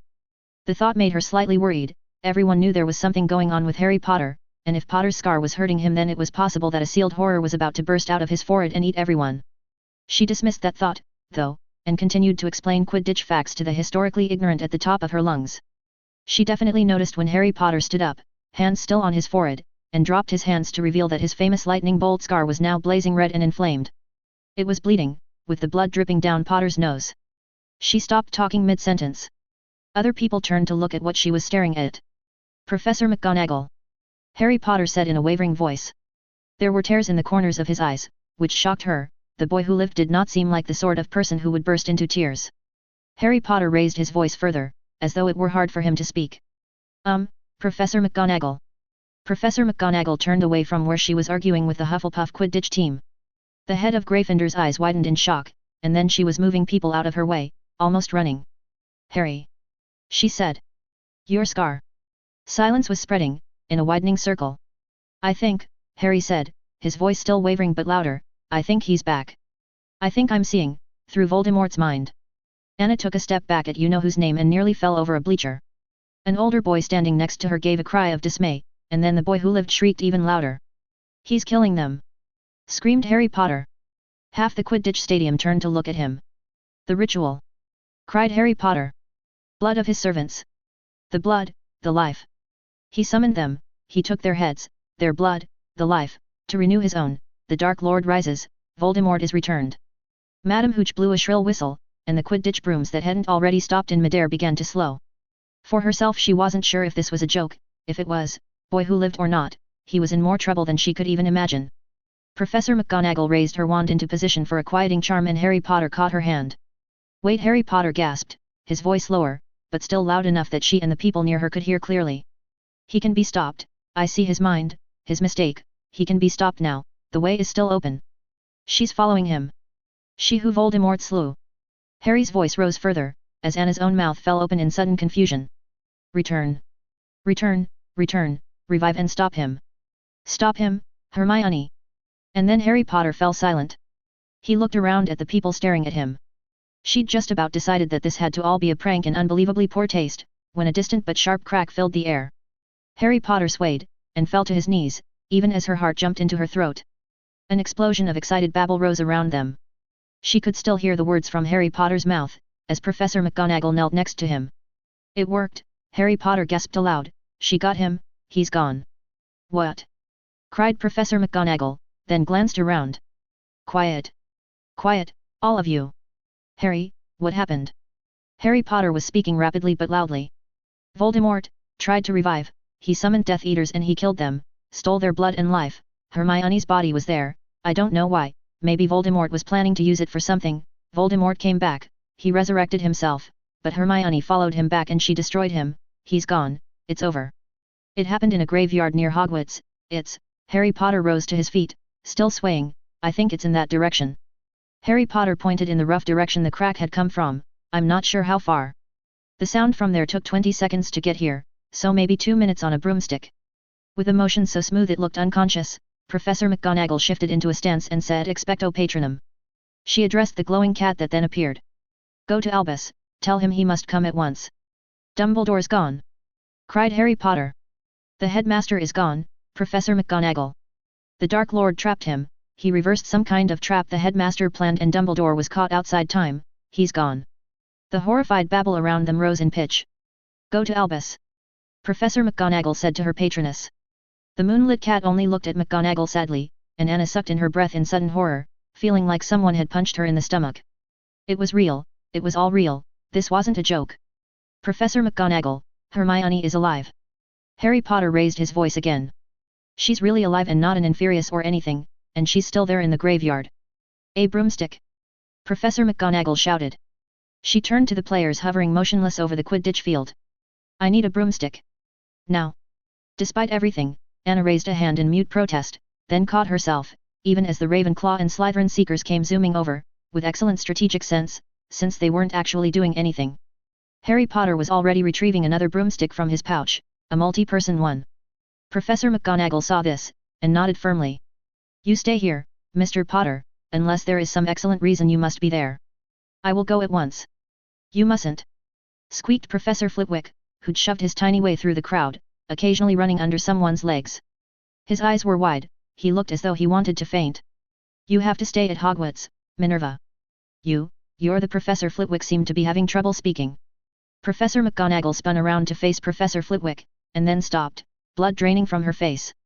Then she seized the broomstick from Harry Potter's hand, and presented it to the tiny half-goblin professor. Phileas, she said crisply. All the incipient panic had disappeared from her voice, she now spoke in her crisp Scottish accent as though addressing lessons on Monday. Look for the graveyard of which Mr. Potter spoke, find Miss Granger. Apparate her to St. Mungo's and then stay by her. I think Harry Potter said hoarsely. I think transfiguration might have been used in combat there, Professor Quirrell tried to fight Voldemort, take precautions. Phileas Flitwick nodded without halting in getting on the broomstick. Professor Quirrell's dead. Wailed Harry Potter. The anguish in his voice carried clearly. He's dead.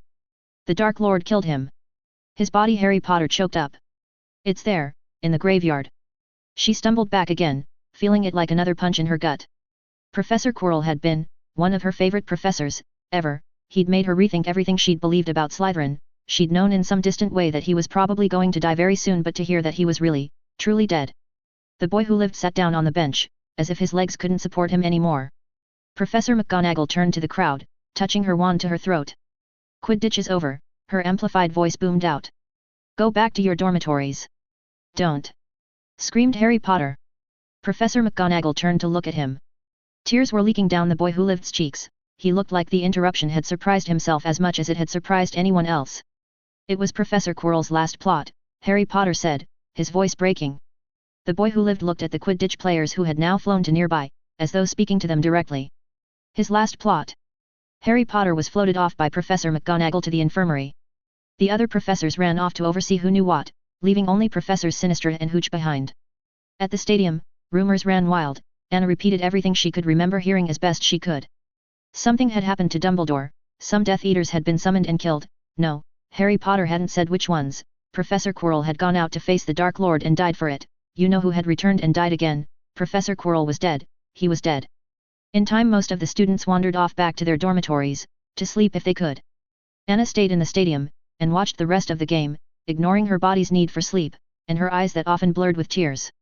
The Ravenclaw team put up a valiant fight. But there was no Quidditch team anywhere that could have defeated the Slytherins that day. Dawn was tingeing the sky when the Slytherins won their final game, the Quidditch Cup, and the House Cup. Chapter 117, Something to Protect, Minerva McGonagall. The morning after had come, and all the students had gathered silently around the 4 tables of Hogwarts, Harry James Potter Evansvers among them. He had collapsed in exhaustion last night and been awoken in the infirmary next morning, still muzzy, with the Philosopher's Stone underneath his left sock. The head table looked like a plague had swept it. Dumbledore's throne was gone from the head table, without replacement, leaving the center of the head table empty. Severus Snape was sitting in a floating seat, the magical equivalent of a wheelchair. Professor Sprout was missing. According to what Harry had been told last night, a court legilimens would examine her to see if any further compulsions remained, but probably no charges would be filed. Harry had emphasized to Professor McGonagall and the Aurors, as hard as he could, that Professor Sprout was probably just a victim. The boy who lived had pronounced that he'd seen no evidence of Sprout's intentional guilt in Voldemort's mind. Professor Flitwick was missing, presumably still staying by Hermione's side. Professor Sinister was missing and Harry didn't know why or where. The numbness that surrounded Harry's mind was like a mylar blanket, protective if not comforting. There were scenes in his mind of black robes falling and blood spilling, appearing for an instant before being shoved back. He'd process it later, not now. Some other time would be better, future Harry would have a comparative advantage at coping. Somewhere inside Harry was the fear that it wouldn't hurt, that there would be no price to be paid. But that fear also could be put off into the future.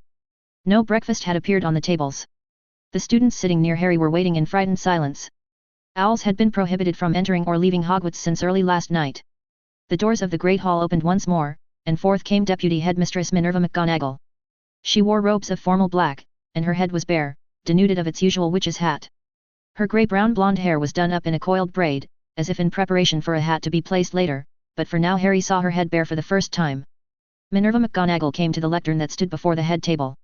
All eyes were upon her. "I am afraid that I have much news," Minerva said. Her voice was sad, within its Scottish precision. "And most of it is terrible. First, the reason I am the one to speak to you is that the headmaster of Hogwarts, Albus," her voice stopped, "Percival Wulfric Brian Dumbledore, has been lost. You know who trapped him outside time, and we do not know if he ever can be brought back to us. We have lost, what may have been, the greatest headmaster, that Hogwarts has ever had." A susurration of horror arose across the tables, no audible gasps or moans, just the sound of many intaken breaths, most from Gryffindor, and some from Hufflepuff and Ravenclaw as well. The ill news had already been known, but now it had also been said by authority. Second, you know who returned briefly, but is once again dead.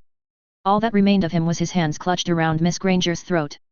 There is no more threat from him, or so we think. Minerva McGonagall drew in another breath. Third, Professor Quirrell died with his wand in his hand, facing you-know-who. He was found not far from where you-know-who perished again, a victim of you-know-who's killing curse. Another susurration of verified horror, now from all 4 tables. Minerva drew another breath. Last night we also lost what may have been the greatest defense professor in the history of Hogwarts. His scholastic merits alone. Our defense professor has gone by many names, but his true name was David Monroe. As he was the last of the noble and most ancient house of Monroe, his funeral, his second funeral, and the true one, will be held before the most ancient hall of the Wisengamot, in 2 days. Yet a wake shall also be held for the defense professor of Hogwarts, for our own Professor Quirrell, in this castle. That man also died a Hogwarts teacher, as nobly as a Hogwarts teacher ever did. Harry listened in silence, shoving down the tears that again rose to his eyes. It wasn't even true, let alone unexpected, and yet hearing it still hurt. From where he sat beside, Anthony Goldstein put a comforting hand over Harry's hand, and Harry left it there. Fourth, one piece of exceedingly unexpected and happy news. Hermione Granger is alive and in full health, sound of body and mind. Miss Granger is being observed at St. Mungo's to see if there are any unexpected after effects from whatever happened to her, but she appears to be doing astonishingly well considering her previous condition. It should have produced wild cheers from Ravenclaw and Gryffindor, if the news had come as part of any other package, or if it had been more unexpected. As it stood, Harry saw a few smiles, but they were brief. Maybe they jumped for joy earlier, but at the moment there was only silence. Harry understood that. He wasn't cheering either, not right now. Finally Minerva McGonagall faltered, then raised her voice. "I fear that I have the gravest possible news to share with some of our students. It seems that you-know-who summoned those who were once his followers, and many of them obeyed, whether from terribly misguided loyalty, or out of fear for their families if they refused. A sacrifice was required, it seems, to complete you-know-who's resurrection, or perhaps you-know-who blamed his former followers for his defeat. 37 bodies were found, more followers outside Azkaban than you-know-who was thought to have. I am afraid Minerva McGonagall faltered again. I am afraid that among the deceased are the parents of many of our students. No no no no no no no no no no. As though by some terrible magnet, Harry's eyes were drawn to the picture of absolute horror that was Draco Malfoy's face, even as the comforting cotton wrap around Harry's thoughts was torn away like thin tissue. How could he have not thought, how could he have not realized? Somewhere in the background, someone was already screaming, and yet the room seemed very silent. Sheila, Flora, and Hestia Caro lost both their parents last night. Students who have lost their fathers include Robert Jugson, Ethan Jugson, Sarah Jugson, Michael McNair, Riley and Randy Rookwood, Lily Lu, Sasha Sproach, Daniel Gibson, Jason Gross, Elsie Ambrose. Maybe Lucius realized, maybe he was smart enough to stay away, maybe he realized that Voldemort was the one who struck at Draco. Theodore Nott, Vincent Crabbe, Gregory Goyle, Draco Malfoy. This concludes the list. One student sitting at the Gryffindor table let out a single cheer, and was immediately slapped by the Gryffindor which sitting nearby hard enough that a Muggle would have lost teeth. 30 points from Gryffindor and detention for the first month of next year, Professor McGonagall said, her voice hard enough to break stone. Lies! Shrieked a tall Slytherin, who'd risen up from that table. Lies! Lies! The Dark Lord will return, and he'll teach you all the meaning of. Mr. Jugson, said Severus Snape's voice. It was also faltering, it didn't sound like the potion's master at all, it wasn't loud and yet the Slytherin fell silent. Robert! The Dark Lord killed your father. Robert Jugson let out a scream of terrific fury and turned to run out of the room, and Draco Malfoy folded in on himself like a collapsing house and made sounds that nobody heard, because the babble was starting up now. Harry rose 6 inches from the bench and then stopped. What would you say to Draco? There is nothing you can say to Draco. You can't go over there now and pretend to be his friend. You want to make it right, you want to make it better, but you cannot make it right. There is no way you can make right what you have done to him, what you did to Vincent, to Gregory, what you did to Theodore. The world blurred around Harry. He barely saw Padma Patil rise up and make her way toward the Slytherin table and Draco, or Seamus heading towards Theodore. And because Harry had read his father's science fiction and fantasy collection, because he had already read this scene a dozen times over when it happened to other protagonists, there was an image in Harry's mind of Mad-Eye Moody, of the scarred man called Alastor. And Mad-Eye's image was saying, in just the same voice he'd used to speak to Albus Dumbledore in memory, that the Death Eaters had been pointing their wands at Harry, that they had already chosen to take the dark mark, that they had been guilty of sins beyond reckoning and maybe beyond Harry's imagination, that they had foregone the deontological protection of good people and made themselves targetable if there was a strong reason to sacrifice them. That it had been necessary to save Harry's innocent parents from torture in Azkaban, that it had been necessary to protect the world from Voldemort. That plain old ordinary Aurors and judges had to do much more morally questionable things than killing sworn and blooded Death Eaters who were pointing wands at them, in the course of carrying out ordinary justices that were less clear-cut but still necessary to society. If it were not right to do what Harry had done, if it were not right to do much more morally ambiguous things than what Harry had done, then society as human beings knew it could not exist. Nobody with common sense would blame Harry for doing it. Neville wouldn't blame him, Professor McGonagall wouldn't blame him, Dumbledore wouldn't blame him, even Hermione would tell him it had been the right thing to do once she knew. And all of this was true. Just as it was also true that some part of Harry's mind had calculated that wiping out the blood-purist political elite would make it easier and more convenient to rebuild magical Britain afterward. It hadn't been an important consideration, but it had still been calculated in those instants of rapid thought, a check on the long-term consequences to see if they rated as catastrophic, and a decision that they actually rated as pretty much okay. And that check had forgotten that Death Eaters had children at Hogwarts or that one of them wore the face of Draco's father. It wouldn't have changed anything. It wouldn't have changed anything at all. But that was the truth of the calculation Harry's mind had performed, given only seconds to think. At least Harry could, if the Death Eaters' survivors were in any sort of financial trouble, do something about that easily enough. Transfigure gold, and use the stone to make it permanent, unless making that much gold would be troublesome to the wizard economy at large, or cause objections from goblins who didn't understand market monetarist economics, though it wasn't as though Harry didn't also have useful services to sell.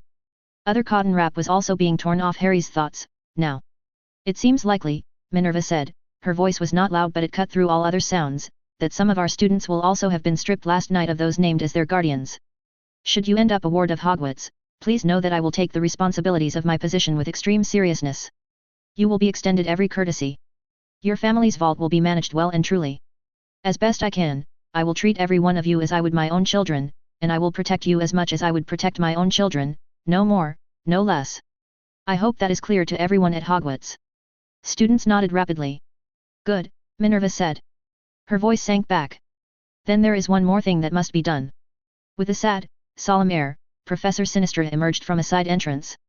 She was wearing white robes instead of her usual brown, and instead of her customary witch's hat, she was wearing a many-tasseled square hat whose colors had faded into mostly grey. In her hands, Professor Sinistra carried the sorting hat. With the air of someone carrying out a ceremony that had not changed in centuries, Aurora Sinistra kneeled, on one knee, before Minerva McGonagall, presenting to her the sorting hat in both hands. Minerva McGonagall took the sorting hat from Professor Sinistra's hands, and placed it on her own head. There was a long silence. Headmistress. As Albus Dumbledore is not dead, Minerva said, her voice so low that students strained to hear it, but only taken from us, I accept this position in the capacity of acting headmistress only, until Dumbledore's return. A piercing cry split the great hall, and Fawkes was there, overflying all 4 tables in a slow spiral arc. He passed over each of the tables, humming in his bird's voice, a hum of absolute loyalty that would outlast the death of merely physical fires. Wait, the hum seemed to say. Wait until his return, and be true. Fawkes circled Minerva McGonagall 3 times, feathered wings brushing around her as the tears began to creep down her cheeks, then the bird flew out a window above the hall, and was gone. Chapter 118, Something to Protect, Professor Quirrell.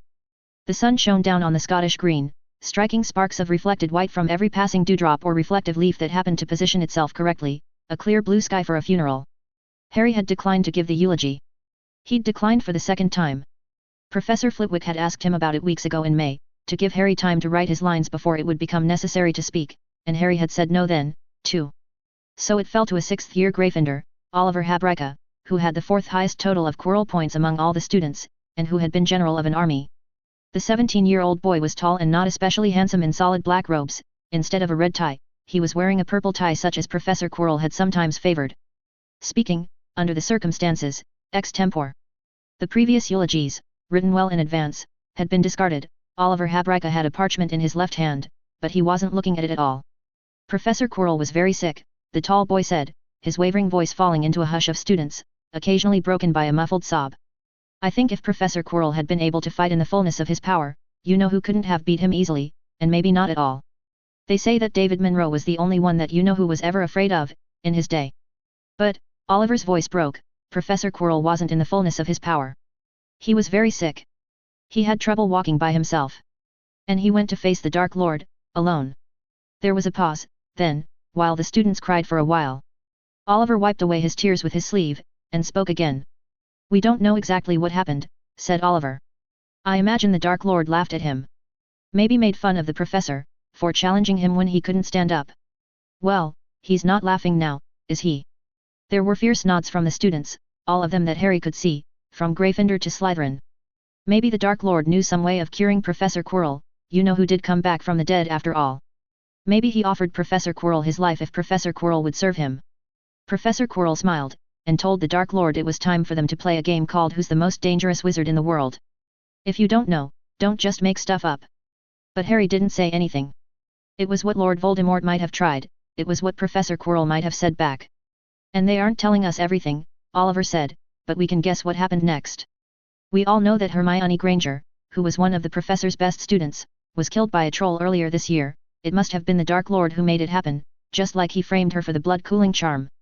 Professor Quirrell knew the Dark Lord was behind it, so he stole Miss Granger's body and preserved it, kept it safe. Couldn't blame him for that one. Then Professor Quirrell went out to face the Dark Lord. The Dark Lord killed Professor Quirrell. And Hermione Granger came back to life. They say she's alive and whole now, and maybe something more. When the Dark Lord tried to seize her, all that was left of him afterward was his burned robes and his hands around Miss Granger's throat. Just as Harry Potter was protected from the killing curse by his mother's love and sacrifice, Professor Quirrell willingly going out, to face, the Dark Lord alone, must have called, Hermione Granger's spirit, back from wherever, she was. Oliver's voice was breaking. Not just like that, Harry said from the front row of seats, his own voice hoarse. He had to say something at this point, before it got out of control. If it wasn't already out of control. David Munro was a powerful wizard, more powerful than anyone knew except him and me. I don't think you can bring someone back from the dead just by sacrificing yourself.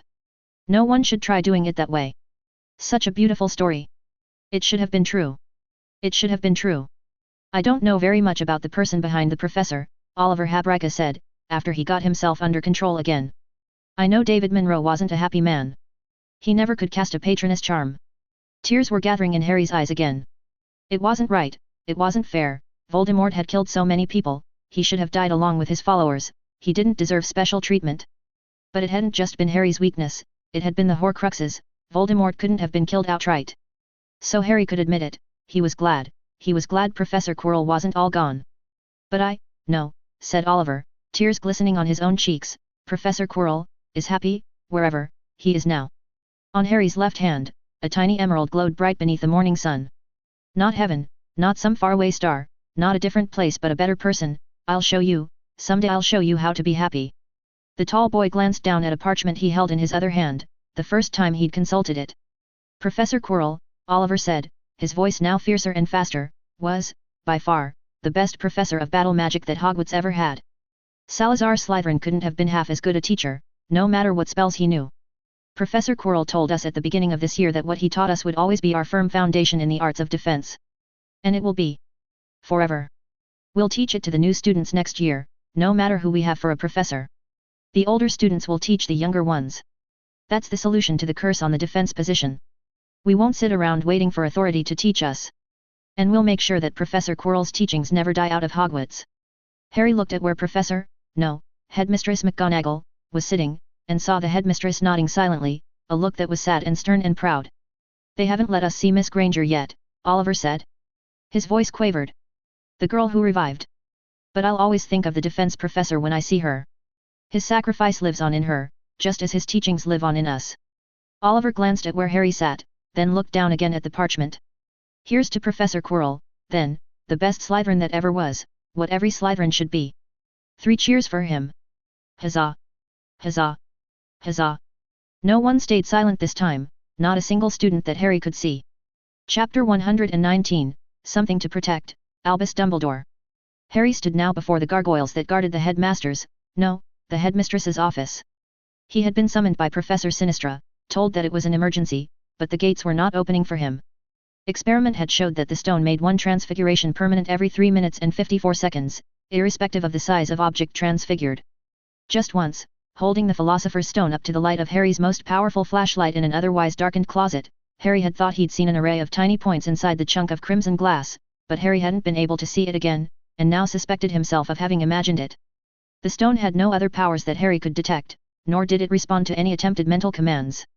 Harry had given himself until noon tomorrow to figure out how to begin using the stone without it being grabbed by someone else, trying not to think about what was still happening, what had always been happening, in the meanwhile. 10 minutes late, Minerva McGonagall approached, moving in a swift stride. Her arms were full of papers, she was once again wearing the sorting hat. The gargoyles, with a brief sound of grinding stone, bowed low before her. The new password is impermanence, Minerva said to the gargoyles, and they stepped aside. I'm sorry, Mr. Potter, I was delayed. Understood. Minerva mounted the long spiral stairs, climbing instead of waiting to be carried, Harry following behind her. We are meeting with Amelia Bones, Director of the Department of Magical Law Enforcement, with Alastair Moody, whom you have met, and with Bartmeus Crouch, Director of the Department of International Magical Cooperation, Minerva said as she climbed. They are Dumbledore's heirs as much as you or I. How's Hermione doing? Harry hadn't had a chance to ask until now. Phileas said she seemed rather in shock, which I suppose is not surprising. She asked where you were, was told you were at a Quidditch game, asked where you really were, and refused to speak with anyone about what happened until she was allowed to talk with you. She was taken to St. Mungo's, where, the headmistress now sounded slightly perturbed, a standard diagnostic charm showed Miss Granger as a healthy unicorn in excellent physical condition except that her mane needs combing.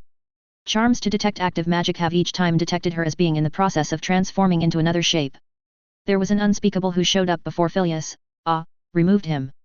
He performed certain spells he probably ought not to have known, and declared that Hermione's soul was in healthy condition but at least a mile away from her body.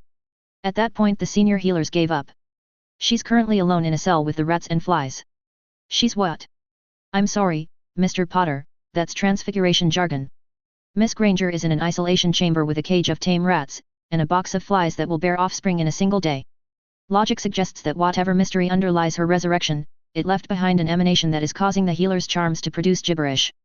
But if nothing happens to the rats or to the flies' offspring, Miss Granger will be declared safe to return to Hogwarts after she wakes up again tomorrow morning. Harry still wasn't sure at all, what Hermione would think of having been resurrected, at least under these particular circumstances. He didn't actually think Hermione would yell at him for doing it wrong. That was just Harry's brain trying to imagine her as a stereotype. Harry had been legitimately exhausted and not thinking very straight when he'd come up with that cover story, and Hermione would probably understand that part. But he couldn't imagine what Hermione would think. I wonder how Miss Granger will feel about having also vanquished you-know-who, Minerva said reflectively, climbing the moving stairs fast enough that Harry felt out of breath trying to keep up. And people believing the most interesting things about her. You mean, because she's always self-identified as a normal academic genius, and now a bunch of people think of her as the girl who revived and everyone wants to shake her hand. Harry said. Even though she doesn't remember doing anything to earn it. Even though it was all someone else's work and other people's sacrifices, and she's getting the credit.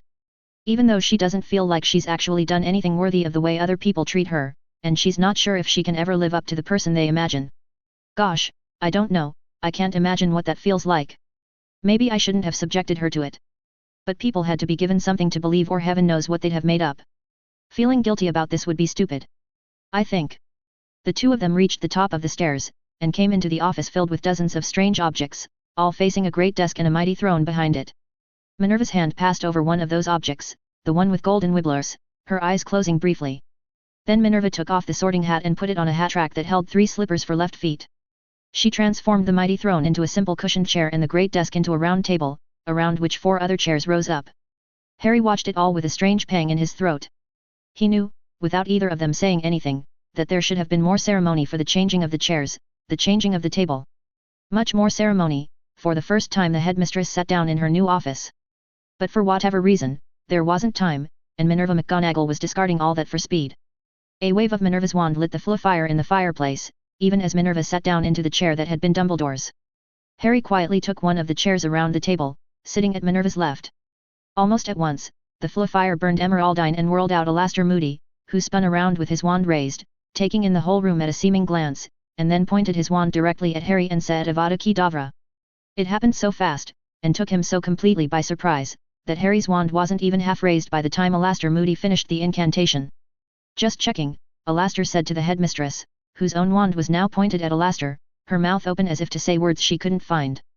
Voldy would have tried to dodge, if he'd taken over the boy's body last night. I'll still need to check the Granger girl, though. Alastor Moody went to Minerva's right and sat down. Harry had thought, in that split second, to try producing a wordless silver patroness glow from his wand, but his wand hadn't been in place to intercept in time, not even close. Well, if I was feeling invincible before, that does for that. What a valuable life lesson, Mr. Moody. Then the flue fire burned green again, and spat out the oldest, grimmest, toughest looking witch Harry had ever seen, like beef jerky given human shape. The old witch did not have her wand in her hand, but she projected an air of authority that was stronger and stricter than Dumbledore's. This is Director Amelia Bones, Mr. Potter, said Headmistress McGonagall, who'd regained her poise. We are still waiting on Director Crouch. The corpse of Bartmeus Crouch Jr. was identified among the dead Death Eaters, the old witch said without preamble, even as she continued toward the chairs. It took us entirely by surprise, and I'm afraid Bartmeus is in considerable grief about it, on both counts. He will not be with us today. Harry kept the flinch inward. Amelia Bones sat down in a chair, sitting to Moody's own right. Headmistress McGonagall, said the elder witch, still without hesitation or delay, the line of Merlin unbroken, which Dumbledore left to me in Regency, is not responding to my hand. The Wisengamot must have a chief warlock who is trustworthy. At once, matters are in great flux in Britain. I must know what Dumbledore has done, immediately. Crap, muttered Moody. His mad eye was rolling wildly. That's not good at all. Yes, well, said Minerva McGonagall, who looked rather apprehensive. I cannot say that for certain. Albus, well, he clearly had an intimation that he might not survive this war. But I do not think he was expecting Miss Granger to come back from the dead and kill Voldemort only hours later. I do not think Albus was expecting that at all. I am not quite sure what his legacies will make of that. Amelia Bones rose half out of her chair. You mean to imply that the Granger girl may have inherited the line of Merlin unbroken? This is a catastrophe. She is 12 years old, untested. Surely Albus would not be so irresponsible as to leave the line to whoever happened to defeat Voldemort, without knowing who. Well, putting it simply, Minerva said. Her fingers squared the paperwork she'd taken with her, now lying on the desk. Albus did think he knew who would defeat Voldemort.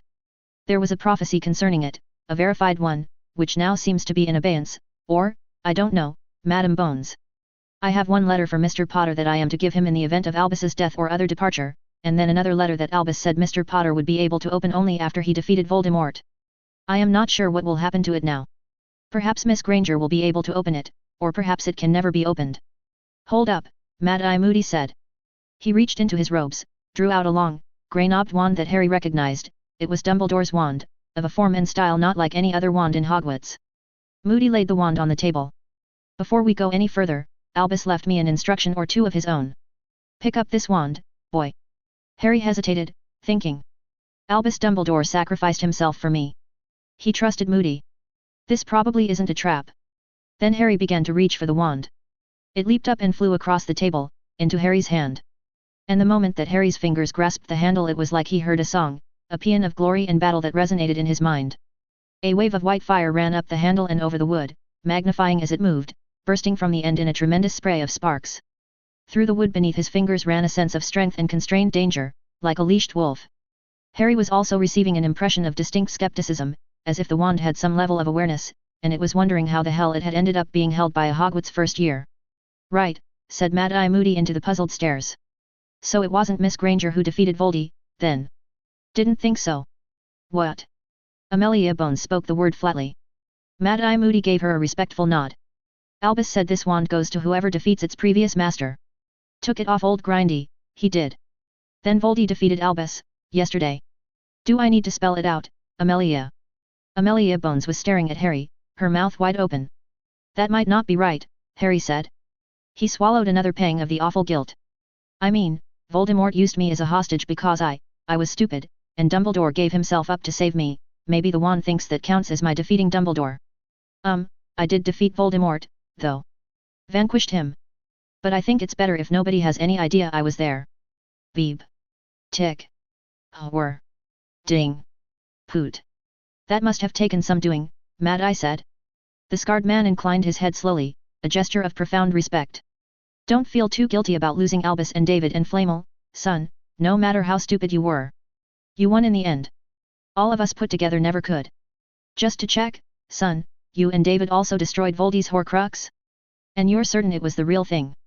Harry hesitated, weighing up the probable consequences of trust, the possible disasters of silence, and then shook his head to Moody in reply. He'd been planning to tell at least McGonagall about what was now inside her school, anyway. Voldemort had, rather a lot of Horcruxes, actually. So instead I obliterated most of his memories, then transfigured him into this. Harry raised his hand, and silently pointed to the emerald on his ring. Splat. Boing. Splat. Splat. Hey, Moody said, leaning back in his chair. Minerva and I will be putting some alarms and enchantments on that ring of yours, son, if you don't mind. Just in case you forget to sustain that transfiguration one day. And don't go hunting any other dark wizards, ever, just live a quiet and peaceful life. The scarred man took a handkerchief and wiped at the beads of sweat that had now appeared on his forehead. But well done, lad, you and David both, may he rest in peace. This was his idea, I'm guessing? Well done, I say. Indeed, said Amelia Bones, who had now regained her composure. We all owe the both of you a tremendous debt of gratitude. But I say again that there is urgent business regarding the line of Merlin Unbroken.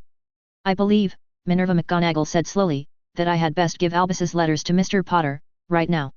At the top of her stack of papers now lay a parchment envelope, and a rolled-up parchment scroll sealed with a grey ribbon. The headmistress gave Harry the parchment envelope, first, and Harry opened it. If you are reading this, Harry Potter, then I have fallen to Voldemort, and the quest now lies in your hands. Though it may shock you to learn, this was the end that I wished in my heart would come to pass. For as I write this, it yet seems possible that Voldemort may fall by my own hand. And then, in time, I shall myself become the darkness you must overcome, to enter fully into your power. For it was said once that you might need to raise your hand against your mentor, the one who made you, who you loved, it was said that you might be my downfall. If you are reading this, then that shall never come to pass, and I am glad of it. Even so, Harry, I would spare you this, the lonely fight against Voldemort. I write this, vowing to shelter you as long as I can, no matter the final cost to myself. But if I have failed, then know that I am glad of it, in my own selfish way. With my passing, there is none left to oppose Voldemort as an equal save you. His shadow will fall long and terrible over magical Britain, and many will suffer and die for it. That shadow will not lift until you destroy its source, until you cleanse the heart of the darkness. How you are to do this, I do not know. If Voldemort knows not the power you bear, then neither do I. You must find that power within yourself, you must learn to wield it, you must become Voldemort's final judge, and I beg you not to make the error of showing him mercy. My wand, which I have left to you in Moody's keeping, you must not dare to wield against Voldemort. For when that wand's master is defeated, it passes to the victor in turn. When you have conquered my conqueror, then the wand will answer truly to your hand, but if you try to turn it against Voldemort before then, it will betray you for certain. Keep it out of Voldemort's grasp at all costs. I should advise you not to wield that wand at all, yet it is a device of great power, which you might need in some desperate case. But if you pick it up you must fear its treachery at all times. In my absence, the Wizengamot will inevitably fall to Malfoy. The line of Merlin unbroken I have passed to you, with Amelia Bones as your regent, until you come of age or come into your power. But she cannot oppose Malfoy for long, not with myself gone and Voldemort returned to advise him. Soon, I think, the ministry will fall, and Hogwarts will become the last fortress. To Minerva I have left Hogwarts's keys, but you alone are its prince, and she will help you however she can. Alastor now leads the Order of the Phoenix. Heed his words well, both his advice and his confidences. It is one of my life's greatest regrets that I did not heed Alastor more and sooner. That you will in the end defeat Voldemort, I have no doubt. For that will be only the beginning of your life's destiny. Of that, too, I am certain. When you have vanquished Voldemort, when you have saved this country, then, I hope, you may embark upon the true meaning of your days. Hurry then to begin. Yours in death, or in whatever. Dumbledore. P.S. The passwords are Phoenix's Price, Phoenix's Fate, and Phoenix's Egg, spoken within my office. Minerva can move those rooms to where you can reach them more easily. Harry folded up the parchment and put its back into the envelope, frowning thoughtfully, then took the grey ribbon scroll from the headmistress. When the long grey wand in Harry's hand touched the ribbon, it fell away at once, and Harry unrolled the scroll, and read it. Dear Harry James Potter Evansverse. If you are reading this, you have defeated Voldemort. Congratulations on that. I hope you had some time in which to celebrate before you opened this scroll, because the news in it is not cheerful. During the First Wizarding War, there came a time when I realized that Voldemort was winning, that he would soon hold all within his hand. In that extremity, I went into the Department of Mysteries and I invoked a password which had never been spoken in the history of the line of Merlin unbroken, did a thing forbidden and yet not utterly forbidden. I listened to every prophecy that had ever been recorded. And so I learned that my troubles were far worse than Voldemort. From certain seers and diviners have come an increasing chorus of foretellings that this world is doomed to destruction. And you, Harry James Potter Evansverse, are one of those foretold to destroy it. By rights I should have ended your line of possibility, stopped you from ever being born, as I did my best to end all the other possibilities I discovered on that day of terrible awakening. Yet in your case, Harry, and in your case alone, the prophecies of your apocalypse have loopholes, though those loopholes be ever so slight. Always he will end the world, not he will end life. Even when it was said that you would tear apart the very stars in heaven, it was not said that you would tear apart the people. And so, it being clear that this world is not meant to last, I have gambled literally everything upon you, Harry James Potter Evansverse. There were no prophecies of how the world might be saved, so I found the prophecies that offered loopholes in the destruction, and I brought about the strange and complex conditions for those prophecies to come to pass. I ensured that Voldemort discovered a certain one of those prophecies, and so, even as I had feared, condemned your parents to death and made you what you are. I wrote a strange hint in your mother's potions textbook, having no idea why I must, and this proved to show Lily how to help her sister, and ensured you would gain Petunia Evans's heartfelt love. I snuck invisibly into your bedroom in Oxford and administered the potion that is given to students with time turners, to extend your day's cycle by 2 hours. When you were 6 years old I smashed a rock that was on your windowsill, and to this day I cannot imagine why. All in the desperate hope that you can pass us through the eye of the storm, somehow end this world and yet bring out its people alive. Now that you have passed the preliminary test of defeating Voldemort, I place my all in your hands, all the tools I can possibly give you. The line of Merlin unbroken, the command of the Order of the Phoenix, all my wealth and all my treasures, the Elder Wand out of the Deathly Hallows, the loyalty of such of my friends as may heed me. I have left Hogwarts in Minerva's care, for I do not think you will have time for it, but even that is yours if you demand it from her. One thing I do not give you, and that is the prophecies.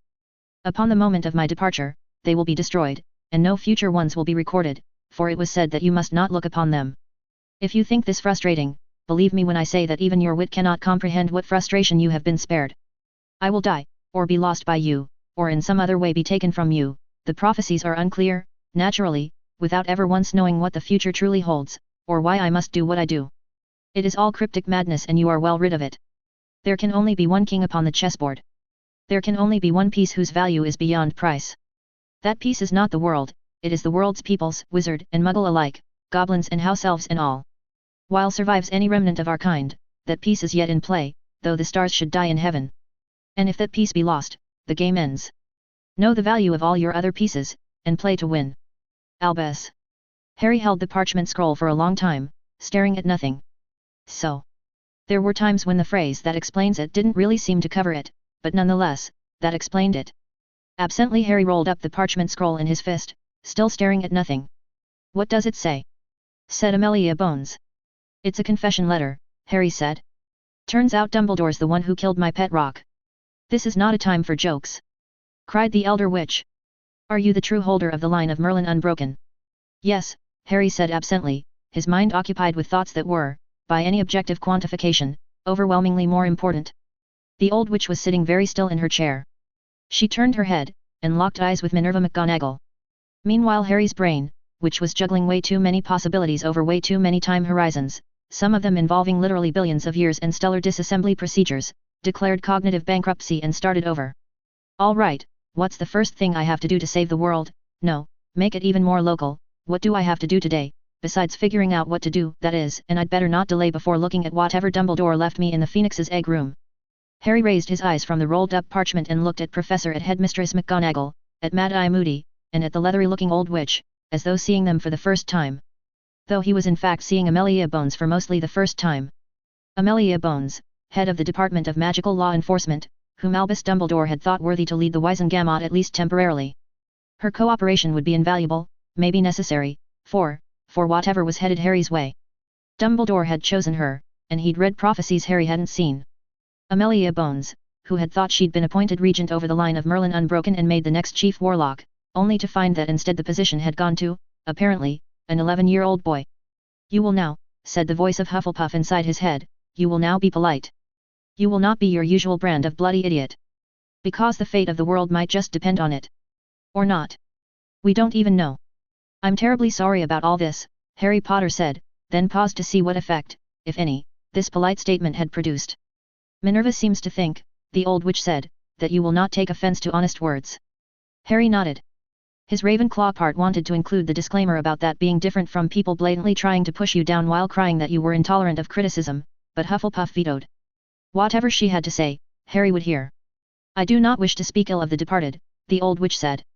But since time immemorial, the line of Merlin Unbroken has passed to those who have thoroughly demonstrated themselves to be, not only good people, but wise enough to distinguish successors who are themselves both good and wise. A single break, anywhere along the chain, and the succession might go astray and never return. It was a mad act for Dumbledore to pass the line to you at such a young age, even having made it conditional upon your defeat of you-know-who. A tarnish upon Dumbledore's legacy, that is how it will be seen. The old witch hesitated, her eyes still watching Harry. I think it best that nobody outside this room ever learn of it. Harry said. You don't think very much of Dumbledore, I take it. I thought. Said the old witch. Well. Albus Dumbledore was a better wizard than I, a better person than I, in more ways than I can easily count. But the man had his faults. Because, I mean. Dumbledore knew everything you just said. About my being young and how the line works. You're acting like you think Dumbledore was unaware of those facts, or just ignoring them, when he made his decision. It's true that sometimes stupid people, like me, make decisions that crazy. But not Dumbledore. He was not mad. Harry swallowed, forcing a sudden moisture away from his eyes. I think. I'm beginning to realize. Dumbledore was the only sane person, in all of this, all along. The only one who was doing the right things for anything like the right reasons. Madame Bones was cursing under her breath, low dire imprecations that were making Minerva McGonagall twitch. I'm sorry, Harry said helplessly. Mad-Eye was grinning, the scarred face twisting up in a smile.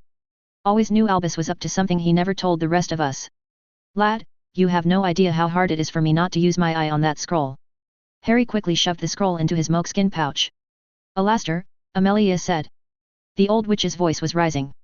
You are a man of sense, you cannot think the lad is able to fill Dumbledore's socks.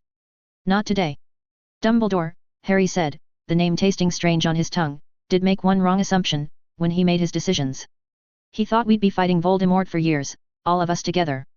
He didn't know I'd vanquish Voldemort immediately. It was the right thing for me to do, it saved a lot of lives compared to fighting a long battle. But Dumbledore thought you would have years to learn me, trust me, and instead it was all over in an evening. Harry inhaled. Can't you just pretend we've been fighting Voldemort for years and I earned your trust and everything? So that I'm not penalized for winning more quickly than Dumbledore expected. You are still a first year in Hogwarts. The old witch said. You cannot take Dumbledore's place, whatever his intentions. Right, that hole looking like an 11-year-old thing. Harry's hand came up, rubbed at his nose where his glasses lay. I suppose I could just use the stone, change myself to look like 90. I am not a fool, the old witch said. I know you are no ordinary child. I have seen you speak to Lucius Malfoy, watched you frighten off a Dementor, and witnessed Fawkes grant your plea. Anyone with wisdom who saw you before the Wizengamot, by which I mean myself and at most 2 others, could guess that you had absorbed some portion of you-know-who's shredded soul on the night of his undeath, but subdued it and turned his knowledge to good ends. There was a slight pause in the room. Well, yes, of course, said Minerva McGonagall. She sighed, slumped a bit in the headmistress's chair. As Albus clearly knew from the very beginning, but thoughtfully declined to warn me about in any way whatsoever. Right, Moody said. I knew that. Yab. Perfectly obvious. Wasn't confused at all. I guess that's close enough to the truth, said Harry. So, what's the problem, exactly? The problem, Amelia Bones said, her voice perfectly even, is that you are a bubbling, unstable blend of a Hogwarts first year and you-know-who. She paused, as though waiting for something. I'm getting better about that, Harry said, since she seemed to be waiting on his reply. Quite rapidly, in fact. More importantly, it's not something Dumbledore didn't know. The old witch continued. Giving away your fortune and going in debt to Lucius Malfoy to keep your best friend out of Azkaban, as much as it demonstrates your upstanding moral character, also demonstrates that you cannot corral the Wizengamot. I can see now that you did the right thing for yourself, the thing you had to do to maintain your lease on sanity and hold back your inner darkness. But you also did a thing that Merlin's heir must not do. A sentimental leader can be far worse than a selfish one. Albus, master and servant of a phoenix, was barely survivable, and even he opposed you that day. Amelia gestured in the direction of Mad-Eye Moody. Alastor has hardness. He has cunning. He still does not have the talent for government. You, Harry Potter, do not yet have the sternness, the capacity for sacrifice, to direct even the Order of the Phoenix. And being what you are, you must not try to become that person. Not now, not at your age. Align and fuse your divided soul in your own time, if you possibly can. Do not try to be Chief Warlock while you are doing it. If Albus thought that was a good idea, he was crafting a nicer story at the expense of real-world practicality. I do think the man had a problem with that. Harry's eyes were a bit wide, listening to all this.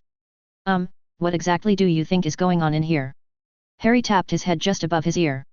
I imagine that inside you is the soul of a boy who remains honest and true, gathering his will to force down the fragment of Voldemort's spirit that tries to consume him, even as it howls at him that he is sentimental and weak. Did you just giggle? Sorry. But seriously, it wasn't ever that bad.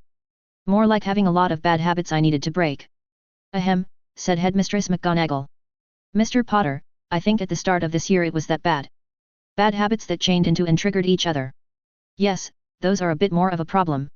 Harry sighed. And you, Madam Bones, er. Sorry if I'm wrong about this. But my guess is that you're feeling a bit upset that the line went to an 11-year-old. Not the way you are thinking, the old witch said calmly. Though it is natural for you to suspect me. The position of Chief Warlock is not one I will find pleasant, even compared to the horrors of magical law enforcement. Albus persuaded me on the matter, and I would say that I took some convincing, but the truth is that I did not waste his time in an argument I expected to lose. I knew I would hate the task, and I knew I would do it anyway. Minerva says you have some amount of common sense, especially when others remind you of it. Can you really see yourself standing upon the Wizengamot's high dais? Are you sure it is not some remnant of you-know-who that imagines himself suited to the position, or even desires it at all? Harry took off his glasses and massaged his forehead. His scar still ached a bit, from the damage he'd done by picking at it yesterday until it bled in a suitably dramatic fashion. I do have some common sense, and yes, being Chief Warlock sounds like a huge amount of aggravation in a job that, in reality, does not fit me the tiniest bit. The trouble is, I'm not sure the line of Merlin is just about being Chief Warlock. There's, I suspect, that there's weird other stuff that goes along with it. And that Dumbledore meant me to take responsibility for the other stuff. And that the other stuff is, possibly quite amazingly important. Crap, Moody said. Then Alastor Moody repeated, crap. Kid, should you even be saying this to us? I don't know, Harry said. If there's a user manual, I haven't looked at it yet. Crap. And if these other matters require sternness and sacrifice? Amelia Bones said, still calmly. If they test you as you were tested before the Wizengamot? I am old, Harry Potter, and I am not without knowledge of mysteries. You have seen how I was able to perceive your own nature at nearly a glance. Amelia, Mad-Eye Moody said. What would have happened if you'd had to fight you-know-who last night? The old witch shrugged. I would have died, I expect. You'd have lost, said Alastair Moody. And the boy who lived didn't just take out Voldy, he set it up so that his good friend Hermione Granger came back from the dead at the same time Voldy resurrected himself. There's no way in hell or double hell that was an accident, and I don't think it was David's idea either. Amy, the truth is, none of us know what the Keeper of Merlin's legacy has to do. But we're not the right kind of crazy for this crap. Amelia Bones frowned. Alastair, you know I've dealt with strange things before. Dealt with them quite well, in my opinion. Yet. You dealt with the crap so you could go back to real life. You're not the kind of crazy that builds a castle out of the crap and lives there. Moody sighed. Amy, on some level you know exactly why Albus had to leave who knows what job to the poor kid. The old witch's fists clenched on the table. Do you have any idea of the disaster it would be for Britain? Call me sane, but I cannot accept that outcome. I have worked too long toward this day to see it fall apart now of all times. Excuse me, Headmistress McGonagall said, sounding quite precise and Scottish. Is there any reason why Mr. Potter cannot simply instruct the line that Madam Bones is his regent for the position of Chief Warlock, but not anything having to do with the Department of Mysteries, until he comes of age? If Albus could tell the line to appoint a regent only until Voldemort's defeat, it is clearly capable of following complex orders. Slowly, this unexpected hammer blow of common sense was absorbed by everyone present. Harry opened his mouth to agree to appoint Amelia Bones his regent for Wizengamot-related matters, and then hesitated again. Harry said. Madam Bones, I would much prefer if you took charge of handling the Wizengamot instead of me. In that we are agreed, said the old witch. Shall we let it be done? But... There was a sort of frustrated dropping back of the others. What is the problem, Mr. Potter? Said the headmistress, in a voice that indicated she hoped it was nothing serious. I think there's a couple of things I might have to do very soon that could prove politically controversial, and in exchange for handing over the line's political power to Madam Bones I'm going to want her, cooperation on some things. Amelia Bones exchanged another long stare with Minerva McGonagall. Then she looked back at Harry Potter. I am indignant at your request. Amelia Bones said. Your hesitancy has told me that you are weak and unused to bargaining, and will probably fold if I push back. Harry closed his eyes. Slightly dark-tinged Harry opened them. All right, Harry said, let me rephrase. I don't mean to interfere with your work on a day-to-day or even month-to-month basis, but I can't just toss off the final responsibility that Dumbledore left me. I'm not going to owl you bizarre parchments out of nowhere, there can be discussions first, but at some point I may have to give you an order. If you refuse the order I might have to take back the line's Wizengamot functions and assume direct control. Can you handle that? And if I say no? Said the old witch. Slight the dark tinge. I don't have an alternative to you lined up. I could start by asking Augusta Longbottom who she thought might be suitable and work from there. But it may be important that we keep to Dumbledore's plan as much as possible, since I don't know exactly why he did the things he did, and he thought Amelia Bones should be Chief Warlock for a time. I'm not going to pull Merlin's name on you, but, no, strike that, I am going to pull Merlin's name on you, this might or might not be insanely important. The old witch thought for a time, her eyes going from person to person around the table. I am not satisfied with this, she said after a time. But the Wizengamot must be called to order soon. It will do for now. Slowly the old witch reached into her robes, and took out a short rod of stone, dark stone. She placed the rod on the table before Harry. Take what is yours, she said. And then do please give it back. Harry reached out his hand to take it. In the moment that Harry's fingers first touched the dark stone, nothing happened. Well, perhaps Merlin hadn't been given to melodrama. That could explain why his final legacy looked like a small, unassuming dark rod. If that was all that was needed for its function, that would be all that was there. Harry took up the line, frowning at it. I'd like to appoint Amelia Bones as my regent for Wizengamot-related functions. Then, the thought occurring to him that he needed to specify a stopping point to define a regency, Harry added, until I say that I've taken it back. Then Harry made a face. He'd been hoping for more from the line, but it was just a key to places in the Department of Mysteries where interesting things were kept, or to seals where Merlin and his successors had stashed things that shouldn't be destroyed but ought to be kept from general circulation. Aside from that, the line didn't do much. The line didn't let you bypass the interdict of Merlin either. No, not even if the fate of the galaxy was at stake. Not even if the person seemed sane, had taken an unbreakable vow, and honestly believed the world was about to be destroyed otherwise. Merlin had dreamed of a long run, a world that would last for eons and not just centuries. The world had no reason not to last forever, if the truly dangerous powers were removed and kept gone.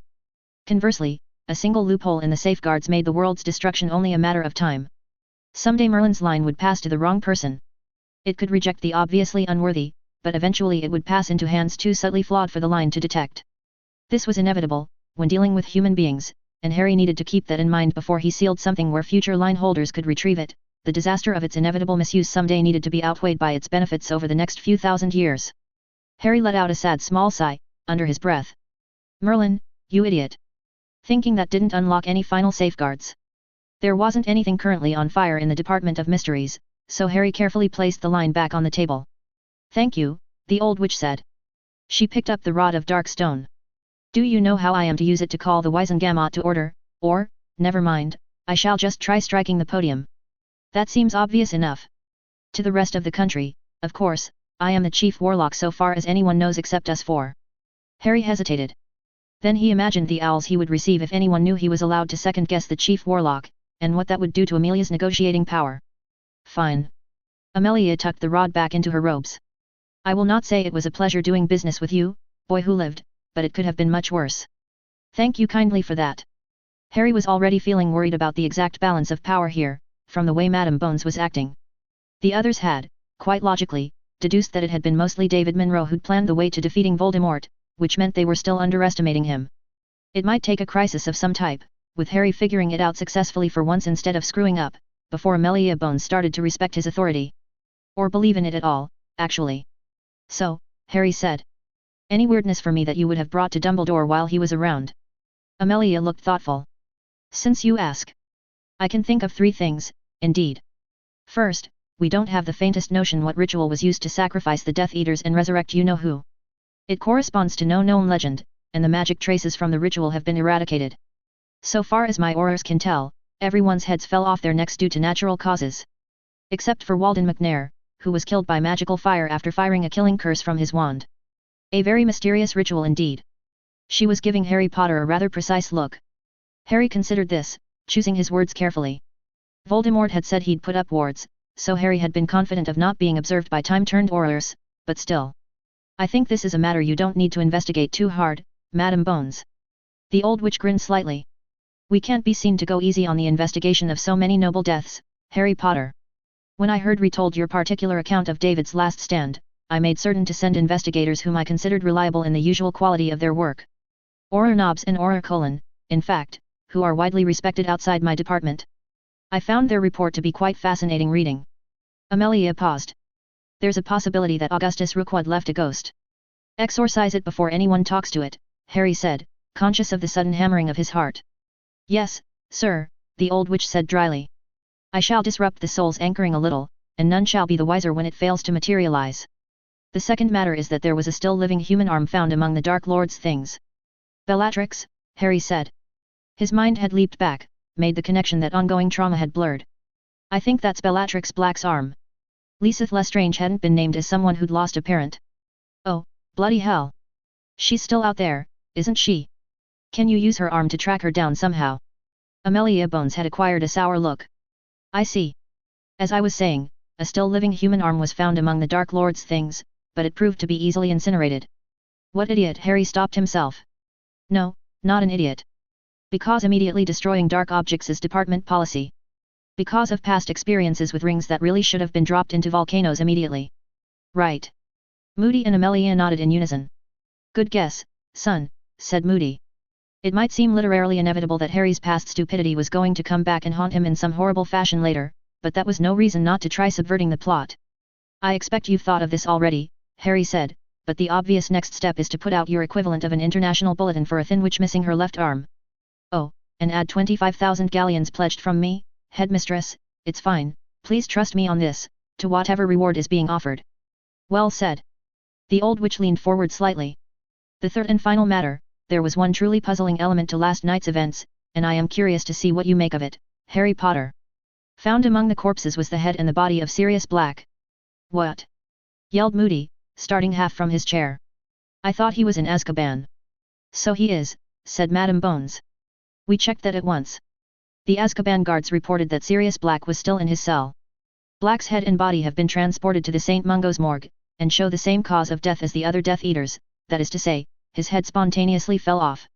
I am also told that Sirius Black is, as of this morning, sitting in the corner of his cell rocking back and forth with his head between his hands. No other duplicate Death Eaters have been found. Yet. There was a pause filled with ticking and whooping things, as people considered this. Ah! Said Minerva. That's not possible even by you-know-who standards of possibility. Is it? I would have thought so too when I was your age, dear, said Amelia. It is the sixth strangest thing I have ever seen. You see, son, said Moody. This sort of thing is why nobody, even me, can ever be paranoid enough. The scarred man tilted his head, looking thoughtful, as his bright blue eye kept ever roving. Twin brother, concealed from the rest of the world? Walpurga Black gave birth to twins, couldn't bear to kill one, knew old Pollux would demand it, nah, ain't buying it. Any ideas, Mr. Potter? Said Amelia Bones. Or is this another matter into which my department should not inquire too closely? Harry closed his eyes and thought. Sirius Black had hunted down Peter Pettigrew, instead of fleeing the country as common sense would have suggested. Black had been found in the middle of the street, surrounded by bodies, laughing. Nothing left of Pettigrew except one finger. Pettigrew had been a spy for the Light, not a double agent but somebody who snuck around and found things out. One of the conspiracy theories about Pettigrew had been that he was an animagus, since he'd been good at ferreting out secrets even in his Hogwarts years. Dementors sapped all the magic in their vicinity. Professor Quirrell had said something about a particular type of magic that rearranged flesh like a muggle-smith reshaping metal with hammer and tongs. Harry opened his eyes again. Was Peter Pettigrew a secret metamorphmagus? Amelia Bones's face changed. She made a single croaking noise and fell backward within her chair. Yes, in fact. Minerva said slowly. Why? Sirius Black conf Peter Pettigrew, Harry's voice explained patiently, to force him to change shape and pretend to be black. By the time the confundus wore off, Peter was in Azkaban and couldn't change back. The Aurors are used to people in Azkaban saying absolutely anything to get out, so they didn't listen while Peter Pettigrew was screaming about it over and over again until his voice wore out. Even Mad-Eye Moody's face showed the horror, then. In retrospect, said Harry's voice, which seemed to be operating entirely on automatic, you should have been suspicious when you managed to get that one Death Eater hauled off to Azkaban without a trial. We thought Malfoy was distracted, whispered the old witch. That he was only trying to save himself. There were other Death Eaters we managed to get then, like Bellatrix. Harry nodded, feeling like his neck and head were moving on puppet strings. The Dark Lord's most fanatic and devoted servant, a natural nucleus of opposition for anyone who contested Lucius's control of the Death Eaters. You thought Lucius was distracted. Get him out of there, said Minerva McGonagall. Her voice rose to a scream. Get him out of there. Amelia Bones shoved herself up from the chair, whirled on the floor. Stop. Everyone looked at Harry with astonishment, none more than Minerva McGonagall. Something else seemed to have taken over Harry's voice. There's 4 things we still need to discuss. An innocent man has been in Azkaban for 10 years, 8 months, and 14 days. He can stay there a few minutes longer. That's how urgent those 4 things are. You whispered Amelia Bones. You should not try to be this person, at your age. First. I think I should look at the complete police records on every other Death Eater that went to Azkaban while Lucius was distracted. Can you compile that by tonight? Within the hour, said Amelia Bones. She looked grey. Harry nodded. Second. Azkaban is over. You'll need to start preparations now to move the prisoners to Nurmengard or other secure non-Dementor prisons, and to provide treatment for their Dementor exposure. Said Amelia. The old witch seemed bent, diminished. I do not think, that even with this scandal, that the remainder of the Wisengamot will bend, and the Dementors must be fed, not so much as we have fed them, but they must be given some victims, or they will roam the world, prey on innocents. It doesn't matter what the Wisengamot says, Harry said. Because Harry's voice choked. Because Harry took a deep breath, steadied himself. He thought he could see the shape now of the immediate future, could see it stretching out before him like a golden pathway lit with sunlight. Was this also written, in the book of time that I must not see? Because if I'm right about what comes next, then sometime very soon, Hermione Granger, the girl who revived, is going to go to Azkaban and destroy all the Dementors there. Impossible. Spat Mad-Eye Moody. Merlin, whispered Amelia Bones. Oh, dear Merlin. That's what happened to the Dementor that Dumbledore lost. That's why they're afraid of you, and now her as well. Her voice trembled. What is this? What is all this? If Hermione believes that death can be defeated. Whether or not she could have believed that before, she'll believe it now. An authorized portkey to Azkaban would be appreciated. Harry's voice broke again. Tears were streaming down his cheeks. She can't die. I have her Horcrux. But Hermione doesn't need to know about that. Not for one more week. If she's willing to risk her own life to end this. Though I think, she might make her own way there. Harry, said Headmistress McGonagall. Harry was crying now, huge ragged breaths bursting from him. But he didn't stop talking. Somewhere out there Peter Pettigrew was waiting while Harry cried. Somewhere out there, everyone was waiting while he cried. Third. Somewhere just inside the wards of Hogwarts. In a highly defensible position. But where emergency cases can be portkeyed in from just outside the wards. There's going to be a high-security HH hospital. With very powerful guards, that have taken unbreakable vows. I don't care how much gold it takes to pay for the vows, it genuinely does not matter anymore. And Alastair Moody is going to design the security architecture, and go completely overboard on paranoia without being constrained by a budget or sanity or common sense, only it has to open soon. Couldn't stop talking to cry. Harry, said the headmistress, both of them think you've gone mad, they don't know you well enough to know better. You need to slow down and explain. Instead Harry reached into his pouch and signed letters with his fingers, and lifted out, his fingers straining, a 5-kilo chunk of gold larger than his fist, from when he'd been experimenting this morning. It made a heavy thud as it landed on the table. Moody reached over and tapped it with his wand, and then his throat made an incomprehensible sound. That's your starting budget, Alastair, if you need money right away. Nicholas Flamel didn't make the Philosopher's Stone, he stole it. Dumbledore didn't know the secret history but Monroe did. Once you know how it works, the stone can do one complete restoration to full health and youth every 234 seconds. 360 people per day. 134,000 healings per year. That should be enough to stop all the wizards everywhere, and all the goblins and house elves and whoever, from dying of old age, or anything else. Harry was wiping away tears, over and over. Flamel had more blood on his hands than 100 Voldemorts, for all the people he could have saved and didn't. The whole time, Moody, the Philosopher's Stone could have healed all your scars and given you back your leg, any time Flamel felt like it. Dumbledore didn't know. I'm sure he didn't know. Harry smiled shakily. I can't imagine you as a teenage witch, Madam Bones, but I bet it looks good on you. That'll give you more energy for trying to keep the Wizengamot from messing with me, because if they get the idea that the stone is something they can mess with in any way, tax, regulate, I don't care, Hogwarts is going to secede from Britain and become its own country. Headmistress, Hogwarts is no longer dependent on the Ministry for Gold, or for that matter food. You may reform the educational curriculum at will. I'm thinking we may want to add some more advanced courses soon, especially in Muggle studies. Slow down, said Minerva McGonagall. Fourth, Harry said, and then stopped. Fourth. Begin preparations for an orderly takedown of the Statute of Secrecy and to provide magical healing on a mass scale to the Muggle world. Those who oppose this agenda in any way may be denied services by the stone. Harry's lips couldn't move. Not wouldn't, couldn't. With 6 billion Muggles thinking creatively about how to use magic. Transfiguring antimatter was just one idea. It wasn't even the most destructive idea. There were also black holes and negatively charged strangelets. And if black holes couldn't be transfigured because they didn't already exist as magic defined that to within some spatial radius, there was just transfiguring lots and lots of nuclear weapons and Black Death plague that could reproduce before the transfiguration wore off, and Harry hadn't even thought about the problem for 5 minutes, but it didn't matter because he'd already thought of enough. Someone would think of it, someone would talk, someone would try it. The probability was as close to certainty as made no difference. What happened if you transfigured a cubic millimeter of up quarks, just the up quarks without any down quarks to bind them? Harry didn't even know, and up quarks were certainly a kind of substance that already existed. All it might take was one single Muggleborn who knew the names of the 6 quarks deciding to try it. That could be the clock ticking down to the prophesied end of the world. Harry would have tried to deny the thought, rationalize it away. He couldn't do that either. It wasn't a thing Harry Potter would do. Like water flowing downhill, Harry Potter would take no chances when it came to not destroying the world. Fourth, said Amelia Bones, who was looking like she'd been hit repeatedly in the face with a planet. What comes fourth? Never mind, said Harry. His voice did not break. He did not fold over sobbing. There were still lives he could save and those took precedence. Never mind. Chief Warlock Bones, I've given the regency of the Wizengamot into your hands. Please use that position to announce internationally that the stone's healing power will soon be made available to all, and that meanwhile, all dying patients are to be kept alive at any cost, no matter what magic is required to do it. That announcement is your absolute priority. When you have done that, you may rescue Peter Pettigrew and tell your old department to begin preparations for shutting down Azkaban. Then please have someone prepare a full list of imprisoned Death Eaters and what was said at their trials and whether Lucius seemed strangely uninterested in defending them. Thank you. That's all. Amelia Bones turned without another word, and dashed into the floor like it was her own self that was on fire.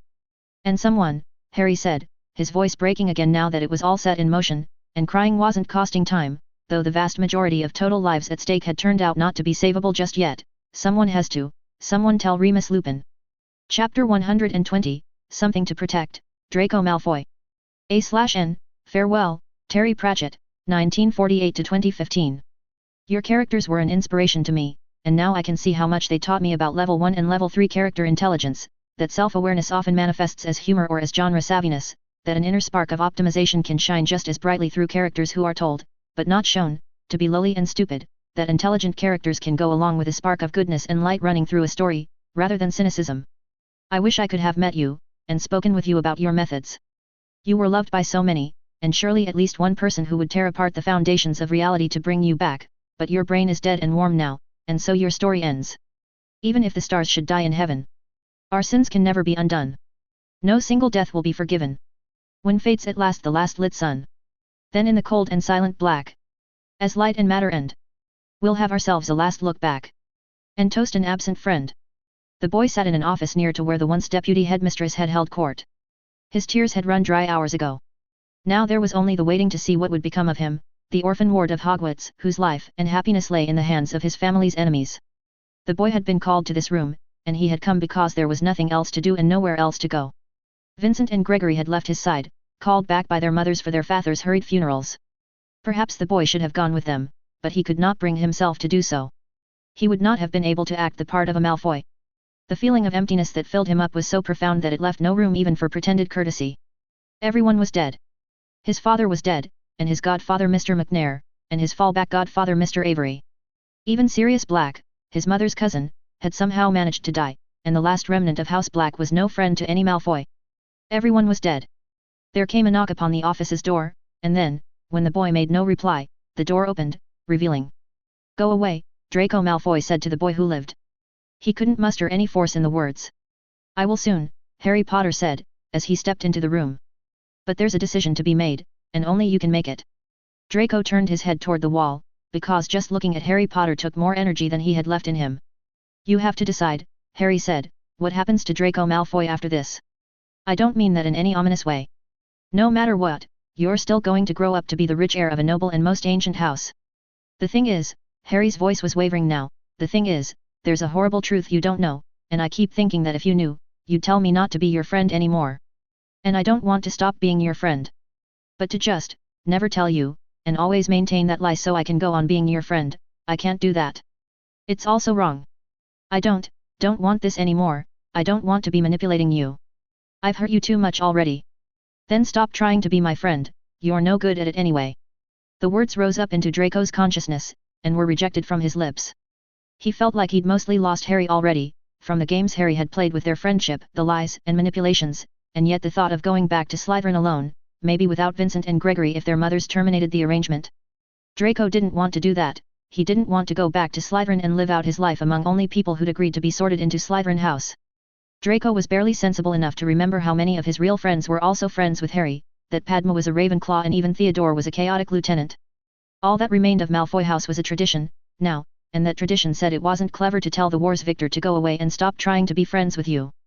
"All right," Draco said emptily. "Tell me." "That's what I'm going to do," Harry said. "And then the headmistress will come in after I leave, and seal away your last half hour of memory. But before then, knowing the whole truth, you'll get to decide whether you still want to be involved with me." Harry's voice was shaking. According to the records I was reading through before I came here, the story really began in 1926 with the birth of a half-blood wizard named Tom Morfin Riddle. His mother died in childbirth, and he grew up in a Muggle orphanage, until his Hogwarts letter was brought to him by Professor Dumbledore. The boy who lived continued speaking, words that slammed into what was left of Draco's mind like falling houses. The Dark Lord had been a half-blood. He'd never believed in blood purity for a fraction of a second. Tom Riddle had come up with the idea of Lord Voldemort as a bad joke. The Death Eaters had been meant to lose to David Monroe, so Monroe could take over.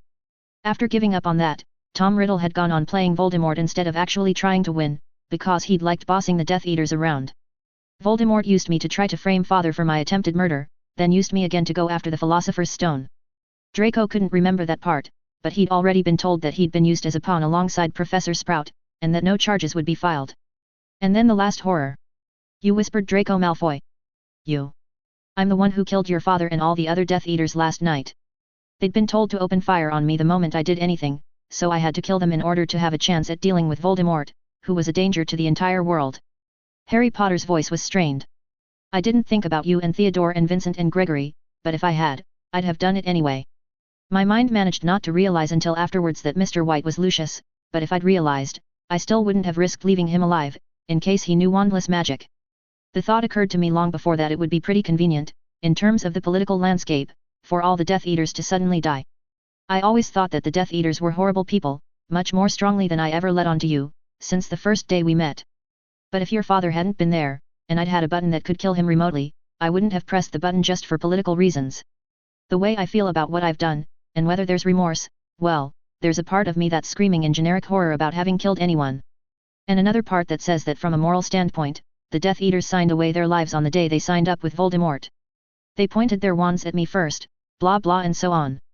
But right now I just feel sick about what I've done to you. Again.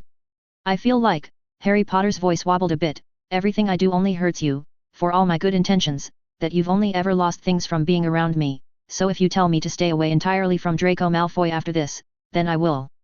And if you want me to try to be your friend for real this time, without ever trying to manipulate you again, without ever using you again or risking hurting you again, then I will, I swear I will.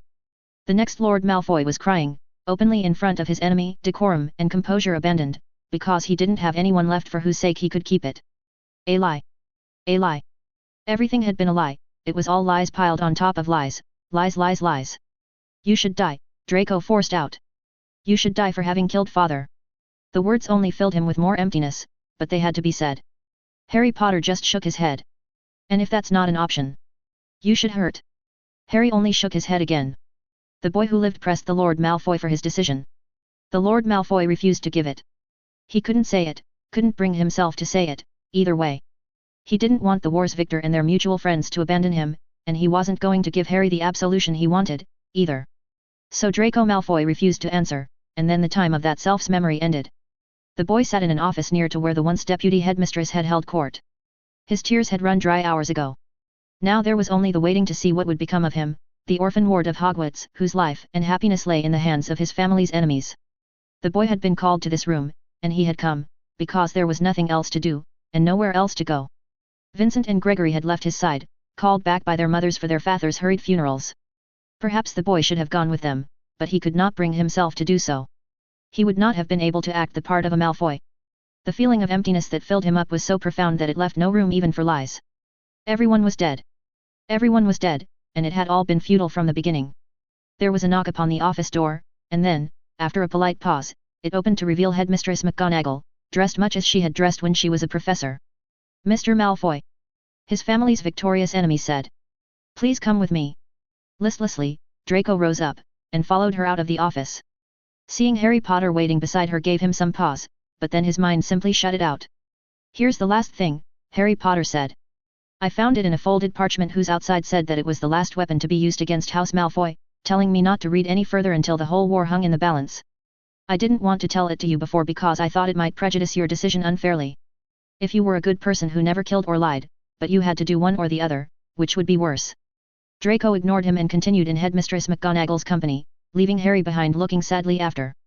They came to the headmistress's old office, where she lit her fire with a wave of her wand, said to the green flame Gringotts travel office and stepped through after a firm glance in his direction. For lack of any other option, Draco Malfoy followed.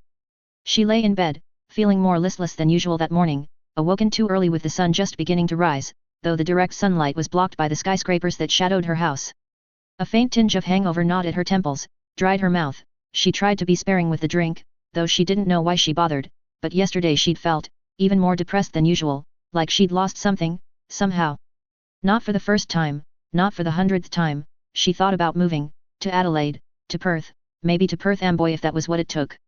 She always had the sense there was somewhere else she ought to be, but while she could live a comfortable life on the payments the insurance company made to her, she couldn't afford luxuries.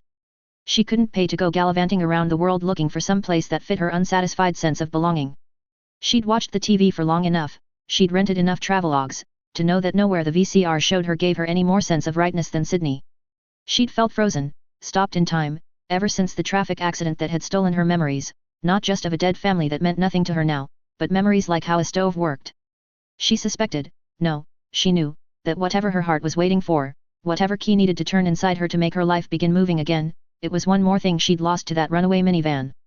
She thought about that almost every morning, trying to guess what she was missing from her life and mind.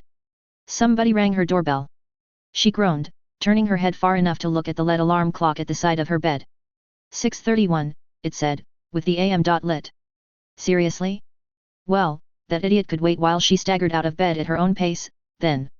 Stagger out of bed she did, ignoring the doorbell as it rang again, as she ducked into the bathroom and dressed herself. She clambered down the stairs, ignoring the ever-nagging sense that someone else ought to be answering her door for her. Who's there? She called to the closed door. The door had a peephole, but it was fogged over. Are you Nancy Manson? Came a woman's voice, speaking in a precise Scottish accent. Yes, she said cautiously. You know, spoke the Scottish voice, and Nancy leapt back in shock as a flash of light came from the door and hit her and. Nancy swayed, putting a hand to her forehead. Flashes of light just going through doors and hitting people, that wasn't particularly surprising. Would you please open the door? Said the Scottish woman's voice. The war is over and your memories should be returning shortly. There's someone here who ought to see you. My memories. Nancy's head was already feeling clogged, like she was about to start hacking something out of her brain, but she managed to reach out and yank the door open. There in front of her was a woman dressed as a perfectly normal witch, from black robes to tall pointed hat. And standing beside her a boy, with short white blonde hair and wearing perfectly normal dark robes trimmed in green, staring at her with his jaw dropped and eyes wide and beginning to fill with tears. Green trimmed robes and white blonde hair. Something warm stirred in her memory. She felt her heart rising into her throat as she realized that the thing that she'd been looking for these past 10 years might be right in front of her this very instant. Somewhere deep inside her, ice was cracking around her heart, the piece of her that had been stopped for so long preparing to move once more. The boy was staring at her, his mouth working soundlessly. A mysterious name came into her mind, rose to her lips. Lucius. She whispered. Chapter 121, Something to Protect, Severus Snape. A somber mood pervaded the headmistress's office. Minerva had returned after dropping off Draco and Narcissus/Nancy at St. Mungo's, where the Lady Malfoy was being examined to see if a decade living as a muggle had done any damage to her health, and Harry had come up to the headmistress's office again and then, not been able to think of priorities. There was so much to do, so many things, that even Headmistress McGonagall didn't seem to know where to start, and certainly not Harry. Right now Minerva was repeatedly writing words on parchment and then erasing them with a hand wave, and Harry had closed his eyes for clarity. Was there any next first thing that needed to happen? There came a knock upon the great oaken door that had been Dumbledore's, and the headmistress opened it with a word. The man who entered the headmistress's office appeared worn. He had discarded his wheelchair but still walked with a limp. He wore black robes that were simple, yet clean and unstained. Over his left shoulder was slung a knapsack, of sturdy grey leather set with silver filigree that held 4 green pearl-like stones. It looked like a thoroughly enchanted knapsack, one that could contain the contents of a muggle house. One look at him, and Harry knew.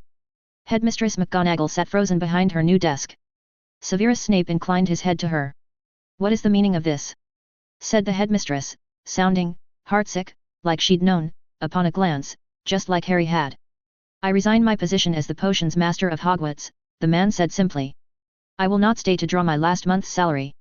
If there are students who have been particularly harmed by me, you may use the money for their benefit. He knows. The thought came to Harry, and he couldn't have said in words just what the potions master now knew, except that it was clear that Severus knew it. Severus. Headmistress McGonagall began. Her voice sounded hollow. Professor Severus Snape, you may not realize how difficult it is to find potions masters who can safely teach muggleborns, or professors sharp enough to keep Slytherin House in any semblance of order. Again the man inclined his head. I think it need not be said to you, headmistress, but I recommend in the strongest possible terms that the next head of Slytherin be nothing like me. Severus, you only did as Albus told you to do. You could stay on and act differently. Headmistress, Harry said. His own voice seemed also hollow, and Harry wondered at it, for he hadn't known Severus Snape that well. If he wants to go, I think you should let him go. Dumbledore was using him. Maybe not exactly the way Professor Quirrell thought, maybe it was prophecy rather than sabotaging Slytherin, but Dumbledore was still using him. There were things that could have been said long ago to Severus, to free him. It's clear why Dumbledore didn't risk that, but still, Severus wasn't being used kindly. Even his blindness and grief were being used, the way he didn't grasp the consequences of his actions as potions master. "It is well to find you here, Mr. Potter," Severus said. "There is unfinished business between us." Harry didn't know what to say, so he just nodded. Severus seemed to be having some difficulty speaking, as he stood before the two of them with the grey knapsack on his shoulder. Finally he seemed to find the words he'd come to speak. "Your mother. Lily. She was." "I know," Harry said, through the thickness of his throat. "You don't have to say it. Lily was a fine upstanding witch, Mr. Potter. I would not have you think otherwise from any words I said to you." "Severus," said Minerva McGonagall, looking as shocked as if she'd been bitten by her own shoes. The former potions master kept his eyes on Harry. "More than one bar lay between myself and Lily, most notably my ill-advised attempts to curry favor with the purebloods of my house. If I made it sound like one mistake upon a muddy field ended it all, if I pretended that she had no reason but shallowness not to love me, I hope your books have also told you why fools may say such things." "They did," Harry said. He was looking at the fine grey knapsack on Severus Snape's left shoulder, unable to meet the potions master's eyes. "They did. However," the former potions master continued, "I'm afraid I have nothing more to say about your father than what I've already told you." "Severus." The former potions master seemed to have eyes only for Harry. "The dark mark upon my arm is not dead, nor is the prophecy fulfilled by that story you recounted before the crowd. How did you destroy all but a remnant of the Dark Lord?" Harry hesitated. "I obliterated most of his memories and sealed him, I guess is how wizards say it. Even if the seal breaks, he won't come back as himself." Severus frowned briefly and then shrugged. "I suppose that is acceptable." "Professor Snape," Harry said, "because this too was now his responsibility, the Order of the Phoenix owes you for services rendered. I'm in an excellent position to repay it, both financially and magically. Just in case you want to start your next life in a position of wealth, or with better hair, or something." "Strange words to say to such as me," the former potions master said in a soft drawl. "I went to the Dark Lord intending to sell him the prophecy in exchange for Lily's love becoming mine, by whatever darkness was required to achieve it. That is hardly something to be forgiven lightly. And then, in the years after when I was a potions master, that you experienced yourself. Do you think my service to the Order of the Phoenix has repaid all my sins?" "People are always broken," Harry said, though the words stuck in his throat. "They always make mistakes. At least you tried to repay them." "Perhaps," said the former potions master. "My final duty was to fail in guarding the stone, to be struck down. This I have done, and I survived it, which I never expected to do." Severus was leaning against the door through which he'd entered, taking his weight off his left leg. "I would not have thought to ask for your forgiveness, but since you offer it so freely, I will accept with thanks. From this day on I wish to take less unkindly ways, and I think that is best done by starting over." Tears glistened on Minerva McGonagall's nose and cheeks, when she spoke her voice was without hope. "Surely you could start over inside Hogwarts." Severus shook his head. "Too many students would remember me as the evil potions master. No, Minerva.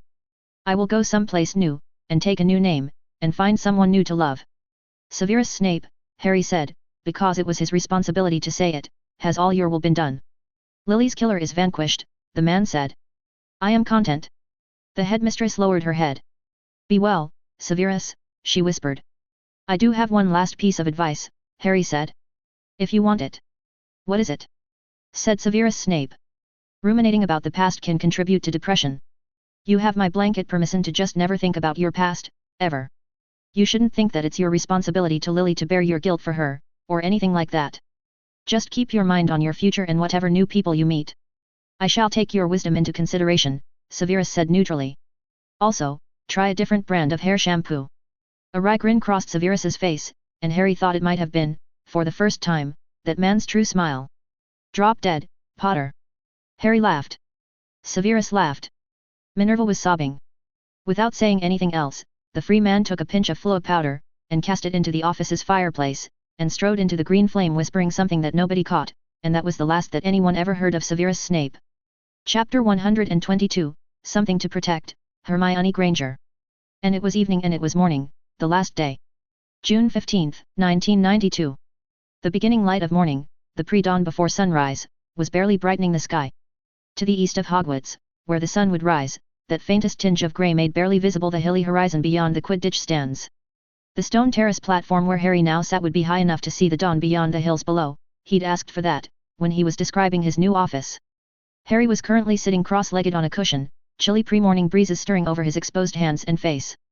He'd ordered the house elves to bring up the hand-glittered throne from his previous office as General Chaos, and then he'd told the elves to put it back, once it had occurred to Harry to start worrying about where his taste in decorations had come from and whether Voldemort had once possessed a similar throne.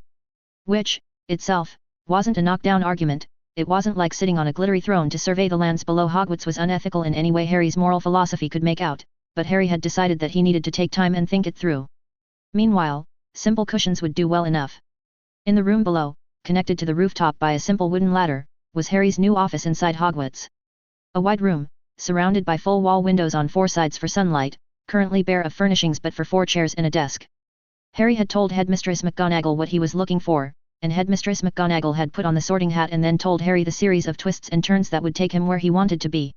High enough in Hogwarts that the castle shouldn't have been that tall, high enough in Hogwarts that nobody looking from the outside would see a piece of castle corresponding to where Harry now sat. It seemed like an elementary precaution against snipers that there was no reason not to take. Though, on the flip side, Harry had no idea where he currently was in any real sense.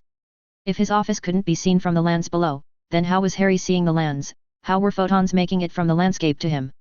On the western side of the horizon, stars still glittered, clear in the pre-dawn air. Were those photons the actual photons that had been emitted by huge plasma furnaces in the unimaginable distance? Or did Harry now sit within some dreaming vision of the Hogwarts castle? Or was it all, without any further explanation, just magic? He needed to get electricity to work better around magic so he could experiment with shining lasers downward and upward. And yes, Harry had his own office on Hogwarts now. He didn't have any official title yet, but the boy who lived was now a true fixture of the Hogwarts School of Witchcraft and Wizardry, the soon-to-be home of the Philosopher's Stone and the world's only wizarding institution of genuinely higher education. It wasn't fully secured, but Professor Vector had put up some preliminary charms and runes to screen the office and its rooftop against eavesdropping. Harry sat on his cushion, near the edge of his office's roof, and gazed down upon trees and lakes and flowering grass. Far below, carriages sat motionlessly, not yet harnessed to skeletal horses. Small boats littered the shore, prepared to ferry younger students across the lake when the time came. The Hogwarts Express had arrived overnight, and now the train cars and the huge old-fashioned engine awaited on the other side of the southern lake. All was ready to take the students home after the leave-taking feast in the morning. Harry stared across the lake, at the great old-fashioned locomotive he wouldn't be riding home this time. Again. There was a strange sadness and worry to that thought, like Harry was already starting to miss out on the bonding experiences with the other students his age, if you could say that at all, when a significant part of Harry had been born in 1926. It had felt to Harry, last night in the Ravenclaw common room, like the gap between him and the other students had, yes, widened even further. Though that might only have been from the questions Padma Patil and Anthony Goldstein had excitedly asked each other about the girl who revived, the rapid-fire speculations shooting through the air from Ravenclaw to Ravenclaw. Harry had known the answers, he'd known all the answers, and he hadn't been able to say them. There was a part of Harry that was tempted to go on the Hogwarts Express and then come back to Hogwarts by flu. But when Harry imagined finding 5 other students for his compartment, and then spending the next 8 hours keeping secrets from Neville or Padma or Dean or Tracy or Lavender, it didn't seem like an attractive prospect. Harry felt like he ought to do it for reasons of socializing with the other children, but he did not want to do it. He could meet with everyone again at the start of the next school year, when there would be other topics of which he could speak more freely. Harry stared south across the lake, at the huge old locomotive, and thought about the rest of his life. About the future. The prophecy Dumbledore's letter had mentioned about him tearing apart the stars in heaven, well, that sounded optimistic. That part had an obvious interpretation to anyone who'd grown up with the right sort of upbringing. It described a future where humanity had won, more or less. It wasn't what Harry usually thought about when he gazed at the stars, but from a truly adult perspective, the stars were enormous heaps of valuable raw materials that had unfortunately caught fire and needed to be scattered and put out. If you were tapping the huge hydrogen-helium reservoirs for raw materials, that meant your species had successfully grown up. Unless the prophecy had been referring to something else entirely. Dumbledore might have been misinterpreting some seer's words, but his message to Harry had been phrased as if there'd been a prophecy about Harry personally tearing apart stars, in the foreseeable future. Which seemed potentially more worrisome, though by no means certain to be true, or a bad thing if it was true. Harry vented a sigh. He'd begun to understand, in the long hours before sleep had taken him last night, just what Dumbledore's last message implied. Looking back on the events of the 1991 to 1992 Hogwarts school year was nothing short of bone-freezingly terrifying, now that Harry understood what he was seeing. It wasn't just that Harry had kept the frequent company of his good friend Lord Voldemort. It wasn't even mostly that. It was the vision of a narrow line of time that Albus Dumbledore had steered through fate's narrow keyhole, a hair-thin strand of possibility threaded through a needle's eye. The prophecies had instructed Dumbledore to have Tom Riddle's intelligence copied onto the brain of a wizarding infant who would then grow up learning Muggle science. What did it say about the likely shape of the future, if that was the first or best strategy the seers could find that didn't lead to catastrophe? Harry could look back now on the unbreakable vow that he'd made, and guess that if not for that vow, disaster might have already been set in motion yesterday when Harry had wanted to tear down the International Statute of Secrecy. Which in turn strongly suggested that the many prophecies Dumbledore had read and whose instructions he'd followed, had somehow ensured that Harry and Voldemort would collide in exactly the right way to cause Voldemort to force Harry to make that unbreakable vow. That the unbreakable vow had been part of time's narrow keyhole, one of the improbable preconditions for allowing the Earth's peoples to survive. A vow whose sole purpose was to protect everyone from Harry's current stupidity.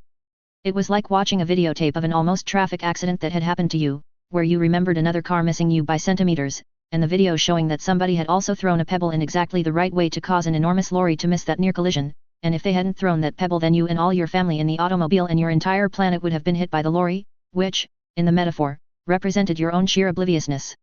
Harry had been warned, he'd known on some level or the vow wouldn't have stopped him, and yet he'd still almost made the wrong choice and destroyed the world. Harry could look back now and see that, yes, the alternate Harry with no vow would have had trouble accepting the reasoning that said you couldn't get magical healing to muggles as fast as possible. If the alternate Harry had acknowledged the danger at all, he would have rationalized it, tried to figure out some clever way around the problem and refused to accept taking a few years longer to do it, and so the world would have ended. Even after all the warnings Harry had received, it still wouldn't have worked without the unbreakable vow. One tiny strand of time, being threaded through a needle's eye. Harry didn't know how to handle this revelation. It wasn't a sort of situation that human beings had evolved emotions to handle. All Harry could do was stare at how close he had come to disaster, might come again to disaster if that vow was fated to trigger more than once, and think. I don't want that to happen again didn't seem like the right thought. He'd never wanted to destroy the world in the first place. Harry hadn't lacked for protective feelings about Earth's sapient population, those protective feelings had been the problem in a way. What Harry had lacked was some element of clear vision, of being willing to consciously acknowledge what he'd already known deep down. And the whole thing with Harry having spent the last year cozying up to the defense professor didn't speak highly of his intellect either. It seemed to point to the same problem, even. There were things Harry had known or strongly suspected on some level, but never promoted to conscious attention. And so he had failed and nearly died. I need to raise the level of my game. That was the thought Harry was looking for. He had to do better than this, become a less stupid person than this. I need to raise the level of my game, or fail. Dumbledore had destroyed the recordings in the Hall of Prophecy and arranged for no further recordings to be made. There'd apparently been a prophecy that said Harry mustn't look upon those prophecies. And the obvious next thought, which might or might not be true, was that saving the world was beyond the reach of prophetic instruction. That winning would take plans that were too complex for seers' messages, or that divination couldn't see somehow. If there'd been some way for Dumbledore to save the world himself, then prophecy would probably have told Dumbledore how to do that. Instead the prophecies had told Dumbledore how to create the preconditions for a particular sort of person existing, a person, maybe, who could unravel a challenge more difficult than prophecy could solve directly. That was why Harry had been placed on his own, to think without prophetic guidance.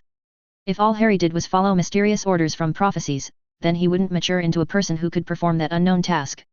And right now, Harry James Potter Evansvers was still a walking catastrophe who needed to be constrained by an unbreakable vow to prevent him from immediately setting the Earth on an inevitable course toward destruction when he'd already been warned against it.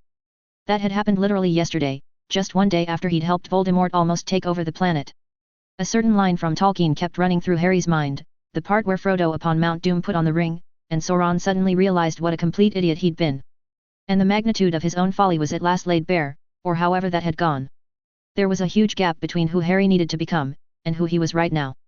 And Harry didn't think that time, life experience, and puberty would take care of that automatically, though they might help. Though if Harry could grow into an adult that was to this self what a normal adult was to a normal 11-year-old, maybe that would be enough to steer through time's narrow keyhole. He had to grow up, somehow, and there was no traditional path laid out before him for accomplishing that. The thought came then to Harry of another work of fiction, more obscure than Tolkien. You can only arrive at mastery by practicing the techniques you have learned, facing challenges and apprehending them, using to the fullest the tools you have been taught, until they shatter in your hands and you are left in the midst of wreckage absolute. I cannot create masters. I have never known how to create masters. Go, then, and fail. You have been shaped into something that may emerge from the wreckage, determined to remake your art. I cannot create masters, but if you had not been taught, your chances would be less. The higher road begins after the art seems to fail you, though the reality will be that it was you who failed your art. It wasn't that Harry had gone down the wrong path, it wasn't that the road to sanity lay somewhere outside of science. But reading science papers hadn't been enough. All the cognitive psychology papers about known bugs in the human brain and so on had helped, but they hadn't been sufficient. He'd failed to reach what Harry was starting to realize was a shockingly high standard of being so incredibly, unbelievably rational that you actually started to get things right, as opposed to having a handy language in which to describe afterwards everything you'd just done wrong. Harry could look back now and apply ideas like motivated cognition to see where he'd gone astray over the last year. That counted for something, when it came to being saner in the future. That was better than having no idea what he'd done wrong. But that wasn't yet being the person who could pass through time's narrow keyhole, the adult form whose possibility Dumbledore had been instructed by seers to create. I need to think faster, grow up faster. How alone am I, how alone will I be? Am I making the same mistake I made during Professor Quirrell's first battle, when I didn't realize Hermione had captains? The mistake I made when I didn't tell Dumbledore about the sense of doom, once I realized Dumbledore probably wasn't mad or evil. It would help if Muggles had classes for this sort of thing, but they didn't. Maybe Harry could recruit Daniel Kahneman, fake his death, rejuvenate him with the stone, and put him in charge of inventing better training methods. Harry took the Elder Wand out of his robes, gazed again at the dark grey wood that Dumbledore had passed down to him. Harry had tried to think faster this time. He'd tried to complete the pattern implied by the Cloak of Invisibility and the Resurrection Stone. The Cloak of Invisibility had possessed the legendary power of hiding the wearer, and the hidden power of allowing the wearer to hide from death itself in the form of Dementors.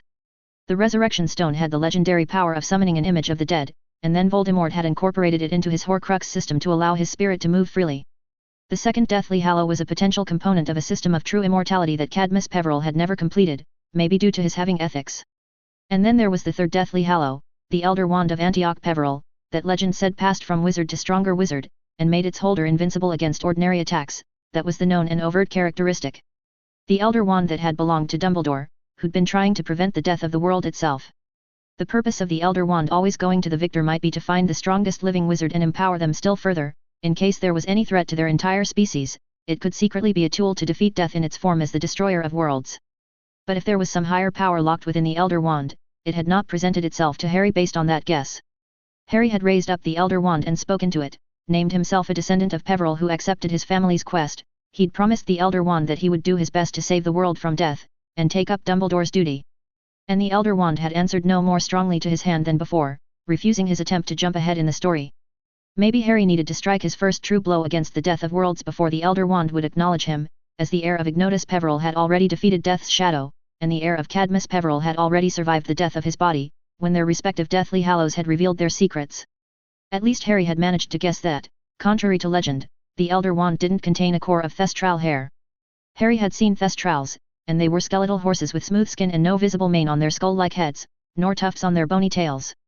But what core was truly inside the Elder Wand, Harry hadn't yet felt himself knowing, nor had he been able to find, anywhere on the Elder Wand, the circle-triangle line of the Deathly Hallows that should have been present. I don't suppose, Harry murmured to the Elder Wand, you could just tell me. There came back no answer from the globe-knobbed wand, only a sense of glory and contained power, watching him skeptically. Harry sighed, and put the most powerful wand in the world back into his school robes. He'd get it eventually, and hopefully in time. Maybe faster, if there was someone to help him do the research. Harry was aware on some level. No, he needed to stop being aware of things on some level and start just being aware of them. Harry was explicitly and consciously aware that he was ruminating about the future mostly to distract himself from the imminent arrival of Hermione Granger, who would receive a clear bill of health from St. Mungo's, when she woke up very early this morning, and who would then flew with Professor Flitwick back to Hogwarts. Whereupon she'd tell Professor Flitwick that she needed to speak with Harry Potter immediately. There'd been a note from Harry to himself about that, when Harry had woken up later this morning with the sun already risen in the Ravenclaw dorm. He'd read the note, and then time turned back to before the dawn hour when Hermione Granger would arrive. She won't actually be angry with me. Seriously. Hermione isn't that kind of person. Maybe she was at the start of the year, but she's too self-aware to fall for that one now. What do you mean? If you have something to say, inner voice, just say it. We're trying to be more aware of our own thought processes, remember?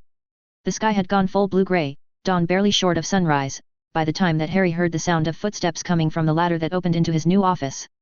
Hastily Harry stood up and began to brush off his robes, and then, realizing what he was doing, stopped the nervous motions. He'd just defeated Voldemort, damn it, he ought not to be this nervous. The young witch's head and chestnut curls appeared in the opening and peered around. Then she rose up higher, seemed almost to run up the ladder steps, like she was walking along an ordinary sidewalk but vertically. Harry could have blinked and missed it, how her one shoe came down on the top rung of the ladder and then she leaped lightly onto the roof an instant later. Hermione. Harry's lips moved around the word, but made no sound.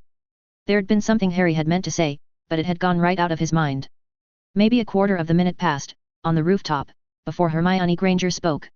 She was wearing a blue-edged uniform now, and the blue bronze striped tie of her proper house. Harry, said Hermione Granger, a terribly familiar voice that almost brought tears to Harry's eyes, before I ask you all the questions, I'd like to start by saying thank you very much for, whatever it is you did. I mean it, really. Thank you. Hermione, Harry said, and swallowed. The phrase "may I have permission to hug you," which Harry had imagined using for his opening line, seemed impossible to say. Welcome back.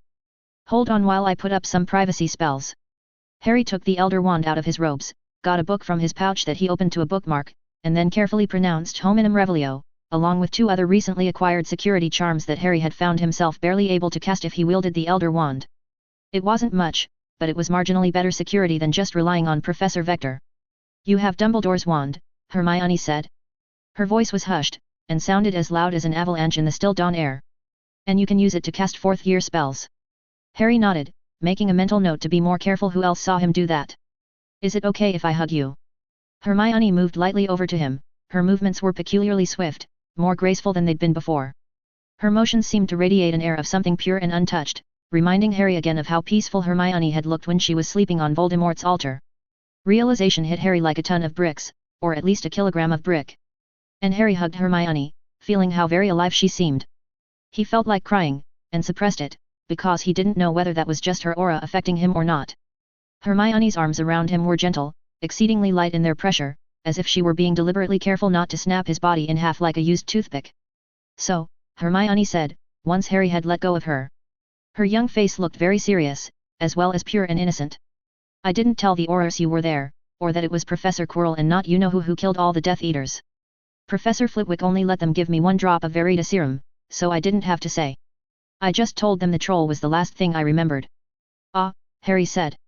He had somehow found himself staring at Hermione's nose instead of her eyes. What do you think happened, exactly? Well, Hermione Granger said consideringly, I got eaten by a troll, which I'd frankly rather not do again, and then there was a really loud bang and my legs were back, and I was lying on a stone altar in the middle of a graveyard in a dark moonlit forest I'd never seen before, with somebody's severed hands clutched around my throat. So you see, Mr. Potter, finding myself in a situation that weird and dark and scary, I wasn't going to make the same mistake I did last time with Tracy. I knew right away that it was you. Harry nodded. Good call. I said your name, but you didn't answer, said Hermione. I sat up and one of the bloody hands slid down over my shirt, leaving little bits of flesh behind. I didn't scream though, even when I looked around and saw all the heads and bodies and realized what the smell was. Hermione stopped, took another deep breath. I saw the skull masks and realized that the dead people had been Death Eaters. I knew right away that the defense professor had been there with you and killed them all, but I didn't notice Professor Quirrell's body was also there. I didn't realize it was him even when I saw Professor Flitwick checking the body. He looked different when he was dead. Hermione's voice became quieter. She looked humbled somehow, in a way Harry couldn't often remember seeing. They said David Monroe sacrificed his life to bring me back, the same way your mother sacrificed herself for you, so that the Dark Lord would explode again when he tried to touch me. I'm pretty sure that's not the whole truth, but I've thought a lot of nasty things about our defense professor that I never should have thought. Harry said. Hermione nodded solemnly, her hands clasped in front of her as though in penitence. I know you're probably too nice to say the things to me that you have a right to say now, so I'll say them for you, Harry. You were right about Professor Quirrell, and I was wrong. You told me so. David Monroe was a little bit dark and a whole lot Slytherin, and it was childish of me to think that was the same thing as being evil. Ah. Harry said. This was very hard to say. Actually, the rest of the world doesn't know this part, not even the headmistress. But in point of fact you were 112% correct about him being evil, and I'll remember for future reference that although dark and evil may not technically be the same thing, there's a great big statistical correlation. Oh, said Hermione, and fell silent again. You're not saying that you told me so, said Harry. His mental model of Hermione was yelling, I told you so. Didn't I tell you so, Mr. Potter? Didn't I tell you? Professor Quirrell is Yale, I said, but you didn't listen to me. The actual Hermione just shook her head. I know you cared about him a lot, she said softly. Since I was right after all. I knew you'd probably be hurting a lot after Professor Quirrell turned out to be evil, and that it wouldn't be a good time to say I told you so. I mean, that's what I decided when I was thinking that part through several months earlier. Thank you, Miss Granger. Harry was glad she'd said that much, though, it just wouldn't have felt like Hermione otherwise. So, Mr. Potter, said Hermione Granger, tapping her fingers on her robe at around thigh level. After the medicine which drew my blood, it stopped hurting right away, and when I brushed away the little bit of blood on my arm, I couldn't find where the needle had poked me. I bent some of the metal in my bed frame without trying hard, and though I haven't had a chance to test it yet, I feel like I should be able to run really fast. My fingernails are pearly white and shiny even though I don't remember painting them. And my teeth look like that too, which, being the daughter of dentists, makes me nervous. So it's not that I'm ungrateful, but just what exactly did you do? Harry said. And I'm expecting you're also wondering why you're radiating an aura of purity and innocence. I'm what? That part wasn't my idea. Honestly. Harry's voice went small. Please don't kill me. Hermione Granger raised her hands in front of her face, staring somewhat cross-eyed at her fingers. Harry, are you saying? I mean, my radiating innocence and being all fast and graceful and my teeth being pearly white, is it a licorn my fingernails are made of? A licorn. It's the term for unicorn horn, Mr. Potter. Hermione Granger seemed to be trying to nibble her fingernails, and not having much luck. So, I guess if you bring a girl back from the dead she ends up as, what did Daphne call it, a sparkling unicorn princess? That's not exactly what happened, Harry said, though it was frighteningly close. Hermione took her finger out of her mouth, frowning at it. I can't bite through it either. Mr. Potter, did you consider the problems now that it's literally impossible for me to trim my fingernails and toenails? The Weasley twins have a magical sword that should work, Harry volunteered. I think, Hermione Granger said firmly, that I would like to know the whole story behind all this, Mr. Potter. Because knowing you and knowing Professor Quirrell, there was some sort of plan going on. Harry took a deep breath. Then he exhaled. Sorry, it's classified. I could tell you if you studied occlumency, but, do you want to? Do I want to study occlumency? Hermione said, looking slightly surprised. That's at least a 6th-year thing, isn't it? I learned it, Harry said. I started with an unusual boost, but I doubt that really mattered in the long run. I mean, I'm sure you could learn calculus if you studied hard, regardless of what age muggles usually learn it. The question is, Harry was having to control his breathing. The question is, do you still want to do that kind of stuff? Hermione turned, and looked at where the sky was lightening in the east. You mean, she said quietly, do I still want to be a hero now that it's earned me a horrible death that one time? Harry nodded, then said yes because Hermione wasn't turning toward him, though the word felt blocked in his throat. I've been thinking about that, Hermione said. It was, in fact, an exceptionally gruesome and painful death. I did set some things up just in case you still wanted to be a hero. There were some short windows of opportunity where I didn't have time to consult you, I couldn't let you see me because I expected you to be given Veritaserum later. But if you don't like it, I can undo most of what I did and you can just ignore the rest. Hermione nodded distantly. Like making everyone think that I... Harry, did I actually do anything to you know who? No, that was all me, though please don't tell anyone that. Just so you know, that time the boy who lived supposedly defeated Voldemort, on the night of Halloween in 1981, that was Dumbledore's victory and he let everyone think it was me. So now I've defeated a Dark Lord once, and gotten credit for it once. It all balances out eventually, I guess. Hermione went on gazing to the east. I'm not really comfortable with this, she said after a while. People thinking I defeated the Dark Lord Voldemort, when I haven't done anything at all, oh, that's the same thing you went through, isn't it? Yeah. Sorry about inflicting that on you. I was trying to create a separate identity for you in people's minds, I guess. There was just the one opportunity and everything was sort of rushed and I realized afterwards that maybe I shouldn't have, but it was too late. Harry cleared his throat. Though, if you're feeling like you want to do something that's actually worthy of the way people think about the girl who revived, I might have an idea for what you can do. Very soon, if you want. Hermione Granger was giving him a look. But you don't have to. Harry said hastily. You can just ignore this whole thing and be the best student in Ravenclaw. If that's what you prefer. Are you trying to use reverse psychology on me, Mr. Potter? No. Honestly. Harry took a deep breath. I'm trying not to decide your life for you. Yesterday, I thought I saw what might come next for you, but then I remembered how much of this year I'd spent being a total idiot. I thought of some things Dumbledore said to me. I realized it genuinely wasn't my place to say. That you could do anything you wanted with your life, and that above all, the choice had to be your own. Maybe you don't want to be a hero after this, maybe you want to become a great magical researcher because that's who Hermione Granger really was all along, never mind what your fingernails are made out of now. Or you could go to the Salem Witches Institute in America instead of Hogwarts. I won't lie and say I'd like that, but it really is up to you. Harry turned to the horizon and swept his hand wide, as though to indicate all the world that lay beyond Hogwarts. You can go anywhere from here. You can do anything with your life. If you want to be a wealthy 60-year-old merman, I can make it happen. I'm serious. Hermione nodded slowly. I'm curious about how you'd do that exactly, but what I want isn't to have things done for me. Harry sighed.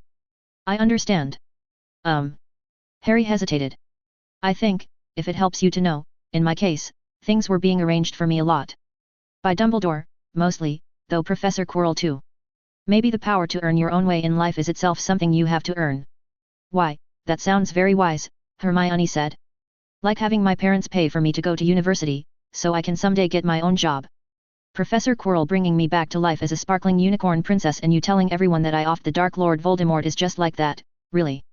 I am sorry, Harry said. I know I should have done it differently, but I didn't have much time to plan and I was exhausted and not really thinking straight. I'm grateful, Harry, Hermione said, her voice softer now. You're being too harsh on yourself, even. Please don't take it so seriously when I'm snarky at you.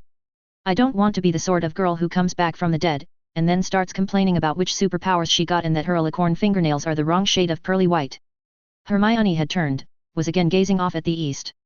But, Mr. Potter, if I do decide that dying a horrible death isn't enough to make me rethink my life choices, not that I'm saying that just yet, then what happens next?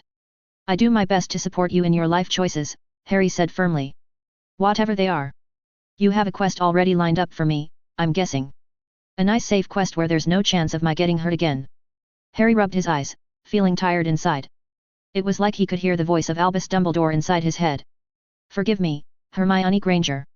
I'm sorry, Hermione. If you go down that path I'm going to have to Dumbledore you, and not tell you some things. Manipulate you, if only for a short while. I do believe there's something you might be able to do now, something real, something worthy of the way people are thinking about the girl who revived, that you might have a destiny, even, but in the end that's just a guess, I know a lot less than Dumbledore did.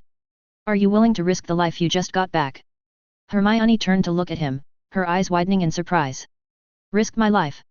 Harry didn't nod, because that would have been outright lying. Are you willing to do that? Harry said instead. The quest that I think might be your destiny, and no, I don't know any specific prophecies, it's just a guess, involves literal descent into hell type stuff. I thought. Hermione said. She sounded uncertain. I thought for sure that after this, you and Professor McGonagall wouldn't, you know, let me do anything the least bit dangerous ever again. Harry said nothing, feeling guilty about the false relationship credit he was getting. It was in fact the case that Hermione was modeling him with tremendous accuracy, and that if not for Hermione having a Horcrux, the surface of the planet Venus would have dropped to fractional Kelvin temperatures before Harry tried this. On a scale of 0 to 100, how literal a descent into hell are we talking about here? Said Hermione. The girl now looked a bit worried. Harry mentally calibrated his scales, remembering Azkaban. I'd say maybe 87. This sounds like something I should do when I'm older, Harry. There's a difference between being a hero and being a complete lunatic. Harry shook his head.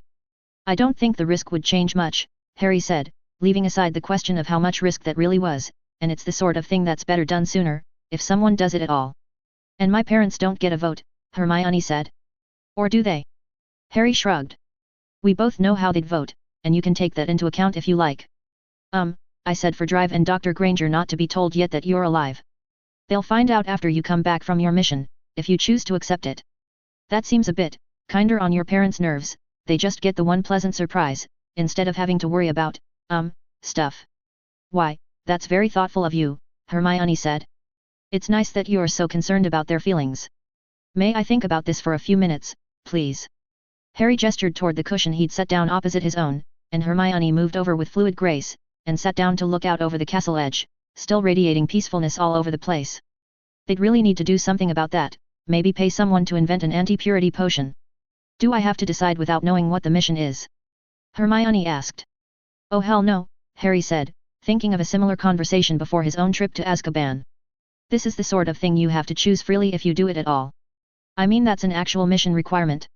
If you say that you still want to be a hero, I'll tell you afterwards about the mission, after you've had some time to eat and talk to people and recover a bit, and you'll decide then if it's something you want to do. And we'll test in advance whether returning from death has allowed you to cast the spell that normal wizards think is impossible, before you go out." Hermione nodded, and fell back into silence. The sky had lightened further by the time Hermione spoke again. "I'm afraid," Hermione said, almost in a whisper. "Not of dying again, or not just that. I'm afraid I won't be good enough. I had my chance to defeat a troll, and instead I just died.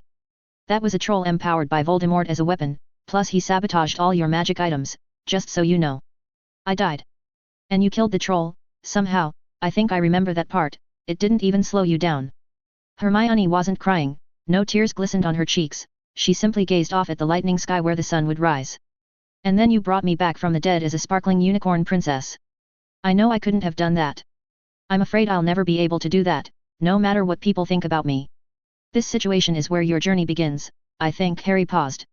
"Excuse me, I shouldn't be trying to influence your decision." "No," Hermione whispered, still gazing at the hills below her. She raised her voice. "No, Harry, I want to hear this." "Okay. I think this is where you start.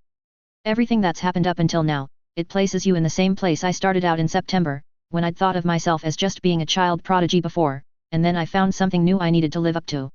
If you weren't comparing yourself to me and my adult cognitive patterns copied off Tom Riddle, dark side, then you'd be the brightest star of Ravenclaw, who organized her own company to fight school bullies and kept her sanity under assault by Voldemort, all while she was only 12 years old. I looked it up, you got better grades than Dumbledore did in his first year. Leaving aside the defense grade, because that was just Voldemort being Voldemort. Now you have some powers, and a reputation to live up to, and the world is about to hand you some difficult tasks. That's where it all begins for you, the same as it began for me. Don't sell yourself short." And then Harry shut his mouth hard, because he was talking Hermione into it and that wasn't right. He'd at least managed to stop before the part where he asked, if she couldn't be a hero with all that going for her, who exactly she thought was going to do it. "You know," Hermione said to the horizon, still not looking at Harry, "I had a conversation like this with Professor Quirrell, once, about being a hero. He was taking the other side, of course. But apart from that, this is feeling like when he argued with me, somehow." Harry kept his lips pressed shut. Letting people make their own decisions was hard, because it meant they were allowed to make the wrong ones, but it still had to be done. Hermione spoke carefully, the blue fringes of her Hogwarts uniform now seeming brighter against her black robes as the sky all around them became illuminated. There were no more stars in the west. "Professor Quirrell told me, he said he'd been a hero once. But people weren't helping him enough, so he gave up and went off to do something more interesting. I told Professor Quirrell that it hadn't been right for him to do that. What I actually said was, that's horrible. Professor Quirrell said that, yes, maybe he was an awful person, but then what about all the other people who'd never tried to be heroes at all? Were they even worse than him?" And I didn't know what to say back. I mean, it's wrong to say that only Gryffindor-style heroes are good people, though I think from Professor Quirrell's perspective it was more like only people with big ambitions had a right to breathe. And I didn't believe that. But it also seemed wrong to stop being a hero, to walk away like he'd done. So I just stood there looking silly. But now I know what I should have told him back then. Harry controlled his breathing. Hermione stood up from her cushion, and turned to face Harry. "I'm done with trying to be a heroine," said Hermione Granger with the eastern sky brightening around her. "I shouldn't ever have gone along with that entire line of thinking. There are just people who do what they can, whatever they can. And there are also people who don't even try to do what they can, and yes, those people are doing something wrong. I'm not ever going to try to be a hero again. I'm not going to think in heroic terms if I can help it. But I won't do any less than I can, or not a lot less, I mean, I'm only a human." Harry had never understood what was supposed to be mysterious about the Mona Lisa, but if he could have taken a picture of Hermione's resigned/joyous smile just then, he had the sense that he could have looked at it for hours without understanding, and that Dumbledore could have read through it at a glance. "I won't learn my lesson. I will be that stupid. I'll go on trying to do most of what I can, or at least some of what I can, oh, you know what I mean. Even if it means risking my life again, so long as it's worth the risk and isn't being, you know, actually stupid. That's my answer." Hermione took a deep breath, her face resolute. "So, is there something I can do?" Harry's throat was choked. He reached into his pouch, and signed CLOAK since he couldn't speak, and drew forth the fuliginous spill of the cloak of invisibility, offering it to Hermione for the last time. Harry had to force the words from his throat. "This is the true cloak of invisibility," Harry said in almost a whisper, "the deathly hallow passed down from Ignotus Peverell to his heirs, the Potters. And now to you, Harry," Hermione said. Her hands flew up across her chest, as though to protect herself from the attacking gift. You don't have to do this. I do have to do this. I've left the part of the path that lets me be a hero, I can't risk myself adventuring, ever. And you, can. Harry reached up the hand that wasn't holding the cloak, and wiped at his eyes. This was made for you, I think. For the person you're going to become. A weapon to fight death, in its form as the shadow of despair that falls on human minds and drains away their hope for the future, you will fight that, I expect, in more forms than just Dementors. I do not loan you, my cloak, but give you, unto Hermione Jean Granger. Protect her well forevermore. Slowly, Hermione reached out, and took hold of the cloak, looking like she was trying not to cry herself. Thank you, she whispered. I think, even though I'm done with the notion of heroing. I think that you always were, from the day I met you, my mysterious old wizard. And I think, Harry said, his own throat half closed, even if you deny that way of thinking now, I think that you were always destined to become, from the very beginning of the story, the hero. Who must Hermione Granger become, what adult form must she take when she grows up, to pass through time's narrow keyhole? I don't know the answer to that either, any more than I can imagine my own adult self. But her next few steps ahead seem clearer than mine. Harry let the cloak go, and it passed from his hands to hers. It sings, Hermione said. It's singing to me.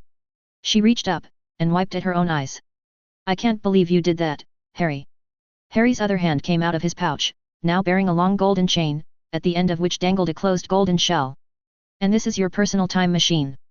There was a pause, during which the planet Earth rotated a bit further in its orbit. What? Said Hermione. A time turner, they call it. Hogwarts has a stock they give out to some students, I got one at the start of the year to treat my sleep disorder. It lets the user go backwards in time, in up to 6 one-hour increments, which I used to get 6 extra hours per day to study. And to vanish out of potions class and so on. Don't worry, a time turner can't change history or generate paradoxes that destroy the universe. You were keeping up with me in lessons by studying 6 extra hours per day using a time machine.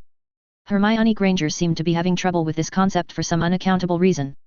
Harry made his face look puzzled. Is there something odd about that? Hermione reached out and took the golden necklace. I guess not by wizard standards, she said. For some reason her voice sounded rather sharp. She arranged the chain around her neck, placing the hourglass inside her shirt. I do feel better now about keeping up with you, though, so thank you for that. Harry cleared his throat. Also, since Voldemort wiped out the House of Monroe and then, so far as everyone believes, you avenged them by killing Voldemort, I got Amelia Bones to railroad a bill through what's left of the Wisengamot, saying that Granger is now a noble house of Britain. Excuse me? Said Hermione. That also makes you the only scion of a noble house, which means that to get your legal majority you just need to pass your ordinary wizarding levels, which I've set us up to do at the end of the summer, so we'll have some time to study first. If you're okay with that, I mean. Hermione Granger was making some sort of high-pitched noise that would, in a less organic device, have indicated an engine malfunction. I have 2 months to study for my O.W.L.S. Hermione, it's a test designed so that most 15-year-olds can pass. Ordinary 15-year-olds. We can get a passing grade with a low 30 years power level if we learn the right set of spells, and that's all we need for our majorities.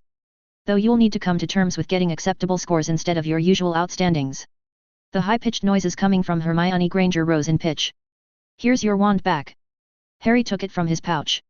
And your moleskin pouch, I made sure they put back everything that was there when you died. That pouch Harry withdrew from a normal pocket of his robes, since he was reluctant to put a bag of holding inside a bag of holding no matter what was supposed to be harmless so long as both devices had been crafted observing all safety precautions. Hermione took her wand back, and then her pouch, the motion somehow managing to look graceful even though her fingers were a bit shaky. Let's see, what else? The oath you swore before to House Potter only said you had to serve until the day you die, so you're now free and clear. And right after your death I got the Malfoys to publicly declare that you were innocent of all charges in Draco's attempted murder. Why, thank you again, Harry, said Hermione Granger. That was very nice of you, and them too, I guess. She was repeatedly running her fingers through her chestnut curls, as though, by organizing her hair, she could restore sanity to her life. Last but not least, I had the goblins start the process of building a vault in Gringotts for House Granger, Harry said. I didn't put any money into it, because that was something where I could wait and ask you first. But if you're going to be a superhero who goes around righting certain kinds of wrongs, it will help a lot if people consider you to be part of the upper social strata and, I think it may help if they know you can afford lawyers. I can put in as much gold into your vault as you want, since after Voldemort killed Nicholas Flamel, I ended up holding the Philosopher's Stone. I feel like I ought to be fainting, Hermione said in a high-pitched voice, only I can't because of my superpowers, and why do I have those again? If it's all right with you, your occlumency lessons will start on Wednesday with Mr. Bester. He can work with you once per day. Until then, I think it might be better for the true origin of your powers not to become known just because a Legilimens looks you in the eyes. I mean, obviously there's a normal magical explanation, nothing supernatural, but people do tend to worship their own ignorance and, well, I think the girl who revived will be more effective if you remain mysterious. Once you can keep out Mr. Bester and beat Veritaserum, I'll tell you the entire backstory, I promise, including all the secrets you can never tell anyone else. That sounds lovely, said Hermione Granger. I'm quite looking forward to it. Though you'll need to take an unbreakable vow to not do anything that might destroy the world before I can tell you the more dangerous parts of the story. I mean, I literally can't tell you otherwise, because I took an unbreakable vow myself. Is that okay? Sure, said Hermione. Why shouldn't it be okay? I wouldn't want to destroy the world anyhow. Do you need to sit down again? Harry said, feeling alarmed by the way Hermione was swaying slightly, as though in rhythm with the words being spoken. Hermione Granger took several deep breaths. No, I'm perfectly peachy, she said. Is there anything else I should know about? That was it. I'm finished, at least for now. Harry paused. I do understand that you want to do things for yourself, not just have them done for you. It's just, you're going to be a more serious kind of hero, and the only sane choice is for me to give you all the advantages I can manage. I understand that quite well, Hermione said. Now that I've actually lost a fight and died. I didn't used to understand, but now I do. A breeze ruffled Hermione's chestnut hair and stirred her robes, making her look even more peaceful in the dawn air, as she raised one hand and carefully clenched it into a fist. If I'm going to do this, I'm going to do it right. We need to measure how hard I can punch, and how high I can jump, and figure out a safe way to test if my fingernails can kill lethafolds like a real unicorn's horn, and I should practice using my speed to dodge spells I can't let hit me and it sounds like you could maybe arrange for me to get aura training, like from whoever taught Susan Bones. Hermione was smiling again now, a strange light in her eyes that would have puzzled Dumbledore for hours and that Harry understood immediately, not without a twinge of apprehension. Oh. And I want to start carrying muggle weapons, maybe hidden so nobody knows I have them. I thought of incendiary grenades when I was fighting the troll, but I knew I couldn't transfigure them fast enough, even after I stopped caring about obeying the rules. I have the feeling, Harry said, imitating Professor McGonagall's Scottish accent as best he could, that I ought to be doing something about this. Oh, it's much too late for that, Mr. Potter. Say, can you get me a bazooka? The rocket launcher, I mean, not the chewing gum? I bet they won't be expecting that from a young girl, especially if I'm radiating an aura of innocence and purity. All right, Harry said calmly, now you're starting to scare me. Hermione paused from where she was experimenting with balancing on the tip of her left shoe, her arm reaching in one direction and her right leg stretched in the other, like a ballet dancer. Am I? I was just thinking that I didn't see what I could do that a ministry squad of hit wizards couldn't. They have broomsticks for mobility and spells that hit harder than I possibly could. She gracefully lowered her leg back down. I mean, now that I can try a few things without worrying about who's watching, I'm starting to think that I really like having superpowers. But I still don't see how I could win a fight that Professor Flitwick couldn't, not unless it involves me taking a dark wizard by surprise. You can take risks other people shouldn't, and try again with the knowledge of what killed you. You can experiment with new spells, more than anyone else could try without dying for sure. But Harry couldn't say any of that yet, so instead he said, I think it's okay to think more about the future, not just what you can do this very minute. Hermione jumped high in the air, clicked her heels together 3 times on the way down, and landed on her tiptoes, perfectly posed. But you said there was something I could do right away. Or were you just testing? That part is a special case, Harry said, feeling the chill of the dawn air against his skin. He was increasingly not looking forward to telling Super Hermione that her ordeal would involve facing her literal worst nightmare, under conditions where all her newfound physical strength would be useless. Hermione nodded, then glanced to the east. At once she went to the side of the roof and sat down, her feet dangling over the rooftop ledge. Harry went to her side and sat down too, sitting cross-legged and further back of the roof edge. In the distance, a brilliant tinge of red was rising above the hills to the east of Hogwarts. Watching the tip of the sunrise made Harry feel better, somehow. So long as the sun was in the sky, things were still all right on some level, like his having not yet destroyed the Sunday. So, Hermione said. Her voice rose a bit. Speaking of the future, Harry. I had time to think about a lot of things while I was waiting in St. Mungo's, A&D. Maybe it's silly of me, but there's a question I still want to know the answer to. Do you remember the last thing we talked about together? Before, I mean. What? Harry said blankly. Oh. Hermione said. It was 2 months ago for you. I guess you don't recall, then. And Harry remembered. Don't panic.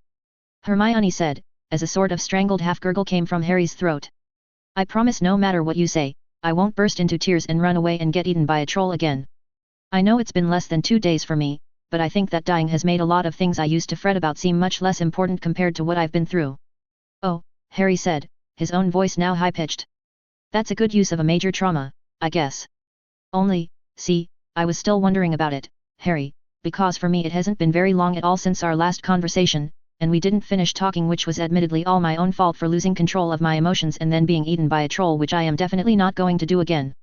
I've been thinking I ought to reassure you that's not going to happen every time you say the wrong thing to a girl.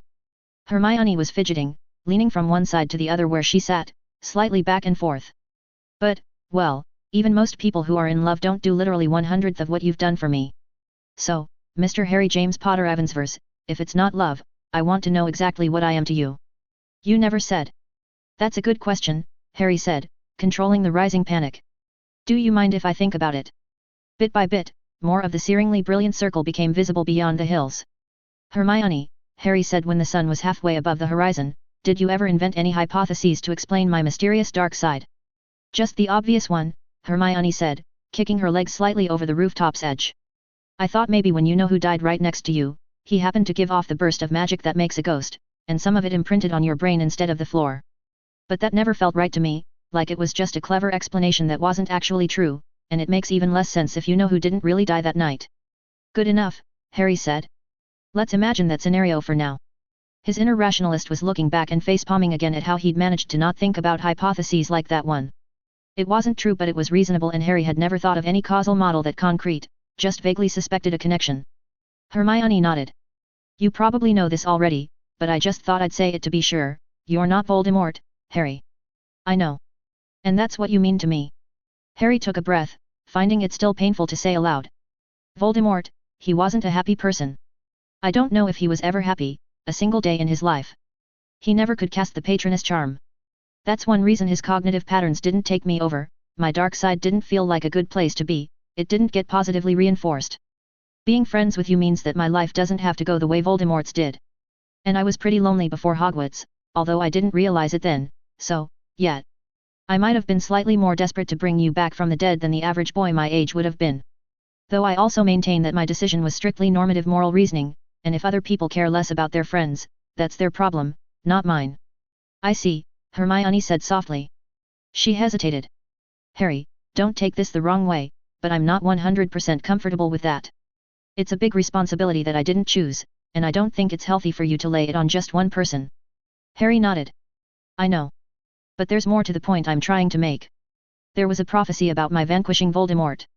A prophecy? There was a prophecy about you? Seriously, Harry? Yeah, I know. Anyway, part of it went, and the Dark Lord shall mark him as his equal, but he shall have power the Dark Lord knows not. What would you guess that meant? Hermione said. Her fingers tapped thoughtfully on the roof's stone. Your mysterious dark side is you know whose mark on you that made you his equal. The power he knew not, was the scientific method, right? Harry shook his head. That's what I thought too at first, that it was going to be Muggle science, or the methods of rationality. But... Harry exhaled. The sun had now fully risen above the hills. This felt embarrassing to say, but he was going to say it anyway. Professor Snape, who originally heard the prophecy, yes, that's also a thing that happened. Professor Snape said he didn't think it could just be science, that the power the Dark Lord knows not needed to be something more alien to Voldemort than just that. Even if I think of it in terms of rationality, well, it turns out that the person Voldemort really was, why, Professor Quirrell, why, the thought still stabbing sickness at Harry's heart, he'd have been able to learn the methods of rationality too, if he read the same science papers I did. Except, maybe, for one last thing. Harry drew a breath. At the end of all of it, during my final showdown with Voldemort, he threatened to put my parents, and my friends, into Azkaban. Unless I came up with interesting secrets to tell him, one person saved per secret. But I knew I couldn't find enough secrets to save everyone.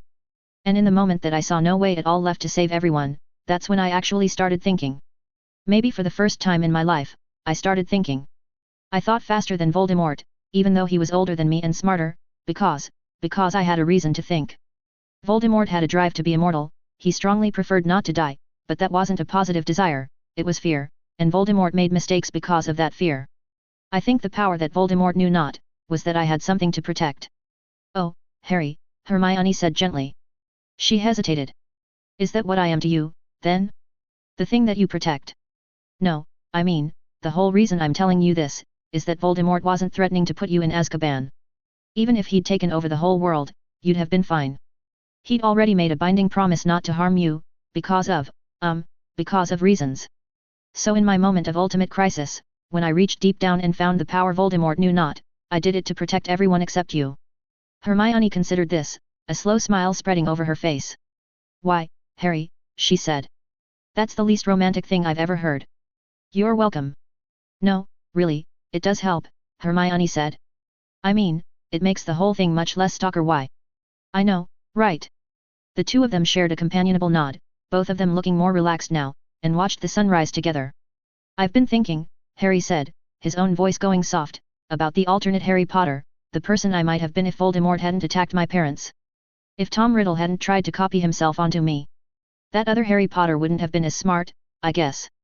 He probably wouldn't have studied much Muggle science, even if his mother was a Muggleborn. But that other Harry Potter would have had, the capacity for warmth, that he inherited from James Potter and Lily Evans. He would have cared about other people and tried to save his friends. I know that would have been true, because that's something that Lord Voldemort never did, you see. Harry's eyes were watering. So that part must be, the remnant. The sun was well above the horizon now, the golden light illuminating both of them, casting long shadows off the other side of the rooftop platform. I think you're just fine the way you are, Hermione said. I mean, that other Harry Potter might have been a nice boy, maybe, but it sounds like I would have had to do all his thinking for him.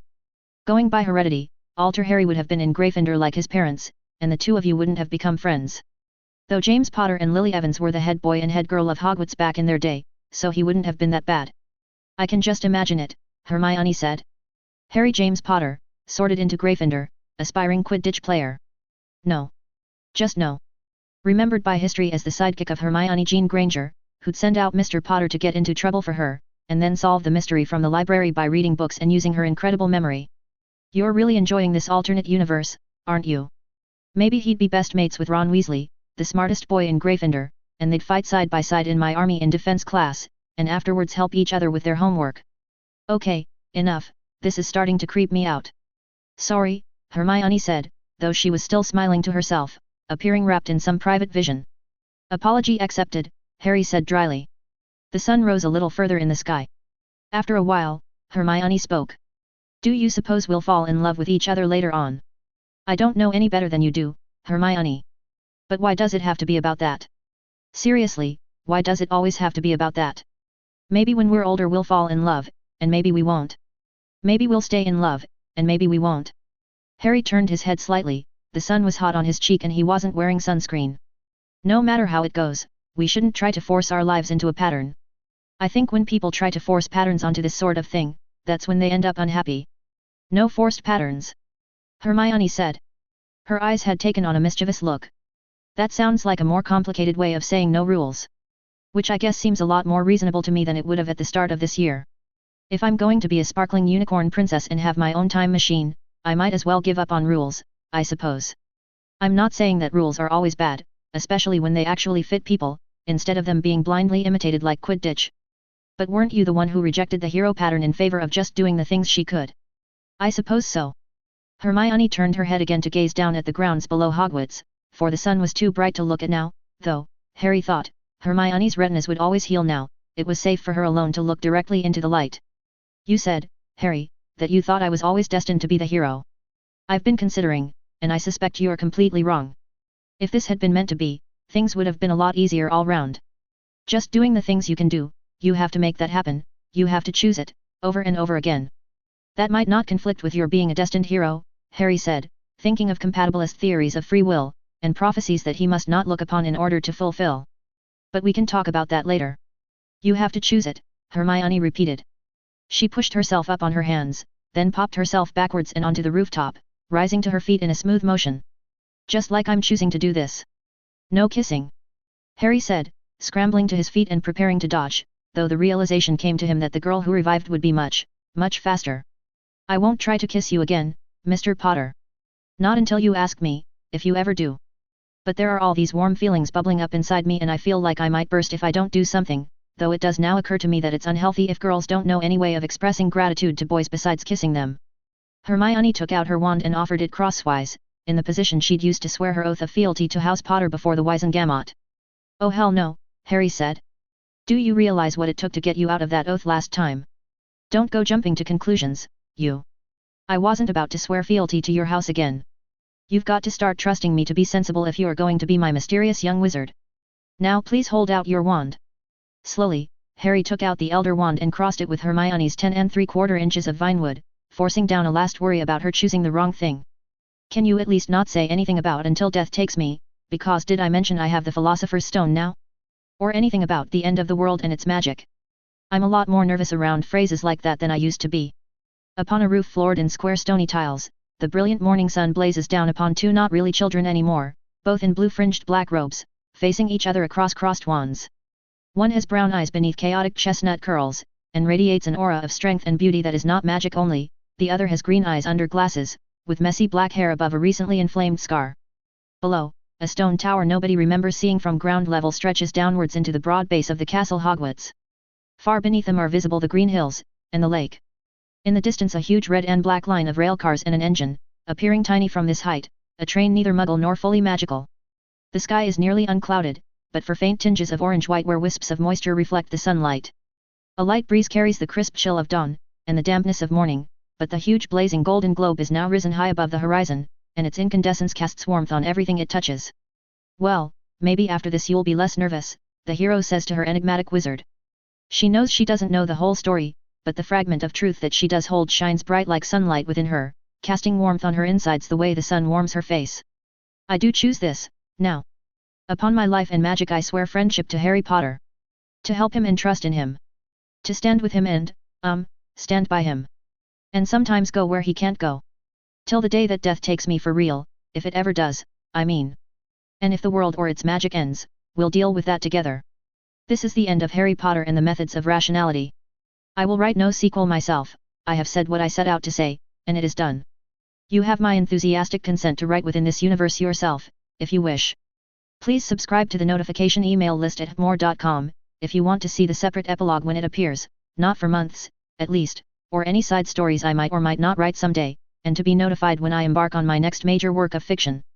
Over the next week or two, I may publish some of my thoughts upon the project now that it's done, and venture an opinion of God on some questions, at more.com/notes. The wrap parties have already begun, in some parts of the globe. Several have been added since last time. Please check the page indicated in the author's notes to see if there is one in your city, and if not, you can always try any local Pi Day celebration. I am happy to have written this book for you. And I am honored that you read it. Many of you have declared yourselves my friends. And that knowledge is shining warmly inside me.